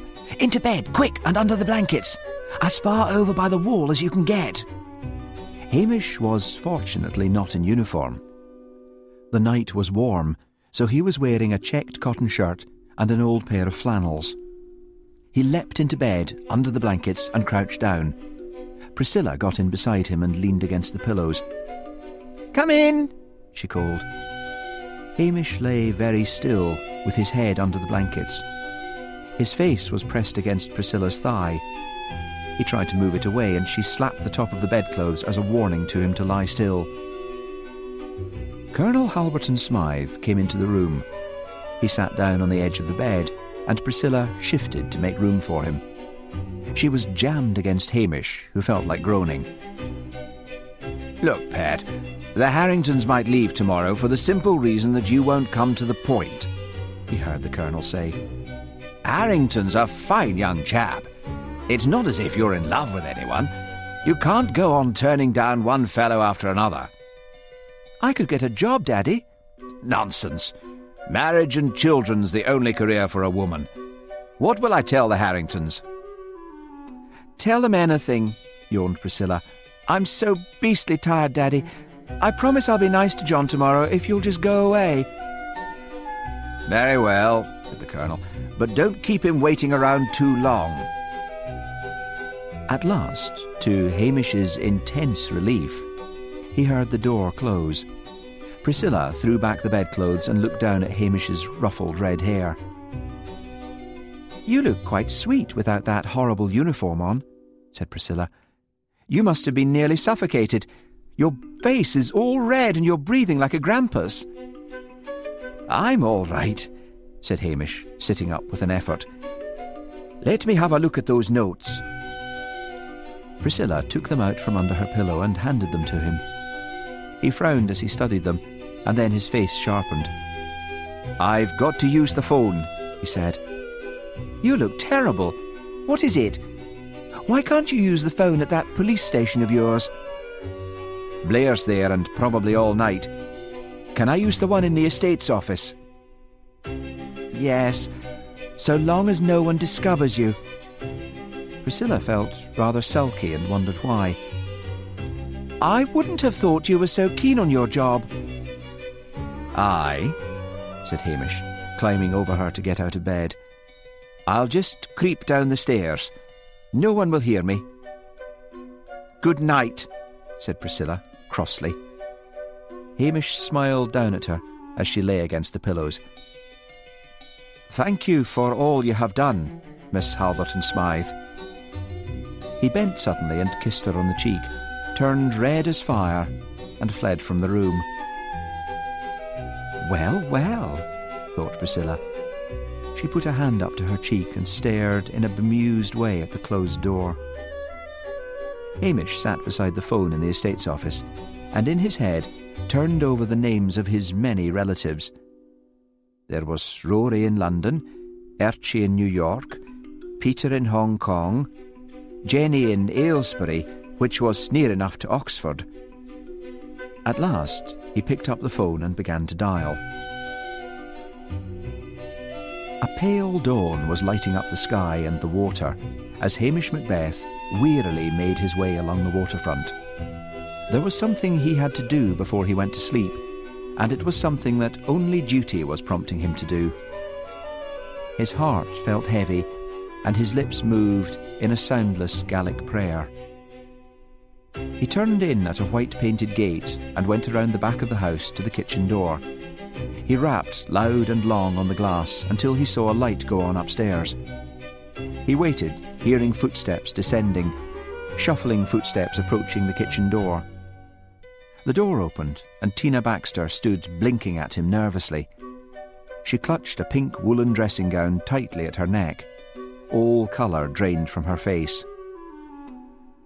Aye, it's me, said Hamish heavily. Mind if I come in? She stood aside, and he walked past her into the kitchen. She followed him and sat down at the kitchen table as if her legs could no longer bear her weight. I was here earlier, said Hamish, talking to you about young Charlie's future. You were wearing a blue dress. He took an envelope out of his tunic pocket and extracted the piece of material he had found on the bush beside the pool. Is this yours? Yes, whispered Mrs. Baxter. She covered her face with her hands and began to cry. I couldn't help it, she sobbed. The disgrace! My Charlie's name in the papers. I had to shut her mouth. Hamish sat down opposite her. His head was beginning to clear, and his earlier fright was beginning to recede as common sense took over. The first rays of sun began to warm the kitchen. "Mrs. Baxter," he said gently, "immediately after the murder, all the bushes and braes and heather and trees were combed for clues by the forensic boys. It's awfully strange they didn't find this, and I did." "I did it!" Tina Baxter stared at him, her face working. "Aye, that you did.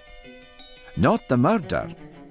You cut a bit out of your dress and left it there, hoping someone would find it. So now we'll have another wee chat about Charlie. He's 12 years old. 12 years old. Just think of that. He's a strong boy, but there is no way he could have overpowered a woman of Lady Jane's size. Then there's the lad's character." "It's bad blood, said Tina Baxter, her hands clutching and unclutching the material of her dressing gown. "His father was violent. He threatened to kill me if I didn't give him a divorce." Her voice was rising hysterically. "I am thinking," said Hamish sincerely, "that you would drive a saint to violence. I feel like striking you myself. Do you know that because of your silly clue planting, you had me thinking you knew that Charlie did it and were trying to fix the blame on yourself? You're a dangerous woman. Now, here's what you are going to do. You are going to leave Charlie here to stay with his aunt, and I suggest you go back home and see one of the head doctors. You'll drive the bairn mad with all of your hysterics. If you don't do what I say, I will let the newspapers know that you believed your own boy capable of murder and nearly got him accused of it by your clumsiness." Hamish rose to his feet. "So, think on that, Mrs. Baxter. I'll bring more scandal down on your head than you could ever ha' imagined." It was the last day of the fishing course. Unless the police requested otherwise, Blair would take their home and business addresses and allow them to leave on the Sunday morning. The River Anstey was still closed to them. Heather and John had suggested they fish the Marag. On returning to the police station, Hamish found that Blair was still asleep. He typed up his notes, studied the results, and then put them to one side. He thought long and carefully about each member of the fishing school. He decided he was being haunted by the scale of the crime. He began to read through his well-thumbed 10-volume edition of Famous Crimes. Motives tumbled one after another before his tired eyes. Murder for money, for passion, for revenge. Alcohol or drugs brought out the Hyde side of the character, but no one in the fishing school case drank daily to excess, and not one of them had shown any sign of being a drug user. He made one pot after another of strong tea. His dog, Towser, prowled about uneasily, stopping to lick his master's hand as if wondering what was keeping him from his bed, for Towser liked to stretch out on the bed at Hamish's feet. It is all a matter of lack of conscience, thought Hamish. By the time the little fishing class was setting out for their last day, Hamish was sound asleep, his dog snoring at his feet, and a sheaf of notes clutched to his chest. He was awakened by Blair shaking his shoulder. "It's noon," snarled Blair savagely. "By God, I'll report you for sheer laziness. I've got a job for you. You'll come along with me to that hotel this evening, and you'll take down the addresses of the whole lot of them. I don't just mean their home addresses. We've got those. I mean where they work and where they're likely to be visiting." "Get out!" said a small, shrill voice behind Blair. The large detective swung around in amazement. Charlie Baxter stood in the doorway clutching a mug of tea. "This is Constable Macbeth's house," he said, "and you've got no right to bully him."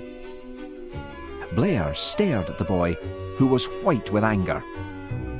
Hamish, who had fallen asleep in the shirt and flannels he had worn the night before, swung his legs quickly out of bed. "Into the kitchen with you, Charlie," he said. What time will you be wanting me at the hotel, sir? 6 o'clock, snapped Blair. And tell that kid to mind his manners. He stomped off, where he could shortly be heard haranguing Macnab and Anderson in Hamish's office. "I've prepared breakfast for you, Mr. Macbeth," said Charlie shyly. "It's on the table." "Aye, you've done very well," said Hamish, tucking into charred bacon and rubbery egg. "Quite the wee housewife. Aren't you going fishing?" "I thought you might run up to the Marag with me," said Charlie. "You see, I have to thank you. Mother left in a rage. I don't know what you said or what Auntie said to her afterwards, but I'm to stay." "Isn't that the great thing?" smiled Hamish. "Och, your ma's a decent body, but she worries overmuch about everything." "Perhaps we'll catch the murderer together, Mr. Macbeth." "We might at that. Wait till I put on my uniform and then we'll be off." There was a festival air about the fishing school. Even Daphne seemed to have stopped her bitchy behaviour. All of them had come to the conclusion at breakfast that none of them had done it, and Lady Jane had probably come across a poacher or some itinerant madman. Tomorrow they would all return home with a story they could dine out on for years. Alice drew Hamish aside and showed him a silver and cairngorm ring she was wearing on a string around her neck. "Jeremy gave this to me," she said. "He bought it at the gift shop this morning. I was going to put it on my finger, but he said to keep it secret for the moment." "Why?" asked Hamish curiously. "It is not as if the man is married." "Oh, you men are so secretive," laughed Alice. "If I were to be married to the lady of my choice," said Hamish slowly, "I would shout it from the mountain top." But Alice only giggled happily and walked away. Hamish went to sit on a rock, where he could get a view of everyone in the fishing school, and there he stayed for the whole of the day. At last, at 5 o'clock, he walked up to Heather and said, "You are all expected in the hotel at 6 o'clock, Mrs. Cartwright. They will want to wash and change. Mr. Blair wants me to take your names and addresses, and myself will be having a bit of a word with you." "All right," said Heather, looking curiously at Hamish's face. "I'll get them together." "I will go on," said Hamish, "and make sure that no other guests are allowed in the lounge."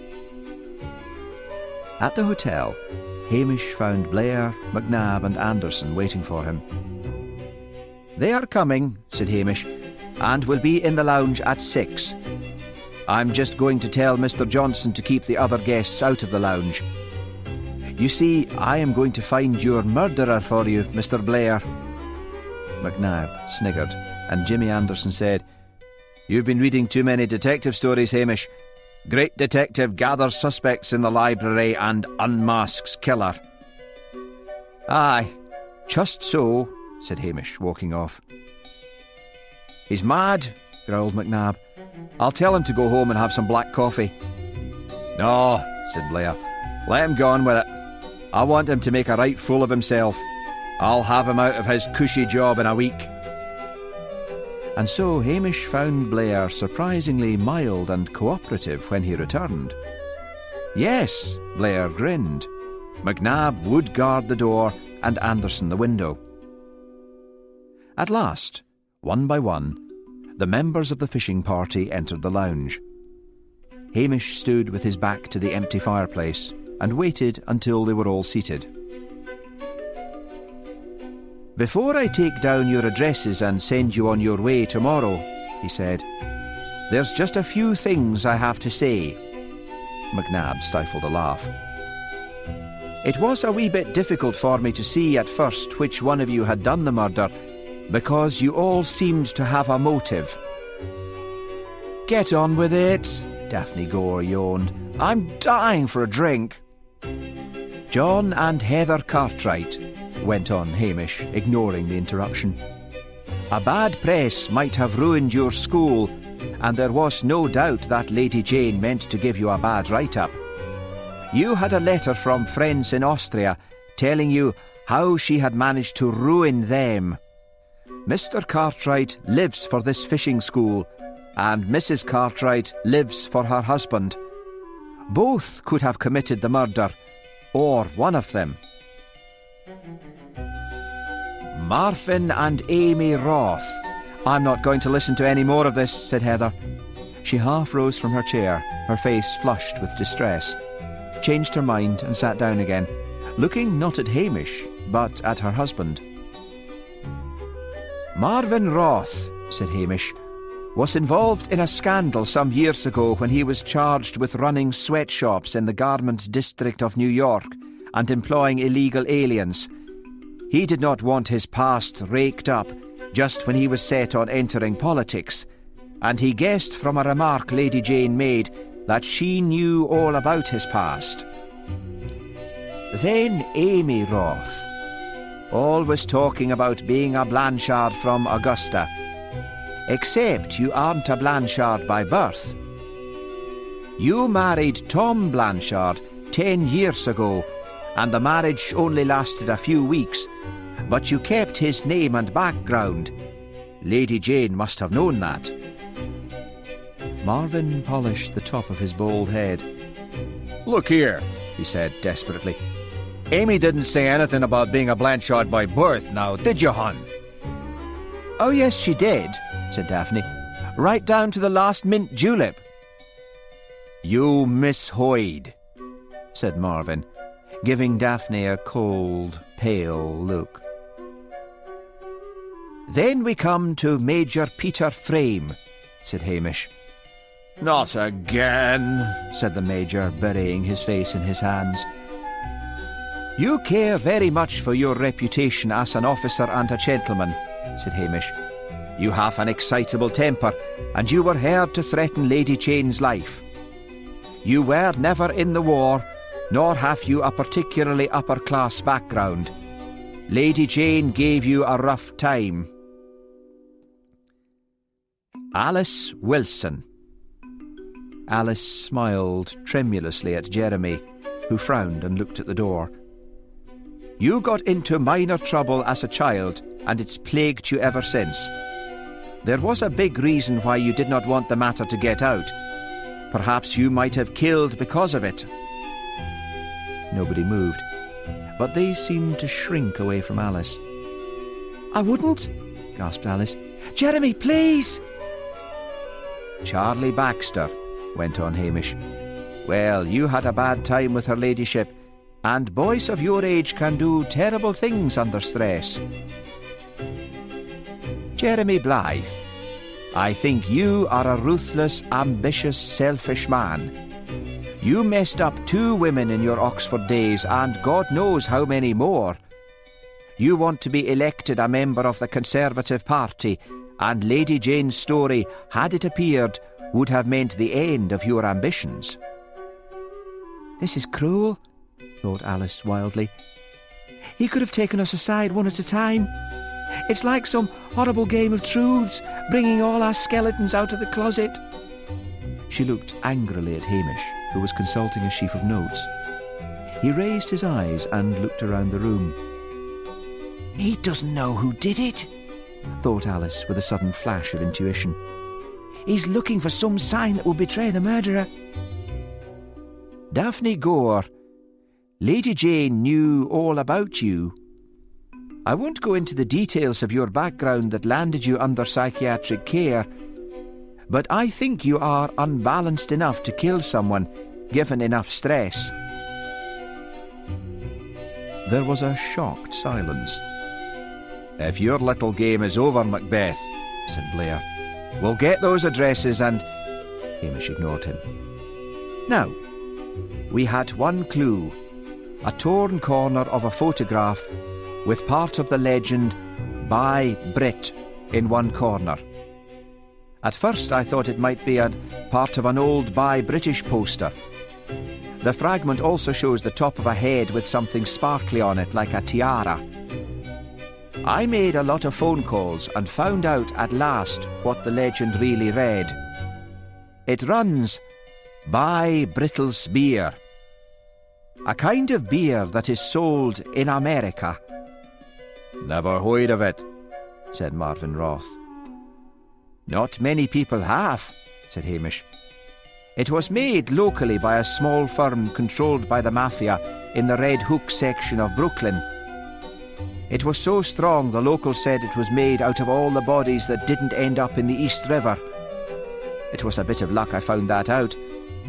Mrs. Roth had muttered something about Red Hook, but at the time I thought she must be talking about something to do with the fishing. It was only later I remembered Red Hook was a district in Brooklyn. I have a cousin, Archie, who lives in Red Hook, and I phoned him up. He said it was sold in small mafia gambling clubs. He never heard of Amy Blanchard or Amy Roth, but he heard of an Amy a whiles back who was a stripper. Amy not being a usual name in the Italian section. Now, Lady Jane had been in the States, no doubt digging up what dirt she could. Lady Jane was content to wait until her column appeared to see the rest of you suffering or to imagine your suffering. But Amy caught her on the raw. She arranged to meet Mrs. Roth in the woods. There, she showed her a photograph of Amy the stripper, wearing very little except a spangled headdress. You, Mrs. Roth, have very little in the way of conscience. This is something I feel about you, rather than something I definitely know. It came on me bit by bit. The look in the back of your eyes always had a certain steady, calculating hardness, no matter what you were saying. So, you strangled her, and then you dragged the body to the pool. You wanted something to weight the body, and so you went down to the beach and found some old rusty chain. As soon as you had pushed her into the pool, you felt safe. You returned to her room and destroyed all her notes and papers. Your husband would never know you were a Brooklyn stripper who sold her favours. Good God, thought Heather Cartwright wildly. Do people still talk about women selling their favours? Amy Roth sat very still, her eyes lowered. Marvin lumbered up and sat on the arm of his wife's chair and put a hand on her shoulder and gave it a comforting squeeze. You're talking shit, grated Marvin. I won't believe what you said about Amy. I'll tell you something else. She knows I love her. She knows that I wouldn't give a damn about her past. Mine ain't so lily white. Where's your proof? She was seen, said Hamish. There is this poacher, Angus MacGregor. His voice trailed away as Amy raised her eyes and looked at him. Her eyes had lost their soft, cow-like expression. They were as flat and hard as two stones. You did it, didn't you? Said Hamish. Amy Roth moistened her lips. Yes, she said, flatly. And when you said you thought your husband had done it and you were frightened he had left something incriminating behind, you were really frightened you had left something. Yes, said Amy again in that dreadful flat voice. Marvin's face was white and working with emotion. Tears started to his eyes. You're making her say all this. There was a long silence. Amy, pleaded Marvin. If you did it for me. Well, the hell with politics. I wasn't ever sold on the idea anyway. That was not the reason, was it, Amy? Said Hamish. I guess not, she said in a dull voice. She stretched her fingers and looked at them thoughtfully. She messed with me, that's all. I don't like no one messing with me. And as Anderson and McNabb closed in on her, she gave her husband an apologetic little smile. Hamish leaned on the harbour wall, keeping his eyes fixed on the sea. He felt immeasurably tired. He did not want to see Amy dragged out to the police car. She would be taken to the women's prison at Strathbane. He waited a long time while cars came and went.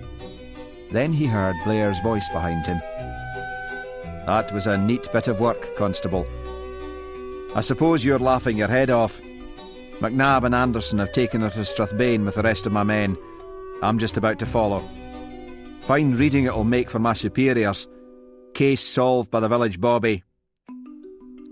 "Och, no," said Hamish soothingly. "It was yourself that pointed the way. I will not be taking any credit." Why did you keep this poacher witness up your sleeve? It worked the trick. "I just made that up," said Hamish, lighting a cigarette. "It was all guesswork." What? "Aye, I just took a chance.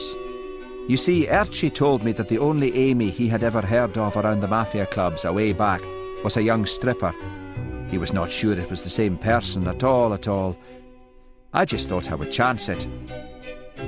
But what if you'd been wrong? "Aye, well, I have no doubt you would have had me out of my job, as you were hoping to do. Now, Amy had been a bit of a prostitute as well.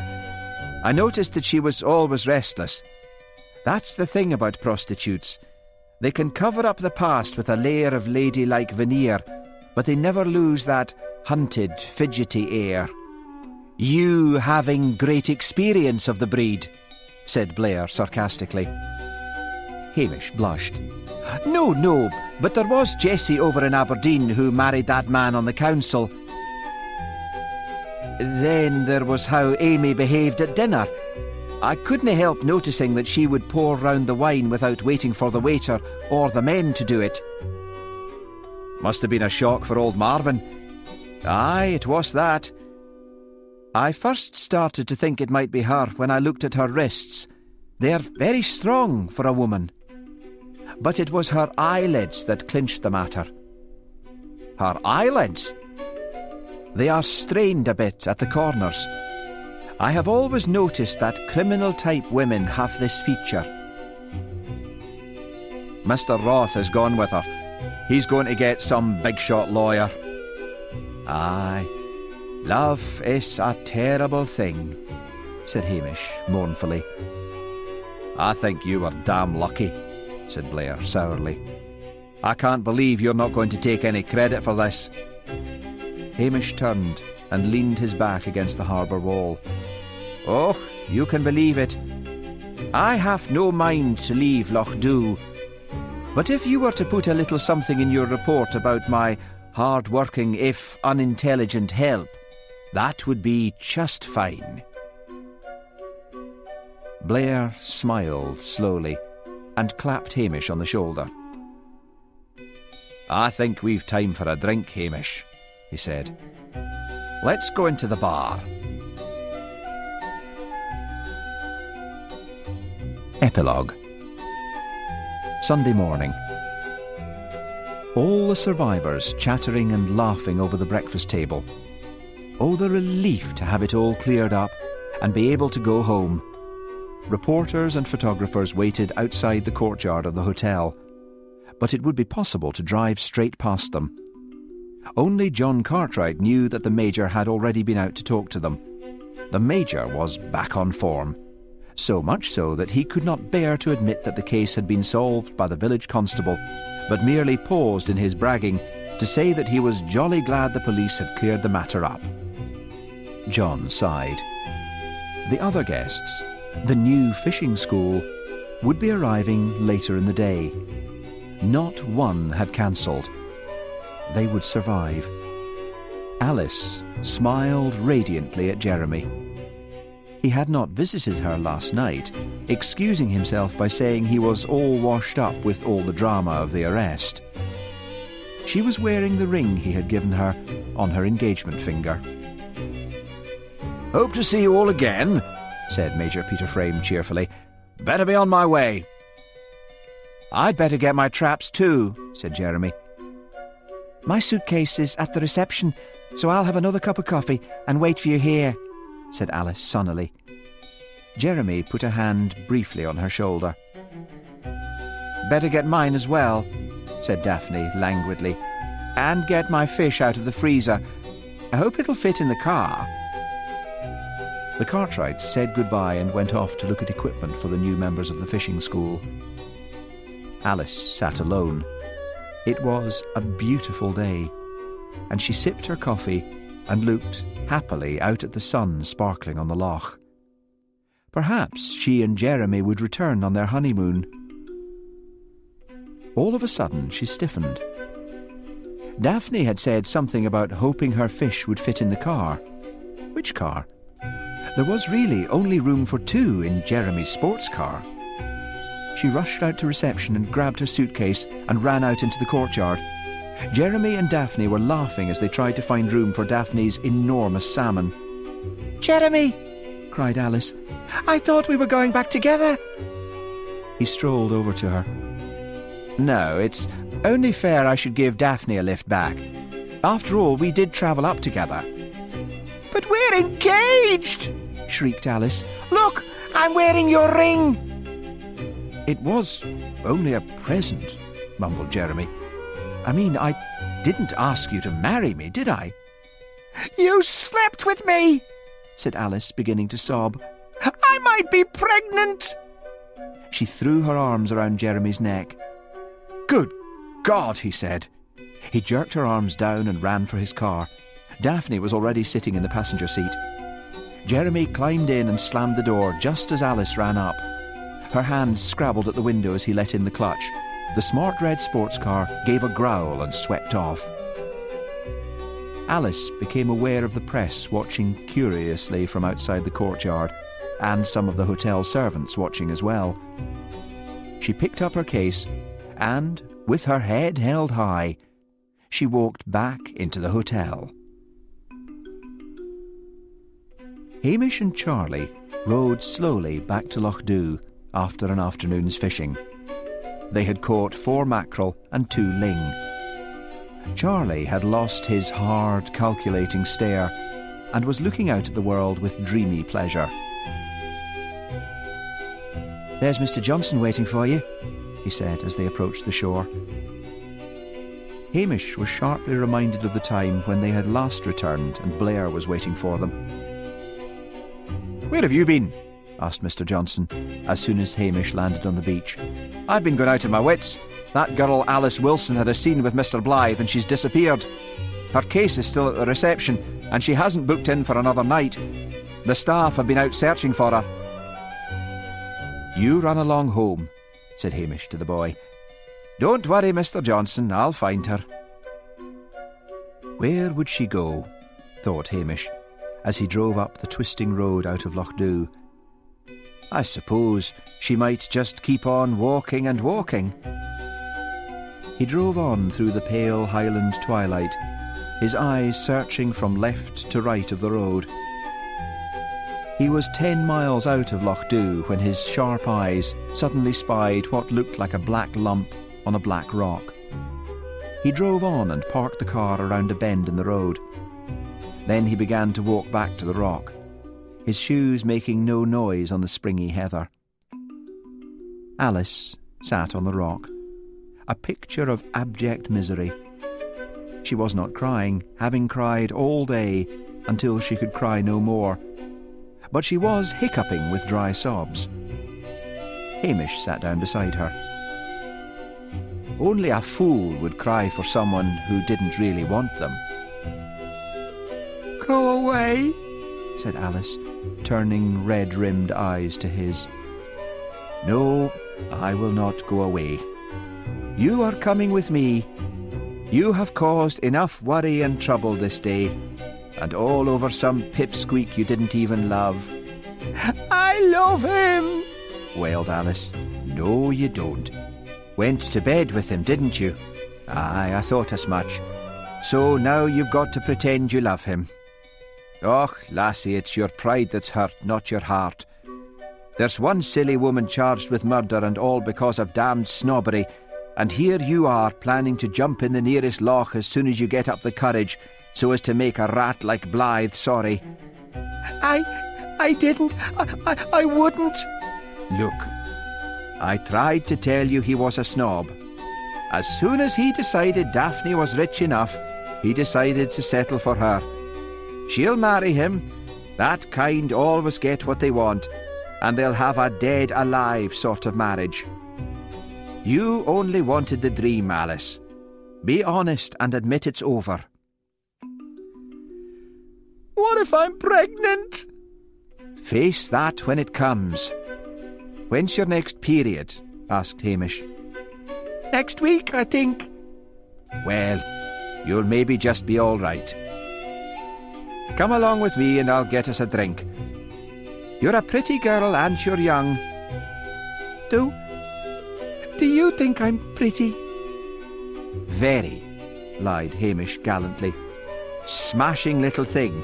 That's what I thought when I first saw you. He helped her to her feet and put an arm about her shoulders, and together they walked towards the road. It's a grand evening to be alive, said Hamish. Just think about that. Down below them, the lights of the village twinkled in the half-dark. The twilight was scented with thyme and pine and heather. A rocketing pheasant whirred up from a clump of heather at the other side of the road. Out in the loch, the fishing boats were chugging out to sea. Hamish pulled Alice to the side of the road as he heard a car approaching. A Rolls, black and sleek, slowed. Inside sat Priscilla Halberton Smythe. She was wearing a white evening dress, and a diamond necklace sparkled against her breast. Beside her, at the wheel, was John Harrington. Priscilla looked at Hamish, at Hamish's arm about Alice's shoulders, shrugged and said something to John, who looked across her at Hamish and Alice and laughed. Then the car sped away. Alice took a deep breath of clean-scented air. She was feeling better already. Hamish's arm was comforting. She glanced up at him. He really wasn't bad looking. His eyelashes were very long for a man, and his hair was a fascinating colour of red. You're right, said Alice. Only a fool would cry for someone who didn't really want them. Hamish watched the tail lights of the disappearing Rolls-Royce. Did I say that? He asked, and then added in so low a voice that Alice could not hear what he was saying, If I said that, then I am a very great fool indeed. He helped Alice into his car, but he sat for a few moments staring straight ahead. I've always wondered, Mr. Macbeth, said Alice timidly. What's a FEB? Hamish let in the clutch. Fucking English bastard, he said. And with an angry screech of tyres, he swung the car around and they plunged down into the heathery darkness of the road leading to Loch Dhu. That was Death of a Gossip by M.C. Beaton, read by David Monteith.